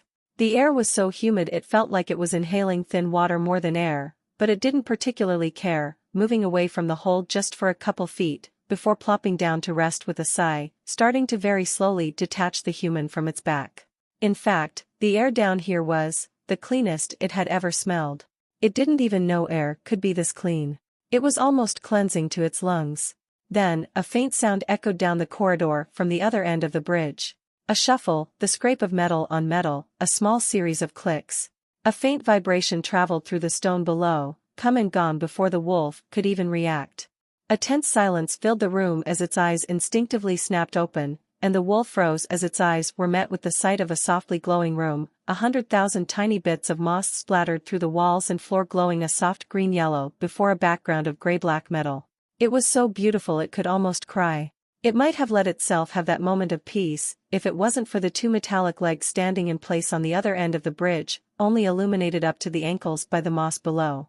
For a few seconds, nothing happened, a stare-off between two figures obscured in darkness. The wolf was simply too stunned and confused to consider attempting speech with its adversary. The figure suddenly started moving forward in a steady, unhurried pace, each thundering step making the bridge's railing rattle, like the clicking of teeth in a shivering jaw. The wolf's slimy fur rose in a bristle, yet it remained silent, focusing on its senses as it hurriedly retracted the veins, lowered its chest to the ground, and tilted to the side, dropping the human on the ground. To her credit, she didn't let out a peep, simply raising a hand and tapping its shoulder before rolling away, a little awkwardly. The boost was so strong that the wolf almost choked in surprise. It felt the hallway on the other end of the bridge, it felt the massive circular staircase just beyond, the hundreds of feet of it submerged under water, the two winding tunnels to the side of the hallway, snaking upwards toward another floor. It felt the source of the thumping, an utterly colossal machine, like a beating heart futilely drafted into a corpse. And just beyond it, an open tunnel, with living things inside, hundreds of them, extending into an open, canal-like tunnel full of water. A way out. But it also felt the immeasurably complex machinations of the clockwork golem on the bridge, from the strange rock in its chest to the engine surrounding it, to its odd, tapering left arm, a split second before the humanoid machine stopped in place. A massive yellow eye flickered to life on the middle of its face, shining a spotlight straight into its unadjusted eyes, forcing them shut. Blind once more, but now from light. Its ears pointed forward, its lips curling into a snarl, its fur standing on end across its back like slimy spikes. Still, it held the sound into its throat. The mechanical human, like one of those stone golems down by the waste rivers but infinitely more complex, didn't move. The light turned off, and the wolf opened its eyes just in time to see the golem's eye turn red through the swimming mess of colors in its sight. It was almost enough for the wolf to freeze again, to see what red really looked like, but a well-honed survival instinct, sharpened through a dozen different brushes with death, crushed that excitement and awe and shoved it into the furthest corners of its mind to be considered later. It didn't speak. Instead, a deafening, horn-like alarm sounded out of the golem, and with a burst of steam from its back and the clicking of 100 different mechanical parts, its right arm spouted blades. Then it lowered its torso, and began a frenzied sprint across the bridge. It was unnerving, its movements, wrong in how simultaneously awkward yet purposeful they were. Its torso was tilted forward, but its two arms remained pointed at the ground, unmoving, and its red eye was still nailed to the wolf. But it was fast, even when the very vibrations of its movements felt like they were slogging through a world that was too slow for the wolf to live in. Without the human, it felt like it would have never been able to match how quick this thing was. Even now, it was certain that it could not afford to feel its opponent out. It had to end this fast. A part of it was scared. An unnatural abomination like the thing running straight at it with a mechanical, laser focus, backlit by nothing but its own red eye and the contradictingly peaceful lights of the glowing moss, thrice as tall and just as wide, made its animal brain instinctively want to turn tail and run for its life. A bigger, entirely unreasonable part of it was excited. Its veins thrummed with the beginnings of adrenaline, its heart picked up pace, its entire body shivered as its eyes bulged open, half blinded by the light but still hungry for use, its antennae writhed involuntarily in excitement, feeling the air, the vibrations of its heavy opponent. It knew it would gain nothing by killing this thing. But it wanted to kill it. It craved action. It had felt what a real fight was like, tasted victory for the first time in ages, back then in that trash pit, and now it wanted more, after a lifetime of scraping by with less than nothing. The golem's feet broke the metal grating, but with unnatural, stumbling grace, it simply weaved them back up through the holes it made, overcompensating its next steps, and repeating the process. 150 feet turned to just 50 in the proverbial blink of an eye, and the wolf finally let out a throaty, rumbling snarl, its entire chest vibrating with the force of it. Its adrenaline sac was squeezed dry in preparation. A mere second later was when the wolf learned that there was such a thing as too much adrenaline. Its brain almost shut down, higher thought utterly vanished. Every thought process turned into nothing but an urge to move, to run, to fight and kill and shred and do anything but nothing. Every single fiber of its body screeched for action, and almost like a dream, the wolf didn't question what it was even doing as it activated, blood rush, and exploded forward with a bark so loud it was almost like a roar, crossing 30 feet of distance in the blink of an eye, the world blurring around it. The golem didn't pause, lifting its left forearm, and from the tapering tip, a short explosion of blue flame came, far too short to hit the wolf. But the blast of wind that cracked through the air slammed into its shoulder before it could even get to the bridge. Its right shoulder popped out of its socket with a meaty snapping sound, barely audible over the violent rattling of metal all around them and the blaring alarm. The wolf didn't even feel it. It simply forced itself into a diagonal roll to conserve momentum, purposefully smashing its right shoulder into the stone as it came out of it, shoving it back in place with another pop, simultaneously using its left arm to claw through the stone and launch itself forward. With its right hand already reared back, it turned its fingers into a diagonal position, the claws touching and forming a rough, flat formation, and thrust forward. The golem obliged it, doing the same with its own. Neither dodged. The golem's bladed fingers slammed into its ribs in a sideways swing, and the blades that came out of its fingertips caught on the fur and flesh for a brief millisecond before a flare of mana filled the air, and they forced through as if cutting through water, stopping at its fingertips. The wolf barely felt the blades shred its left lung. It didn't feel pain, it didn't even care. Its mind was full of nothing but frenzied violence. Its right hand slammed into the side of the golem's plated chest, its claws cutting through without resistance. But its claws were much thinner than its fingers. It didn't care. It forced its hand through regardless, feeling the joint snap, feeling its skin and flesh be scraped off by machinery and torn metal up to its knuckles, fur being cut and caught in the moving abomination's innards. The golem was moving too fast, was too heavy, and the wolf's arm crumbled into its chest as its charge sent the wolf barreling back, their mutual grasp of each other destroying their balance. They tumbled over each other, the twisting snap of the wolf's fingers breaking barely registering as a tingle, its focus directed on how the golem's higher height sent it tumbling over the wolf as their legs tangled into each other's.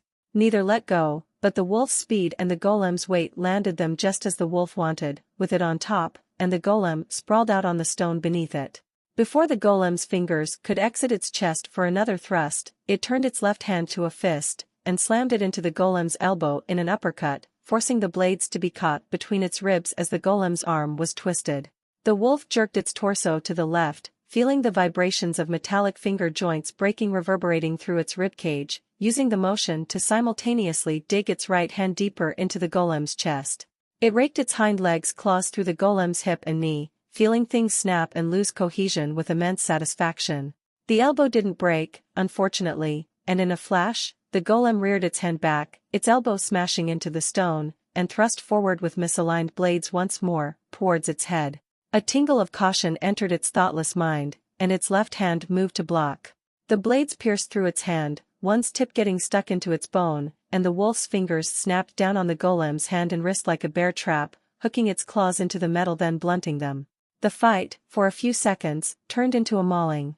Its jaws clamped around the golem's face, its right hand shoved itself deeper into its chest, its bones and tendons scraped against jagged metal, its legs alternated from raking through the golem's hips and knees and vying for purchase in the stone as the golem bucked and twitched in stilted, jerky motions. The wolf's fangs cut through the eye, jagged bits of metal and glass entering its mouth as it bit down and jerked its head around, before cutting through and repeating, a whirlwind of motion and bestial fury in a world that felt like molasses around it, its vision filling with sparks and its ears with the screeching of metal and alarms. The golem's right arm scraped against stone, changed angles, tried anything to release itself, but the wolf's claws held it in place, pushing away and not letting it stab, ignoring the golem's left hand as it tried to push it away, its hits and pushes doing nothing more than bruising its flesh. Then a click sounded, and the golem, despite the struggle, managed to put its left hand's tip against the right side of the wolf's ribs. The wolf felt through vibrations the moving of gas, the clicking of machinery, a surge of mana, and even with the absurd speed it had, its mind didn't make the connection until it was too late to react, too busy with trying to decapitate its opponent. Just as it was about to attempt to minimize the damage, it felt a strong force fueled by mana suddenly burst into existence beside the golem's arm, tossing the wolf's entire torso up sideways, its fingers being ripped out of the golem's chest, but also smashing the golem's forearm against its own chest. The device on its arm cracked once more, blue flame leaving the tip and scorching its fur, and the explosion of air, almost point blank, slammed into the wolf's left forearm instead, whether by pure coincidence or the golem's doing. A loud crack like snapping wood accompanied the feeling of tearing bone tissue and bending muscles. Its hand lost its grip on the golem's, its bladed fingers violently tearing out of its palms, mutilating both their hands. The wolf was momentarily thrown to the side by the two explosive interruptions, its shoulder muscles straining and tearing from the sudden impact, so rather than fighting it, it went with the momentum to roll away from the golem, a clumsy motion not at all helped by its barely functioning hands. It hurriedly righted itself and turned, lowering its chest almost to the floor, snarling through shards of glass, metal and frothing blood as the golem turned over and punched the floor to throw itself upright, a movement both calculated and clumsy as its left leg failed to move properly. There was no pause. The golem and the wolf rushed at each other again. The golem swung with 3 mutilated fingers, wide and clumsy and off-target as it rushed forward with jerky, stumbling steps, and the wolf took advantage of its superior speed to duck its head under the swing while turning its snout up to latch onto its wrist. Both its arms wrapped around the golem's right leg, the only functioning one, nestling its right shoulder into the gap between its robotic legs as its tail coiled around the golem's left leg, and with its momentum, the wolf twisted, yanking the golem forward and up, lifting with all its strength as it pulled the golem's arm down with its teeth. And the golem's head smashed into the stone with a loud crackling sound before its momentum once again brought them to a roll.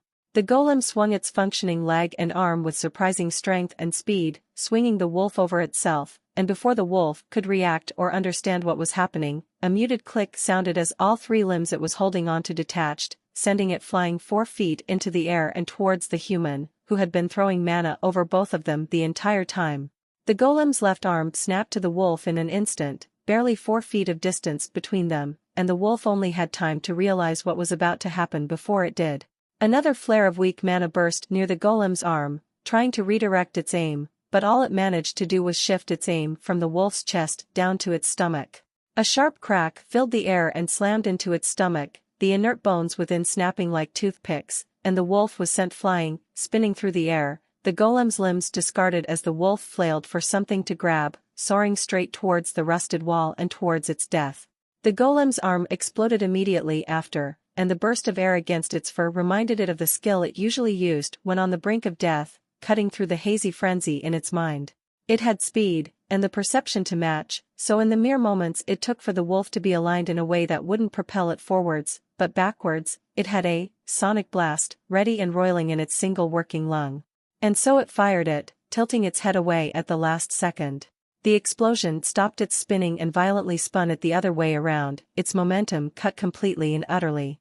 Its right shoulder slammed into the floor, followed by its head, its legs hovering in the air for a moment before its body tilted to the side, and they limply fell to the ground alongside its tail. Its ears filled with an incessant ringing, muffling both the human's cries and the blaring alarm. As quickly as adrenaline came, it also left quickly. That moment of confusion and disorientation as the wolf lay sprawled out on the ground, trying not to choke on its own blood and somehow force the world to stop spinning, was enough for it to feel the first prickles of pain. And once it acknowledged that pain, a tidal wave followed, so much that even pain resistance could only do so much for the wolf, the beginning of shock creeping up on its mind, a sensation like frozen panic. It had to sleep, or it would probably die. It coughed, trying to clear its throat of the blood it was rapidly swallowing, a frothy mixture of air and slimy crimson, shards of glass and metal in its shredded jaws making even more pool up in its mouth. It had to sleep. As the boosts wore out, its limbs turning to lead and the world turning dull, it squeezed its melatonin sac. Its body complied easily, with the blind hope the golem wouldn't find some way to kill it without limbs. Fuck, fuck, fuck. She cried out over the alarm drilling into her ears as she wriggled and crawled to the wolf, its gargling breath sending a fresh spear of ice into her chest with every passing second. The horrific hunk of metal was still trying to crawl to them using its half-destroyed chin, as if it was intending to headbutt them to death, but she didn't give a shit about the damned thing. She had medical experience, the bare minimum, and her companion sounded like he, or she, was with both feet in the grave, ready to slide in. Her fingers scraped against blood-wet stone, and with the last dregs of her mana, she sent a weak pulse towards her companion's head.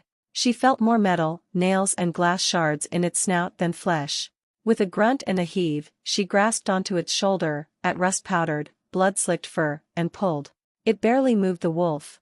It wasn't much bigger than a medium-sized dog, one of the less deformed ones, but it was much heavier, and much more limp, than she could deal with. Fuck fuck fuck fuck. She hissed out in a rush through grit teeth, finding a less slick part of its fur, and pulled again, groaning in effort as her hands seemingly refused to hold onto the fur, her muscles refused to contract, weakness permeating her entire body. She could barely clench a fist.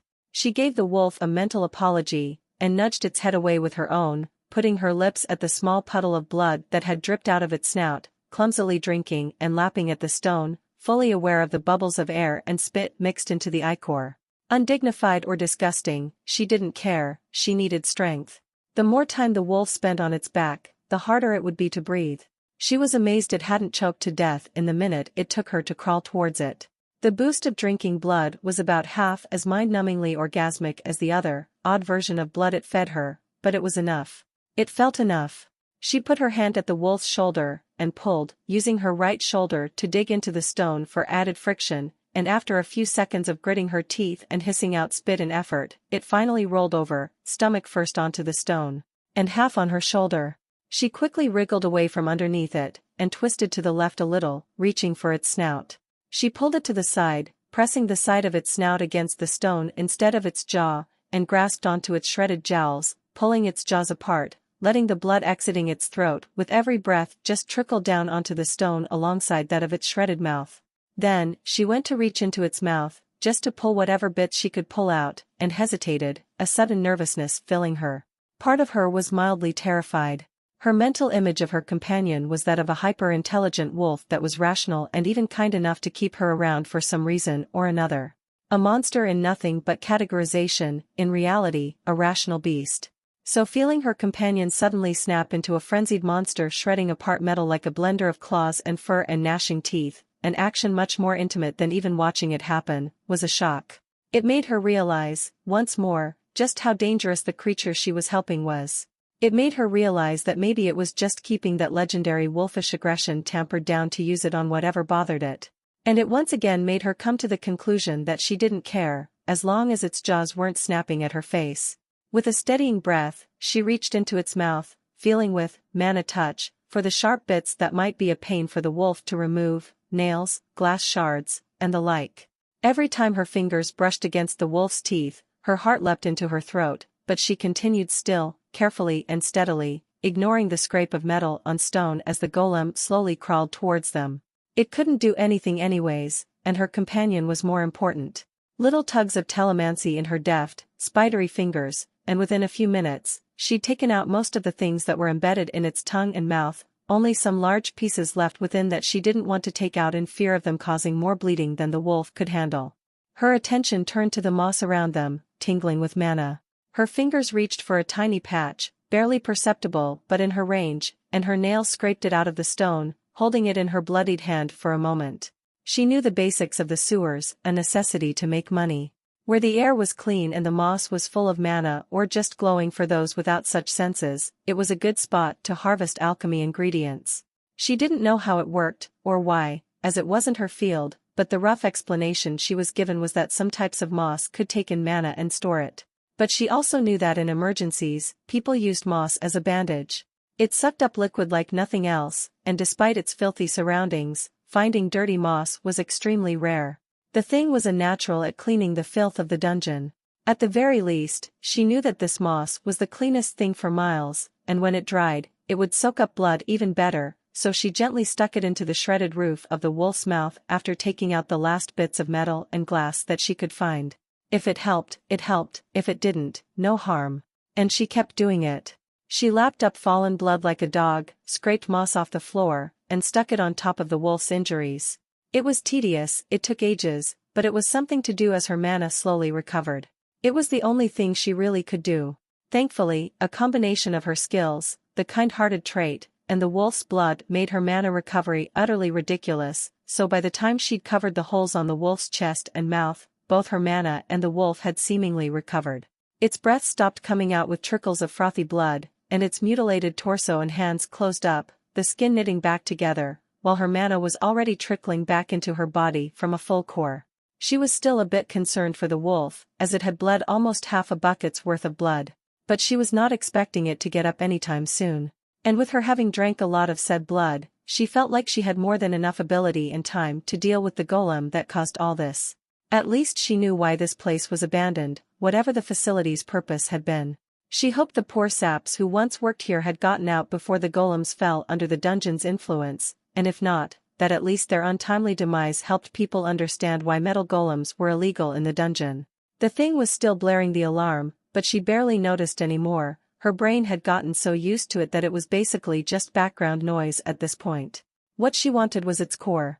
It was powerful, and judging by how it was still active, its core was likely automatically charged by the ambient mana. It explained why it had been sitting here, dormant for however many years, just leeching off the moss's mana to keep functioning. If she could strip its core out of its metal bonds and just have the core crystal, she could probably sell it for a price that could restore, at least one of her eyes, with change left over for her to live off until she found somewhere to work. Maybe she could even hold onto it and go to a golem maker to make her a personal one, which was an even more appealing idea. Expensive, but very appealing, especially considering her likely state once she got out of this place. Even if the fact it had almost killed her companion made her blood boil and made her want to shove her hand on its head and cast Sparkburst until it melted to slag. Actually, its core wasn't in its head. Why not do both? She took a steadying breath and shuffled towards the accursed thing, which was slowly inching towards them by scraping its jaw against the rock, ignoring the crunching, dried-up slime that was covering her from neck to thigh in favor of reaching the golem. It wasn't all that difficult. It had made surprising progress by slithering and scraping forward, at least from where it had been sitting on its back 20 feet away just an hour or so ago. She just had to reach forward and melt its head off before attempting to do the same to its chest to get the core out. Then she realized just what kind of situation this was as she lifted her head to look straight at its own mutilated one with a small pulse of mana, and felt laughter bubble up in her chest, her limbs losing strength. Two broken, forgotten slaves, staring at each other while wriggling on the ground like little worms just to kill each other, while a foot or two away, a wolf was just casually napping away life-threatening injuries. It was almost snoring due to all the blood in its throat, in fact. It was like something out of a satirical theater play. It was utterly ridiculous. She couldn't help it. She let out an undignified pffffffffft, going limp as she burst out laughing. Fuck, this is so fucking stupid. She trailed off into a wheeze, a wide smile on her face as she laughed her heart out, grinding her forehead into the stone as her stomach convulsed, choking and coughing between bouts of hysterical laughter as she let the mirth of this utter nonsense wash over her. She could feel her blood rushing to her face as the seconds passed, her weak lungs growing sore, and she continued laughing and giggling between gasps and wheezes, her cheeks growing sore from the wide smile on her face. By the time the tickling mirth in her lungs retreated, she could barely breathe, her lungs feeling as if they'd been scraped raw with sandpaper. That was great. She sighed out with a little cough, her heart and mood feeling 1,000 tons lighter. Laughing was a very cleansing experience. But she still didn't forget feeling the golem's bladed fingers slam into her companion's chest, the mana crawling over the metal almost feeling like she was holding its metal fist as it did so. She barely did anything during that fight to help. Sure, if she stopped to think about it, she might have helped, but in reality, she didn't feel like she'd done anything useful. Her smile vanished, and she extended a hand, clamping down on the back of the golem's neck. She held the spell, compressed the burst to be as short and violent as possible. Spark burst. She breathed out, her tone frigid, and felt the golem try to twist and crumple its neck into its shoulders with a hiss of superheated steam as the crackling of sparks momentarily drowned out the blaring alarm. Patching up a lung was a lot harder than it had first assumed.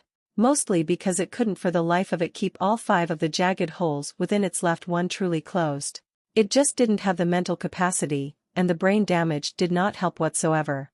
It hadn't been as close to death as it had thought, thanks to its endurance, it assumed, but it was still closer to it than it felt comfortable with, unable to focus and dizzy even in its own skill. It took almost an entire hour to fix its lung. Fixing the other injuries was easy, so it left those for later. Besides stopping the bleeding, and to fix the brain damage, it simply considered how its brain was during the last time it took a nap, and made the skill return it to that state. It was expecting some terrible side effects, like memory loss, or maybe something in its chemical receptors messing up, but nothing like that happened.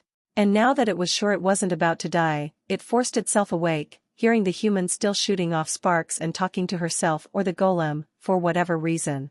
It can't be that hard to fight a golem without limbs, right? It wasn't entirely healed, not even close. The only thing that had really healed was its mind and lung. Its arms were still unusable and its shoulder muscles were still torn. But just for safety's sake, it squeezed its adrenaline sac just a tiny bit, mildly wary of it now, and shook itself awake.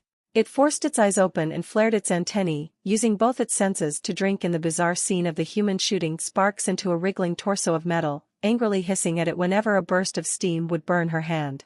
It wanted to do nothing more than just lay there and drink in this entirely different world before its eyes, with orange and green, but it felt like it was put through a ringer, so it briefly flicked its eyes to their surroundings, getting ready to jump back to sleep. All around the wolf and its human was an utter mess of black, smoking and deformed little bits of metal tubes, wires, plates.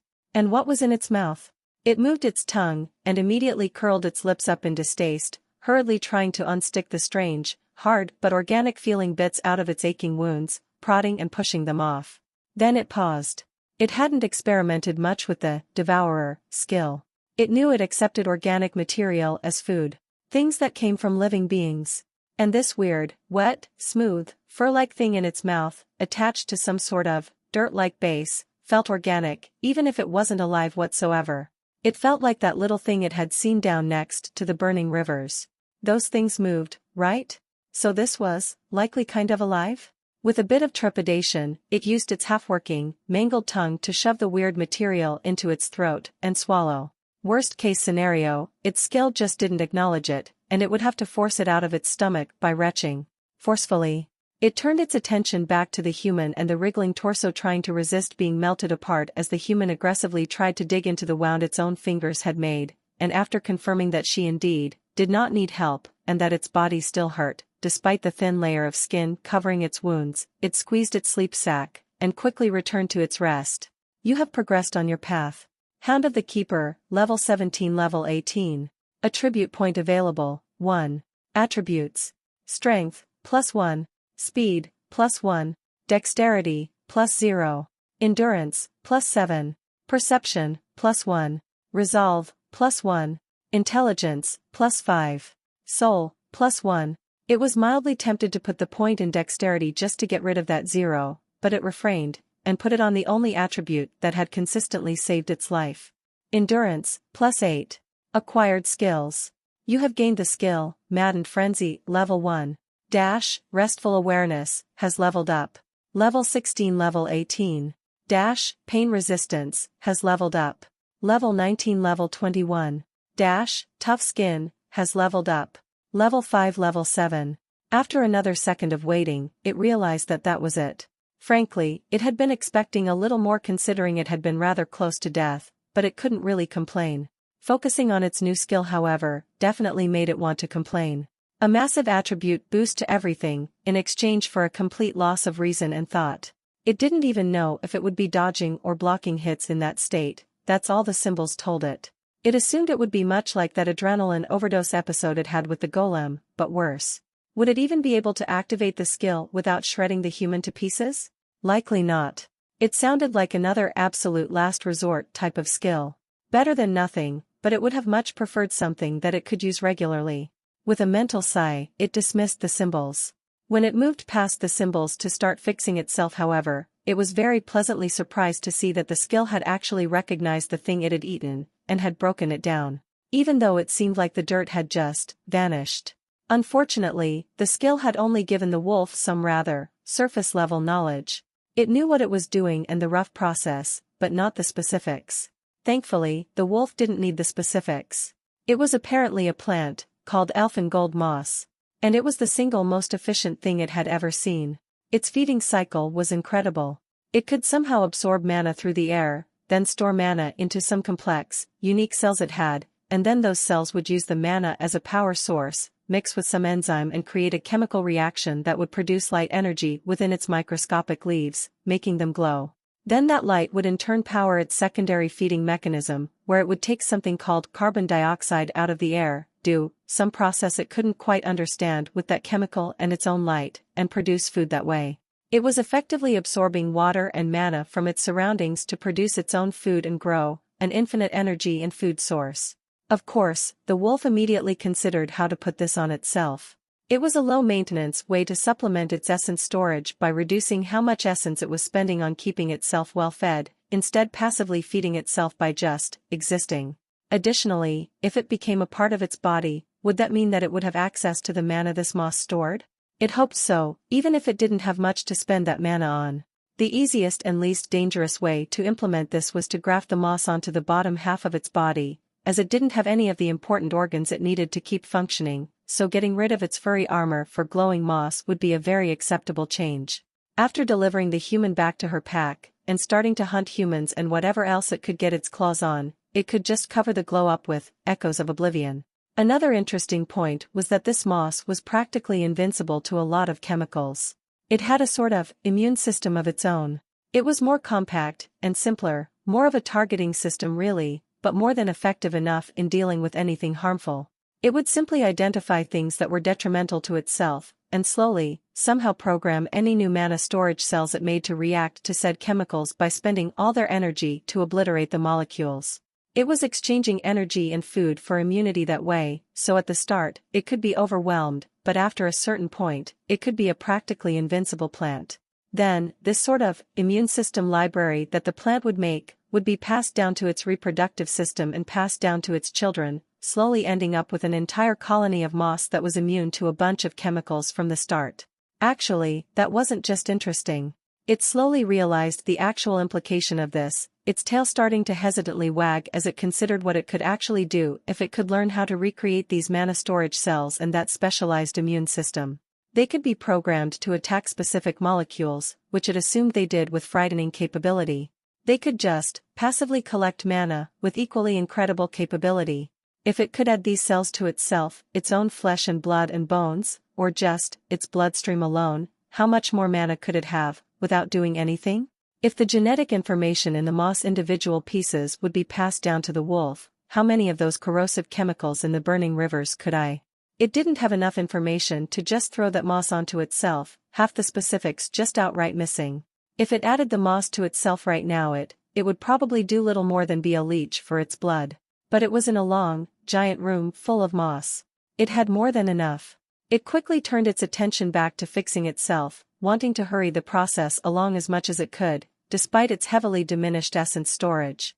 She went limp, body, mind and core all utterly exhausted, the golem smoking crystal clutched tight between her burnt fingers. It had taken her almost 2 hours of non-stop, spark-burst, casts, and a headache-inducing amount of effort in control, prying away molten bits of metal so she could dig deeper, push away the steam bursts, and make sure nothing exploded in her face, but she managed it. Despite her rather shredded gambeson-like shirt, her so far empty pockets had been left relatively untouched, so she quickly shoved the crystal into her left pocket, pressing the latch down until she heard a click. And now, she could finally relax, without the constant screaming of an alarm digging into her ears. She went to sleep to the sound of teeth scraping at stone, and smiled. The moss thing didn't taste very well. And it also didn't give much, if any, essence. Still, this entire area was covered in it, so the wolf spent a healthy hour or two simply scraping bits off the walls and eating them. Partly because it just really wanted to keep looking at them, in all honesty. It could have simply stopped after a couple batches. Curiosity stalled it even more when it trundled over to the human with its single functioning arm, its other one clutched to its chest, and bent down closely to stare at her, at all the million little wondrous shades of color in her, everything. Though the light yellow-green glow that provided the light probably changed the way the colors looked, at least a little. Her skin color, despite the muck and grime on her face, seemed to be something like a light yellow-pink, like a very diluted version of red. Her hair was an odd brown mixed in with a little bit of orange? Red maybe? Her coverings were a mixture of black-brown filth and light brown cloth. There was something in her pocket utterly exuding mana, and it was curious, but it simply didn't care enough to investigate, too invested in noticing all the little colors. And not just that. Everything was so much sharper. It felt like it had been looking through a foggy piece of colored glass its entire life, and was only now seeing the real world hiding just behind it. It felt just about ready to swing the human on its back and run to the damn surface, now that it felt a likely way out. Instead, it nestled into the human's side and fell asleep. Mostly because its injuries were still in the process of healing, but also to see what it had learned about the moss. The moss it had consumed was split apart into 1,000 different, tiny little layers.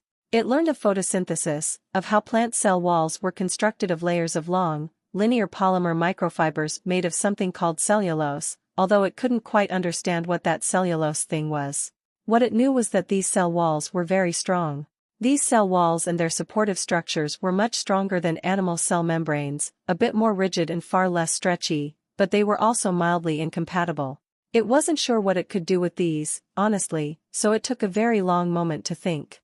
The first thing it came up with was to patch up the gaps in its ribcage by creating a plate of cellulose microfibrils right behind the rib bones, something like a mix between fabric and wood, a fairly tightly woven mixture, but just enough so that it would expand with its ribcage and not impede its breathing while also being protective. In short, a thin plate, but bendy. Thinking of different scenarios and possible complications was always the most annoying part of the process, and it was no different this time. It considered various movements, how much space it had in its chest, and dozens other little possibilities, but found no reason not to add this, so it did. Mentally crafting a thick but flexible wall of said microfibrils was an absolute chore. It was like trying to make an anthill by picking up individual grains of dirt.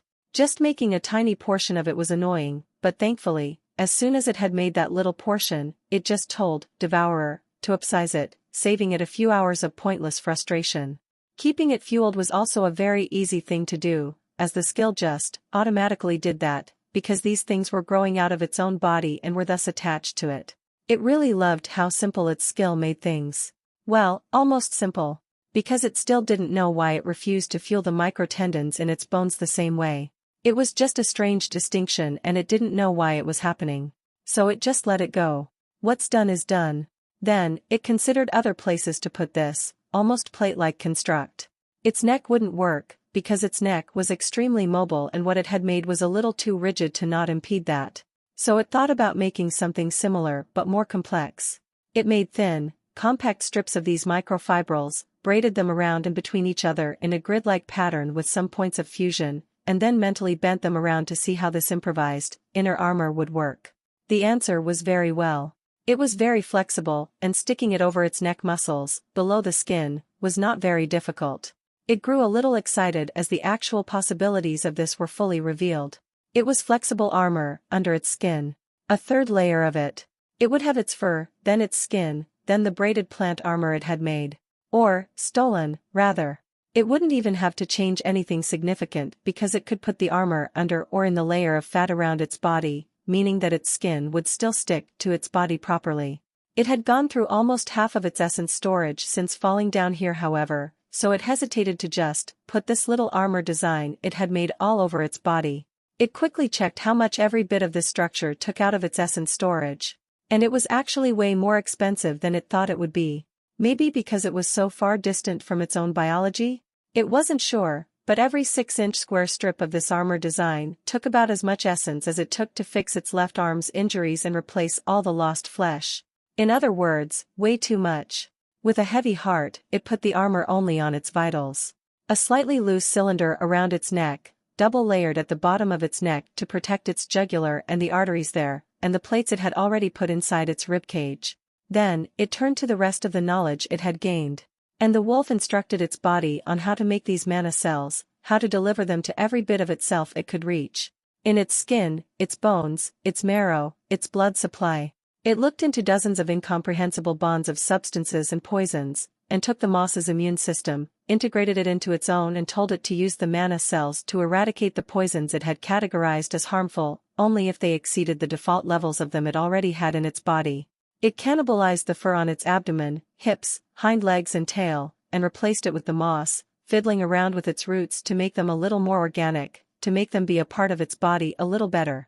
It knew that the moss would change color over time because of what it was feeding on, but it didn't care too much. It would be fun to see the moss change its glow from yellow-green to blood-red. Making the moss turn off its natural inclination towards reproduction and growth was also surprisingly easy, and without those processes taking up energy, it would only help the wolf even more. Most of the work, in truth, was done by its skill. The wolf gave directions with as much specification as it could, thought about what it wanted, nudged it along, and, Devourer, did the rest. With its changes finished, it looked into how much food the moss would be passively producing for it, and was just slightly disappointed to see that it was about the equivalent of, maybe 1 or maybe 2 rats worth of food. Considering its daily essence intake for nutrition and growth was about 6 to 7 rats, that wasn't a whole lot, but it was a lot more than a plant like that would be creating for itself if not connected to the wolf. It had, realistically speaking, been expecting maybe half that amount. In fact, that amount could probably go up, assuming the moss was impacted by the environment. The place it was currently in was probably sucked dry of this carbon dioxide thing due to the giant moss colony peppered around the room, so when it went outside, it assumed the moss's output would increase as well. And even if its caloric output didn't go up when the wolf left this place, it was still a good supplement to its essence storage for doing absolutely nothing. The fact that the moss was heavier was a slight negative, but it also helped its balance, considering all the extra material on its upper body. And it would have pretty lights to stare at whenever it wanted. As for the mana cells, it was ridiculous. It didn't have any way to quantify or be certain of the numbers except a very vague feeling, but the added mana storage was incredible. It felt like it would be gaining multiple times its original mana resources once the changes finalized. Quadruple? Maybe even quintuple? And if it needed even more mana, it could just make its body make more of these cells, just like that. It was amazing. So yes, all in all, it was extremely satisfied. Its sleep was long, relaxing, and triumphant, but eventually, it shook itself awake. Its changes and regenerative processes were only just starting, really, but it wanted to move out, and quickly. It forced itself upright, put the human on its back again after a minute or two of grumbling at each other, and trotted with careful steps across the bridge, eager to get to the surface. The slowly receding hair on the bottom half of its body made it feel quite a bit lighter, but it didn't let itself be fooled by it, moving carefully and steadily. The drop was only about 20 feet, but it was still only half healed, so it wasn't in the mood for risks. Its fingers only barely bent, and the tickling sensation of muscles knitting together and new ones being grown made its nerves act up and not respond properly. Thankfully, nothing of note happened, and the wolf stepped off the grated, rusty iron with a mental exhale of relief, and walked to the end of the stone hallway, which quickly opened into a gargantuan, cylindrical room about 150 feet wide. The sound of rushing water filled the air with a strange, calming atmosphere. The walls went up and down far further than its vibrations could feel, and in the center was a circular staircase, its center pillar a hollow platform, surrounded by rusted stairs. Bridges extended out of the stairs, at seemingly random intervals, giving off the impression of a winding spiderweb as the wolf craned its head upwards to drink in the size of everything. From somewhere up above, a steady stream of water fell, turning to mist as it continued its fall, breaking and dripping off bridges and support rods and wires, covering everything in filthy-smelling sewer water, the soft lights from below gradually painting the pale mist that descended down into a beautiful emerald yellow. It lowered its head after a couple moments to look at the flooded depths below, its eyes getting lost in the glowing waters, the mushrooms, the moss. It was all so new and beautiful. The wolf paused for a moment, a profound sense of peace filling its mind as it stared at the dark shapes, big and small, moving around underneath the glowing water, leaving behind trails of slowly dissipating green-yellow light. Its eyes roamed the walls, covered in moss and buzzing insects that seemed a little too big for comfort. Its ears twitched to follow the relaxing ambience of buzzing and falling water, its nostrils flared as it inhaled the air, an odd mix of sewer stench and the cleanest air it had ever smelled. The constant, loud thumping only mildly ruined the calm atmosphere, but not enough for the wolf to be unnerved. And it stood there, until it decided to sit, its shoulders slackening, and its eyes turning half-lidded, calmly roaming its environment. There was no reason to rush towards the surface. It had plenty of essence left. It could take a break to enjoy itself, right? It had earned one, it felt like. Even though it wanted to test out how these mana cells interacted with itself, it couldn't feel too much of a difference yet, just a vague sense of phantom awareness of more mana in its body that let it know that its changes were still happening. And it wasn't going to wait however long its full changes took to show, before moving on. Additionally, as fun and relaxing as it was to just sit and observe the surroundings, a couple hours of doing so had made the whole thing lose some of its charm by sheer volume of time, so the wolf had simply waited until its injuries were well and truly healed, from the broken bones in its abdomen to the flesh on its hands, and forced itself out of its relaxed fugue, back into action. The stairs looping around the walled lift platform were almost decoration at this point, unfortunately, but after barking for a haste boost from the human, it managed to feel out its surroundings fairly well. Most of the bridges extending out of the staircase led to rooms overlooking the rail system that wound around the inside of the walls, likely for the humans to have easy repair access, while a few led to small batches of machinery covered in levers and buttons, connecting to complex mechanical systems that it didn't bother paying attention to. The general trend, however, was that most of the machinery and pipework within and around the walls seemed to converge on that colossal room that the thumping came from, just about 100 feet up.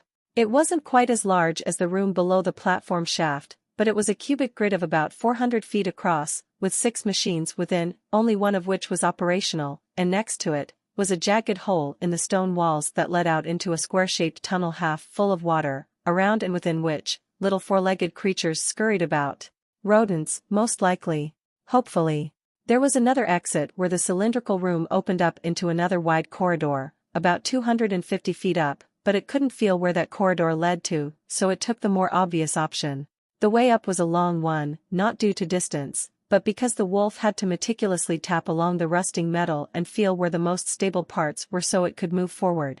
The bridge that led to the staircase was easy, but the metal stairs themselves? Not so much. It had to punch the central pillar constantly to know where to put its feet, occasionally using its slime to shuffle across some spots where the stairs had been so rotted through that even mild vibrations made the iron flake apart. The threat of falling into water was a good motivator for exercising caution, considering the wolf didn't know how to swim, and the human would likely drown if it detached her.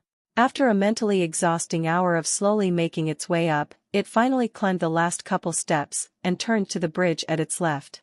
The odd thing about this particular bridge was that it was seemingly made to be detached at the press of a button, and was in a strangely good condition. Inert latches with stray wires at the 4 connection ports sat idle, waiting for a twitch of electricity to send the entire bridge plummeting. Why the humans would make something like this, it wasn't sure. It was thankfully much thicker and more stable than all the other bridges dotted throughout the cylindrical room, with only a little bit of surface rust, so the wolf began to quickly trot across the near 100-feet-long bridge, leading straight into another pair of doors. Up here, the moss was a lot less dense, and combined with the large distances, the light was, at best, just barely enough to see vague outlines from where tiny bits of it clung to the railing. The reflections of light in the misty sewage water as it cascaded were pretty, but not helpful. So the wolf simply closed its eyes to focus on vibrations more as it walked up to the doors. Thankfully, the constant banging was so intense that it didn't even need to do anything to get a detailed image of everything within 100 feet. The metal audibly vibrated with every thundering boom, and it quickly concluded that this pair of doors was the same as the ones below, if a bit smaller. And rather damaged. All across the metal doors was an absolute mess of thin, shallow cuts, as if a human had picked up a sharp rod and just started hitting the doors for a few hours. Some were equally spaced, like claw marks, while others were solitary and random, coupled with a couple tiny dents. It was odd, but it didn't care much. There wasn't anything beyond the door, nor around them, so it didn't consider it a threat. It set the human down, and began scratching. Its hands' palms were once again covered in scratches and metal bits by the time it felt the doors become a little less rigid. It calmly dropped down, swept the metal shavings to the side, and prepared itself for a test push. It braced its shoulder against the door, dug its claws into the metal, and pushed. Nothing. The doors barely moved half an inch. So it got back to scratching, fully intending to just burrow through the metal if that's what it took to get out of here.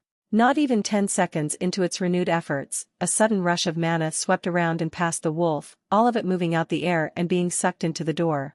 It felt the latches of the bridge snapping open a split millisecond before it heard the clicks, and activated, blood rush.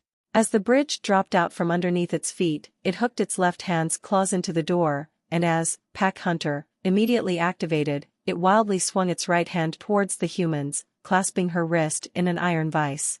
Its ears were filled with the human's scream of terror as her weight swung down, yanking the wolf's form down with a sudden jerk.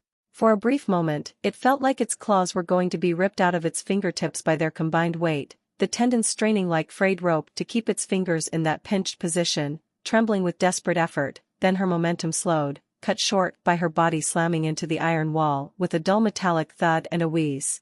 It hurriedly extended its slime over the human's forearm, red throbbing veins flooding over its fur in all 4 limbs, faster than it had ever done before. As the human's wheezing coughs faded out into panting breaths of terror, the scent of it choking the air, it snarled in effort, struggling to focus on how to thicken the slime while also very aware of the possibility that they could both die if its fingers gave out. It just didn't have enough strength for this. It mentally prepared itself to drop the human the moment its confidence in staying alive wavered. Thankfully, in a mere 3 seconds, it managed to stick all 3 of its available limbs to the wall and door, feeling adrenaline pumping through its veins as its heart raced. It opened its eyes and looked down, past the human's hanging form, as the giant platform raced down the glowing depths, crushing metal and snapping bridges like toothpicks, the deafening clamor vibrating around the room and through its bones to combine with the constant banging of the machine just beyond the door. For a few short moments, it just stood there in shock, drinking in the sight, all the way down, until the bridge slammed into the waters below, almost parting them in two as a huge splash jumped up several stories. It was, unsurprisingly, very nice to look at, even from this far away. Something very large suddenly moved in the waters, angrily swirling around the rapidly descending bridge, until eventually, both faded out of its effective eyesight, turning into vague blurs of black in a lake of glowing yellow-green. The wolf was more thankful than ever that it didn't go near the glowing water, nor try to catch any of the things swimming around in it. It mentally added another moment where caution had saved its life. It quickly turned its head around, scrutinizing its position with both sensation and sight, its antennae writhing incessantly. In truth, nothing had changed but how comfortable this would be.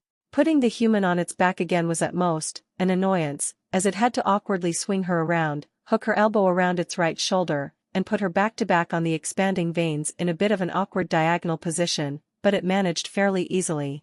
Cutting through the door was a lot more frustrating, once that was done. It only had one arm to work with without the risk of falling off, so its speed was halved, and without the proper leverage to actually push the doors open, it had to come up with another solution.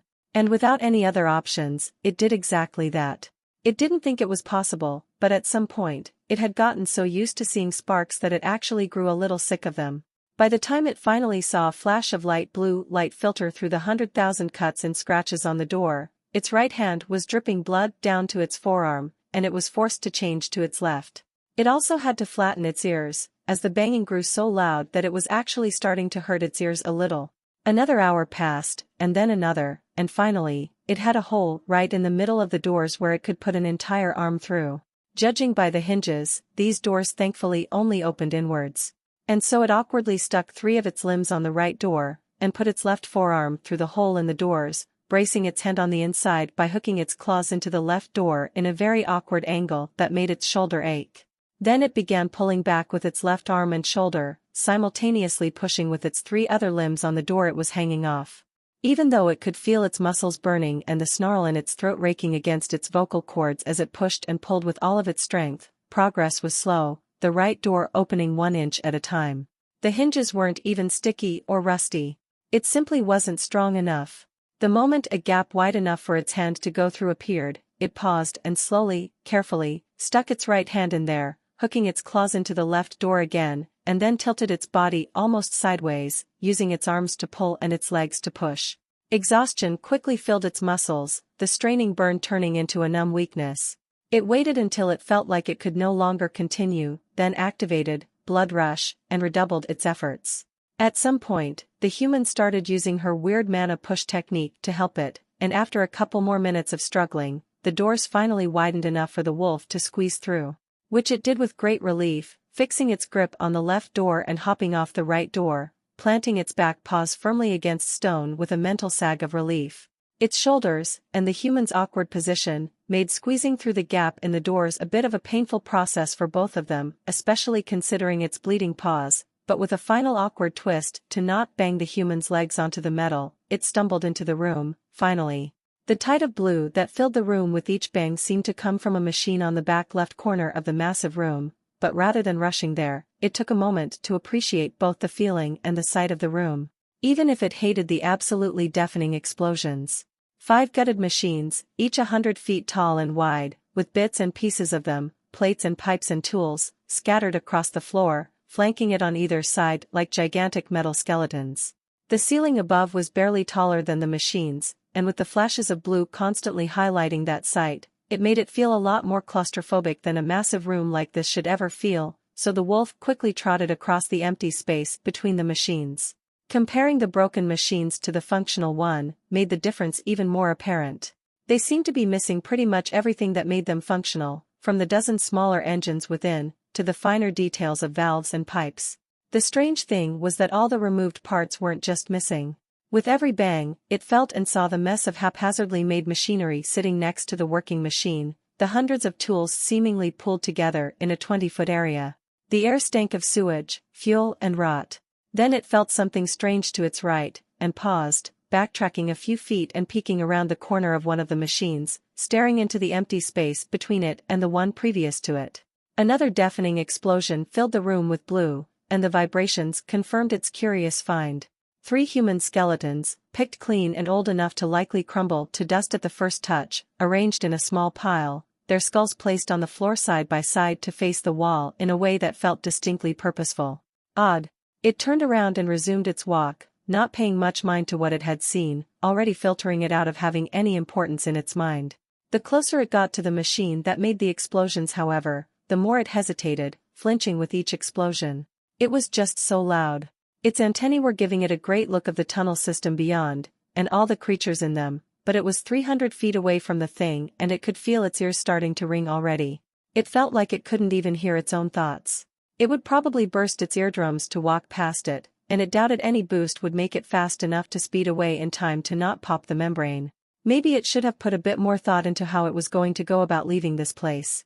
It lifted a hand to press its ears flat against its head, pressing down with bruising force. It helped, actually. It sat down, racking its brains for what it was going to do. It probably couldn't rest with these rhythmic, deafening explosions constantly playing in the back, and thus, not heal. It also couldn't just rush past the machine and fight however many dozens of rodents were just beyond it in the tunnels, and it stiffened, its hand lifting off its head as it struggled to comprehend what it was feeling. It didn't have the time to. In the span of a couple seconds, everything on the tunnel just beyond had done some sort of erratic movement, and stopped moving, falling limp to the floor. It blinked rapidly, the fur under the slime struggling to raise in a bristle. It didn't know why, but its instincts were screaming of danger. No, not danger. Death. In the span of a second, the screaming turned into a deafening screech. It felt like it was about to die, the mortal fear of certain death clutching at its mind in a steely vice that froze it in place. The miasma of terror that came out of the human made it aware that she somehow felt it too. It was about to activate echoes of oblivion, and try to snap itself into action, find some corner or nook in one of the machines to burrow into and hide, when the object of its fear blurred into sight from around the blue flashing machine, sliding sideways on a single humanoid foot, its other curled into its chest, its upper body leaning almost parallel to the floor. Its momentum halted after a few feet, fluidly transitioning its body into a loose crouch, head forward and arms limp at its sides. It wasn't sure if it was from shock, but it didn't even bother using its antennae, simply staring at the distant figure, frozen. The flash of blue faded, and darkness fell. The silence felt suffocating. A whisper of air moving, the shuffle of cloth, the lightest of vibrations echoing through the floor into its retracted antennae, before they all suddenly cut off. Another flash of blue illuminated the figure, one long second later, now standing upright just 50 feet away, its metallic head staring at them without eyes, with 3 horn-like protrusions coming out of the top of its head, and 3 symbols painted in white where its face should be. The suffocating sensation of imminent death suddenly faded, as if it was never there, and the wolf gasped out a wheezing breath it hadn't realized it had been holding, lowering itself into a pose of submission, tail curled under its legs, making sure to keep its eyes away from the man's metallic head. Because it saw the moving flesh. It saw the skin, the metal, and it distinctly felt the lack of a heartbeat as vague vibrations bounced around in the human's chest cavity. A biological impossibility. A dead human, walking and running. It was so unnatural it made its skin crawl. Even if it tried to run, it felt like the creature could kill it in less than a second, so it simply sat flat on the floor, tense and afraid, hoping for mercy, its tail so far between its legs that it was brushing its neck. It hated doing this. "Who are you?" the human male asked, and the wolf sincerely hoped its own human would make her own sounds and negotiate for them. Which she did, thankfully. Part of her was utterly elated to hear another human again. Another part of her had emptied its bladder. "I, am real. Adventurer. Bronze rank." She squeaked out, barely audible over the echoing sounds of the explosions, her voice so croaky she sounded like a dying frog. She winced, 1,000 thoughts in her mind swirling like a tornado. She was too scared to send Mana his way, lest it be perceived as a threat. She was utterly blind. Please, we need help. We've been stranded down here for I don't know how long. I don't care. He dryly said, and she just fell silent, unsure of what to even say to that or what to think of that. Another bang filled the room, and the man spoke again as soon as the sound had faded enough. How did you get here? Answer clearly and honestly. She didn't hesitate, seeing a lifeline. We were in a trash pit. Something happened, and we fell down the gears, and then it found some pipe down there, and followed it, then you just kept following it, then fell into a room, walked through a tunnel, through some kind of factory with a bunch of rotted fuel in it, I think, and my companion here climbed up some kind of shaft or some vent with me on its back, and then we found a bridge that led to this staircase outside, and he took us here. My legs are broken, so it's been carrying me. She stammered out, her voice cracking, her heart pounding at the sudden interrogation, the chance of rescue. The man was silent. Another explosion in the background, and he spoke. You're not lying. Which is weird. How did this? He suddenly trailed off, and she held her breath, every second of silence mounting the tension in her chest. It's a wolf. He spoke, his tone still oddly dead and uncaring, with just a hint of realization, and she flinched in surprise. And no, it's just a mutant I found. She rushed out, and was cut off by another bang. She didn't say anything after the sound faded, and neither did he. Swallowing a lump that had lodged itself in her throat, she wondered what to say and how to salvage this.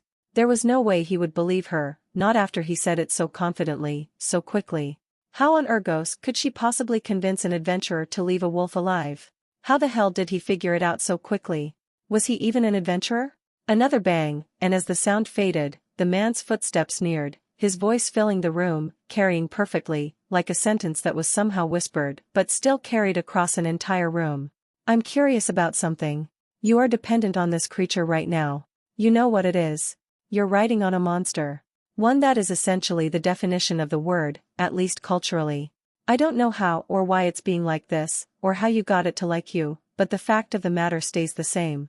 You are on the back of one of the most dangerous monsters that have ever existed. So I can't help but wonder. Another bang filled the air, and he resumed right after. Do you want it dead? He asked. No. She replied instantly, her lips blurting it out without any forethought, mildly panicked at the thought of her companion getting killed, her fingers tightening on its shoulder. Really? The man asked slowly, somehow making it sound perfectly flat. What if I put you on my back, and carried you to safety? To some clinic? You wouldn't be depending on it anymore. Would you want it dead then? She didn't hesitate for a millisecond, despite the fact that to her, it almost sounded like an offer straight to safety in exchange for its life. No. It was a stupid choice, logically, but she didn't feel like a logical creature right now. She hadn't for a while. Another bang. In the dungeon, the easiest prey is people. It has killed, and it will do so again. Your choice would have made that happen. Every person this creature will kill in the future would have been dead because you said no to my following question. So, think. If I were to help you out of here, would you want it dead then, knowing this decision might cost 10 lives? For once, she hesitated. She'd become far more jaded and cynical ever since she'd come down to the dungeon. It was impossible not to. But still, the knowledge that her friend, of sorts, could be the reason a child's parent would not come home one day, that a parent's child might never return home one night, that someone's lover or wife or husband could end up as nothing more than an added arm to her companion, that made her hesitate. But what were the chances of that? What were the chances it would kill a gangster who terrorized the regular people, some murderer, some rapist, some loan shark, some drug pusher or a slaver or just someone who was already dying from exposure in the dungeon's dirty streets? Were they equal, by some stretch of the imagination? Regardless, he was right. This was a monster, and she wouldn't be able to stop it from being one. Her mind wandered back to how it tore the golem's face to jagged ribbons of metal and glass and wires, and she gulped, indecisive. But she also thought about how it had nosed at her face when she was having one of those episodes down there, how it had every reason to kill her and eat her, but it hadn't. How it had fed her from its own blood, because it wanted to, how it lugged her useless form around for what felt like months, how it gave her a health potion when she was certain she was going to die from either bleeding or infection. She came to a conclusion. A conclusion that scared her, truth be told. No, she breathed out. Another bang. The man walked closer, and she felt the wolf tremble underneath her, tensing. Her hand instantly darted to soothingly pet along its neck. What about 100? No. She repeated, feeling some part of her wither and die inside her as she realized just how easily that admission came. What about 1,000? Where do you draw the line? He paused, and she heard the shuffle of clothes. Do you draw a line? What is the point where you would look at a monster that you care for, and decide that enough is enough? She took in a deep breath, struggling to push aside her confusion and the desire to just say whatever he wanted her to say in the vain hope of assistance, to just scream in frustration and ask him to fucking help her or leave already instead of giving her this sudden interrogation to deal with. Would she draw a line? The version of herself that walked into the dungeon for the first time would have drawn the line at 10 people, regardless of how much she owed her companion, how incredibly attached she'd gotten to it. And that unrecognizable person that existed only in her memories was much less selfish than the person she was now. Much less desensitized, much less desperate, much less bitter and spiteful and without a single loose screw in her mind. Were she forced to choose between 1,000 strangers and her companion, what would she choose now? The answer came easily, and no matter what absurd number she added to the tally of lives, it never changed. 5,000, 10, 100, she just couldn't choose them over her companion. Even when she stopped herself and tried to imagine every number and convert them from a faceless statistic into people with unique memories, experiences, and dreams, nothing changed. It budged, it bent, her heart ached, but the answer stayed the same. Only adding herself or Catherine to the equation made her pause. And the fact that that question was so divisive that her mind just refused to attempt choosing one or another, was where she drew the line. If it goes for me or someone I care about. She whispered truthfully, taking in a deep, shuddering breath as her ears filled with another rhythmic explosion. Just uttering those words made her chest tight. When did she become this way? What would her old self think of her? What did she think of herself, right now? Did it matter? The man said nothing, breathing steadily. So you do not care about the death toll your decision might cause, so long as it doesn't affect you and that person. The man stated, and she resisted the urge to cuss him out, gritting her teeth. Yes. She bit out, feeling like she'd just thrown herself down into a hole she'd never crawl out of. Another explosion. What will you do afterwards? The man questioned, and the question sobered her up immediately, a giant blank forming in her mind for a few seconds. The answer wasn't complex.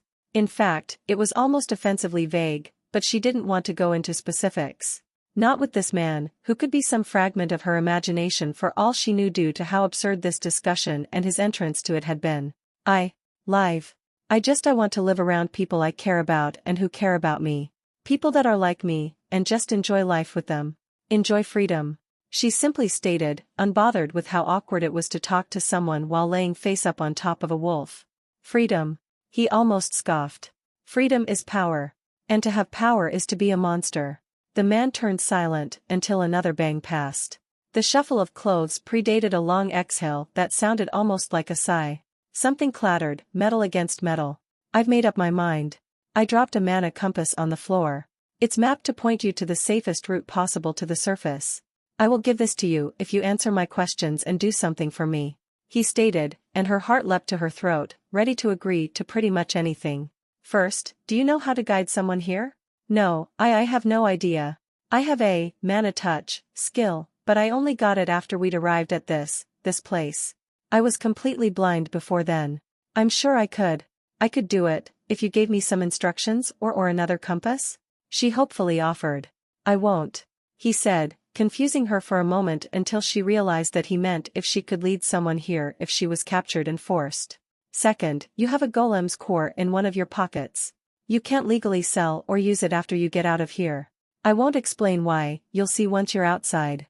I know a bishop in the Six-Side Crows Church who will take it off your hands for a good price. 3rd floor, 4th quadrant, walk down Street 93, just past the open square. You will go to them, ask for the bishop. Only speak to the bishop.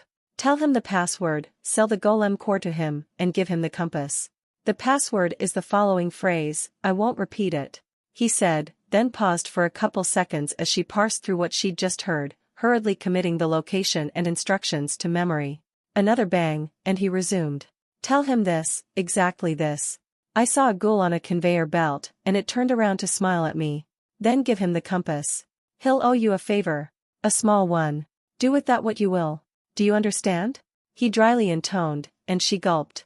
Yes, I do. But how am I going to find this place? I'm blind. She asked, confused. Not my problem. Figure it out. Repeat the instructions to me. What are you to do in exchange for my assistance? He pressed on like a drill sergeant, and she grit her teeth. 3rd floor, 4th quadrant. Down street number 93, past a square, speak to the bishop. Tell him that I saw a ghoul on a conveyor belt, and it turned around to smile at me, then give him the compass. Good. I have something I need to take care of. Lead yourselves out, and never come back here again. If you tell anyone about this meeting, or this place, I will make you suffer pain you can't even imagine. I might look for you in the future for some similar, simple errands. Goodbye for now. The sound of something light and metallic sliding across the floor was the only thing she heard besides the faint rustle of cloth. Wait.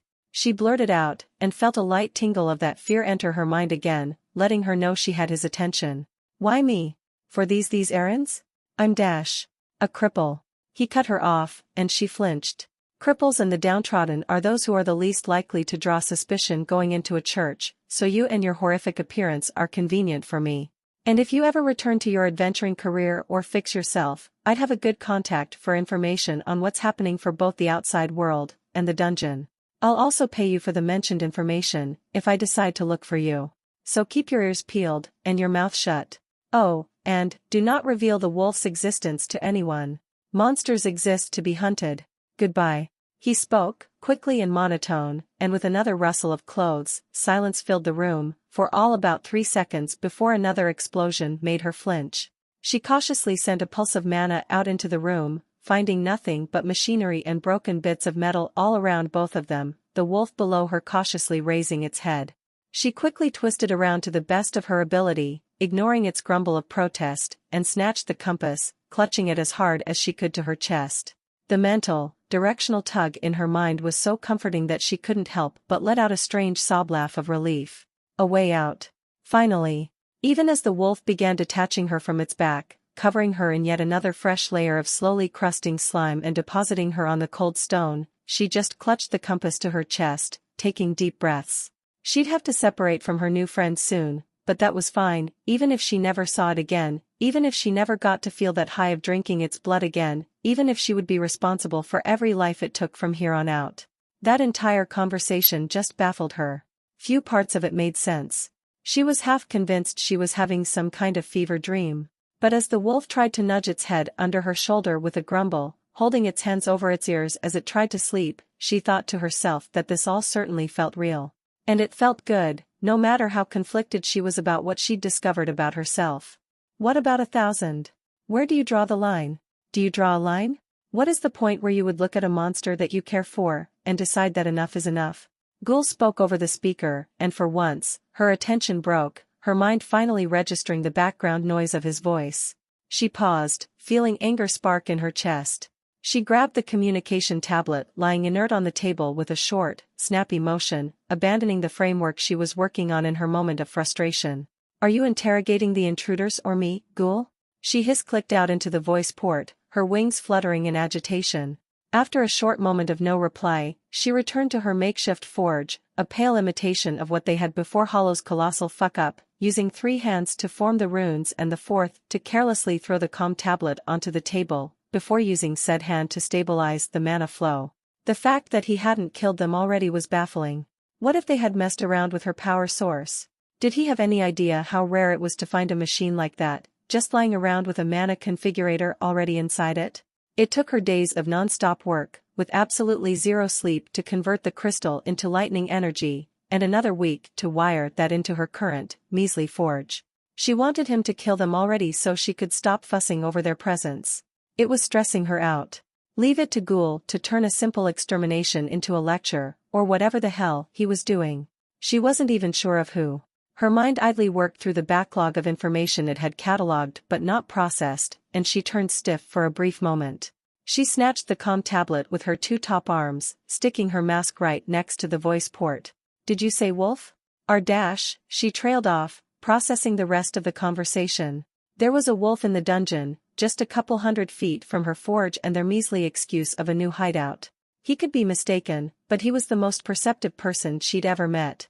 There was no way. There was a wolf nearby. A wolf that could, with one careless swing of its paw, break her power source beyond repair. I swear to every god in the cosmos if that creature breaks my forge I am smuggling myself out of this island and going to the Halatni jungles to live in a tree. She ground out, and hoped that despite her stunted vocal abilities, her rather emotionless delivery could convey how irate she was right now. If it goes for me or someone I care about. A croaky voice replied through the comm tablet, and her chitinous fingers shook, her mandibles clicking and grinding together. She turned it off, and tossed it to the corner of the table, a lot harder than she'd intended. For once, she was thankful of how weak she was, because if it had broken she would have lost her mind. She took a deep breath, trying to focus back on her work, but the moment she returned to the enchantment framework, her mind wandered, sticking to that woman's words like glue, refusing to leave her alone. And working on enchantments with a wandering, furious mind, was either a gateway to losing a limb or destroying the materials one was trying to enchant. Her hands fell on the table with clicks that hung onto the silent room uncomfortably long, and she bowed her head, white hair falling forward to block the sight of the damp, cramped room around her, her shoulders slackening as her breaths deepened. The sight of her hair only made more resentment and fury boil up in her throat. Her mind always screamed at her that the color was wrong, it should be different, but it never told her what the right color is supposed to be. Her eyes flicked down to the floor, littered with bits and pieces of machinery and crystal dust. Unreasonable as the emotion was, she hated that woman. Because she couldn't help but project herself onto her, years ago, saying much the same thing without knowing what that would really mean.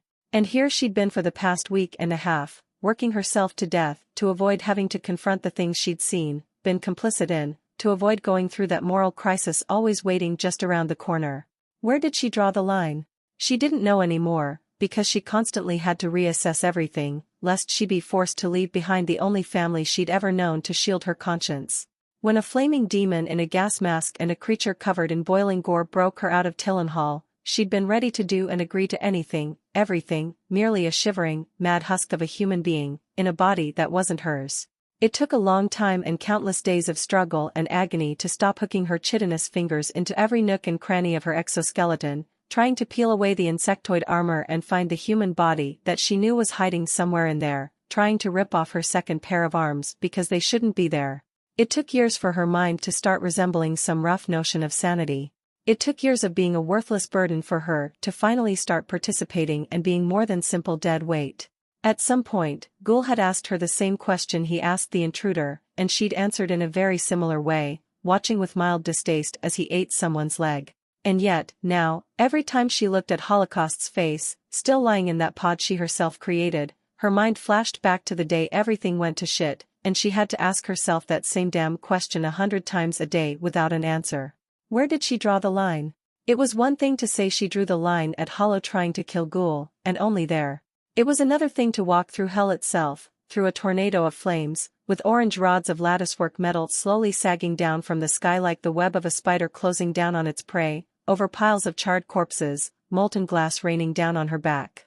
It was another thing to check a newspaper and read the casualty report, go through the 1,300 names of the dead, and the 2,000 injured.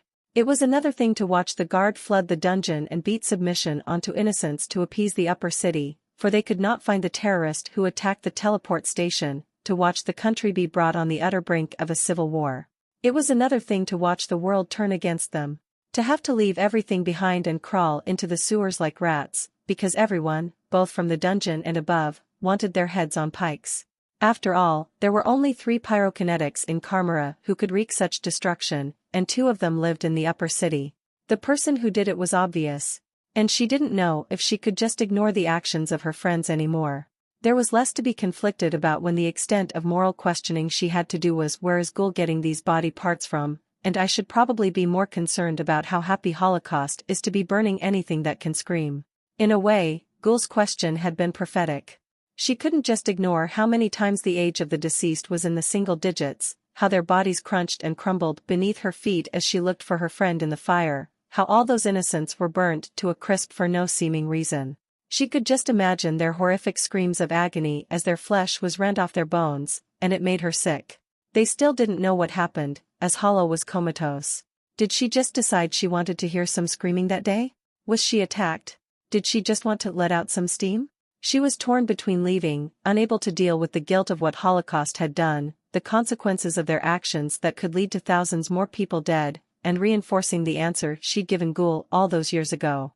That she would only draw the line if Holocaust tried to kill him. Her emotions were going haywire. She knew she shouldn't even be hesitating. Her friends were a genocidal sadist who would happily burn the entire planet just to watch the fire roar into the sky, and a ruthless, remorseless, intelligent ghoul that had no idea what the word guilt even was besides a dictionary definition of it.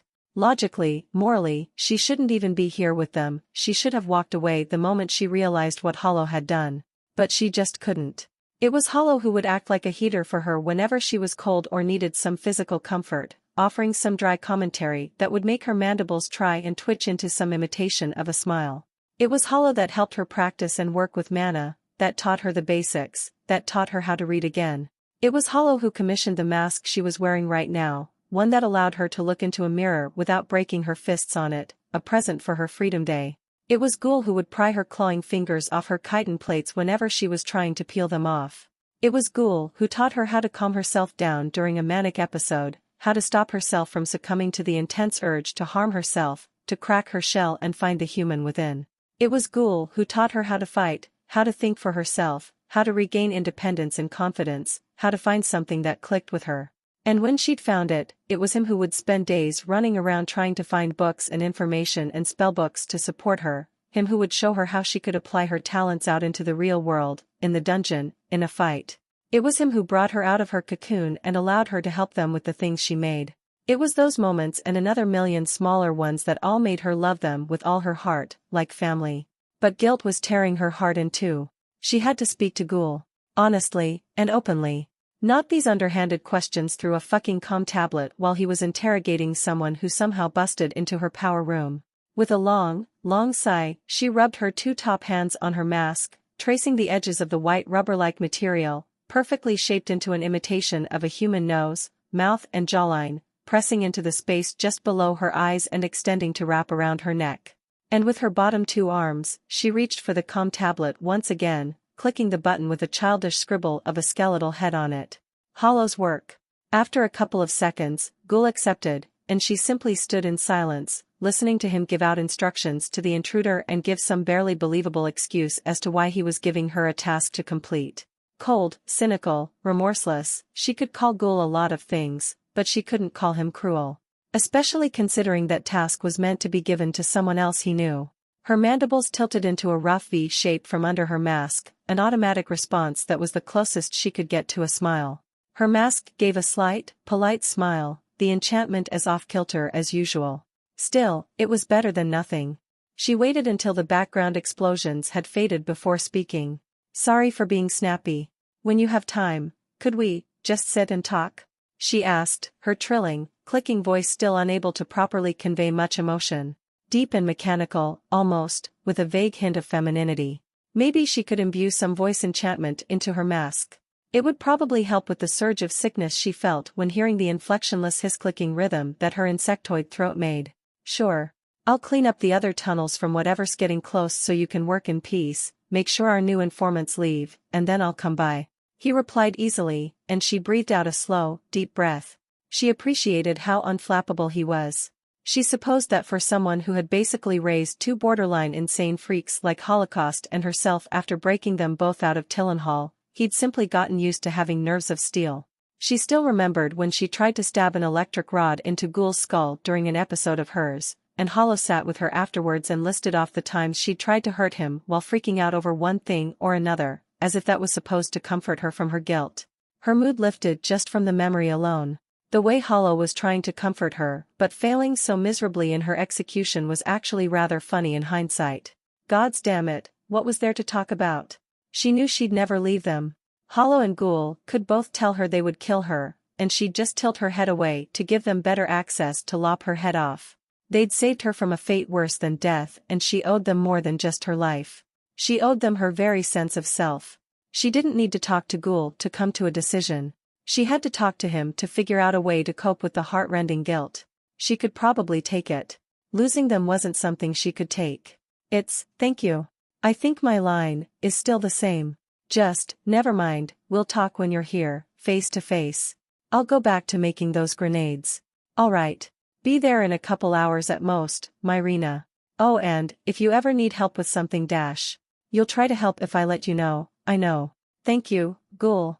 He gave off an acknowledging hum, and the comm tablet's light flicked off. She let out a sigh through the mask's nose, and got back to work under the uncaring glare of half a dozen light crystals.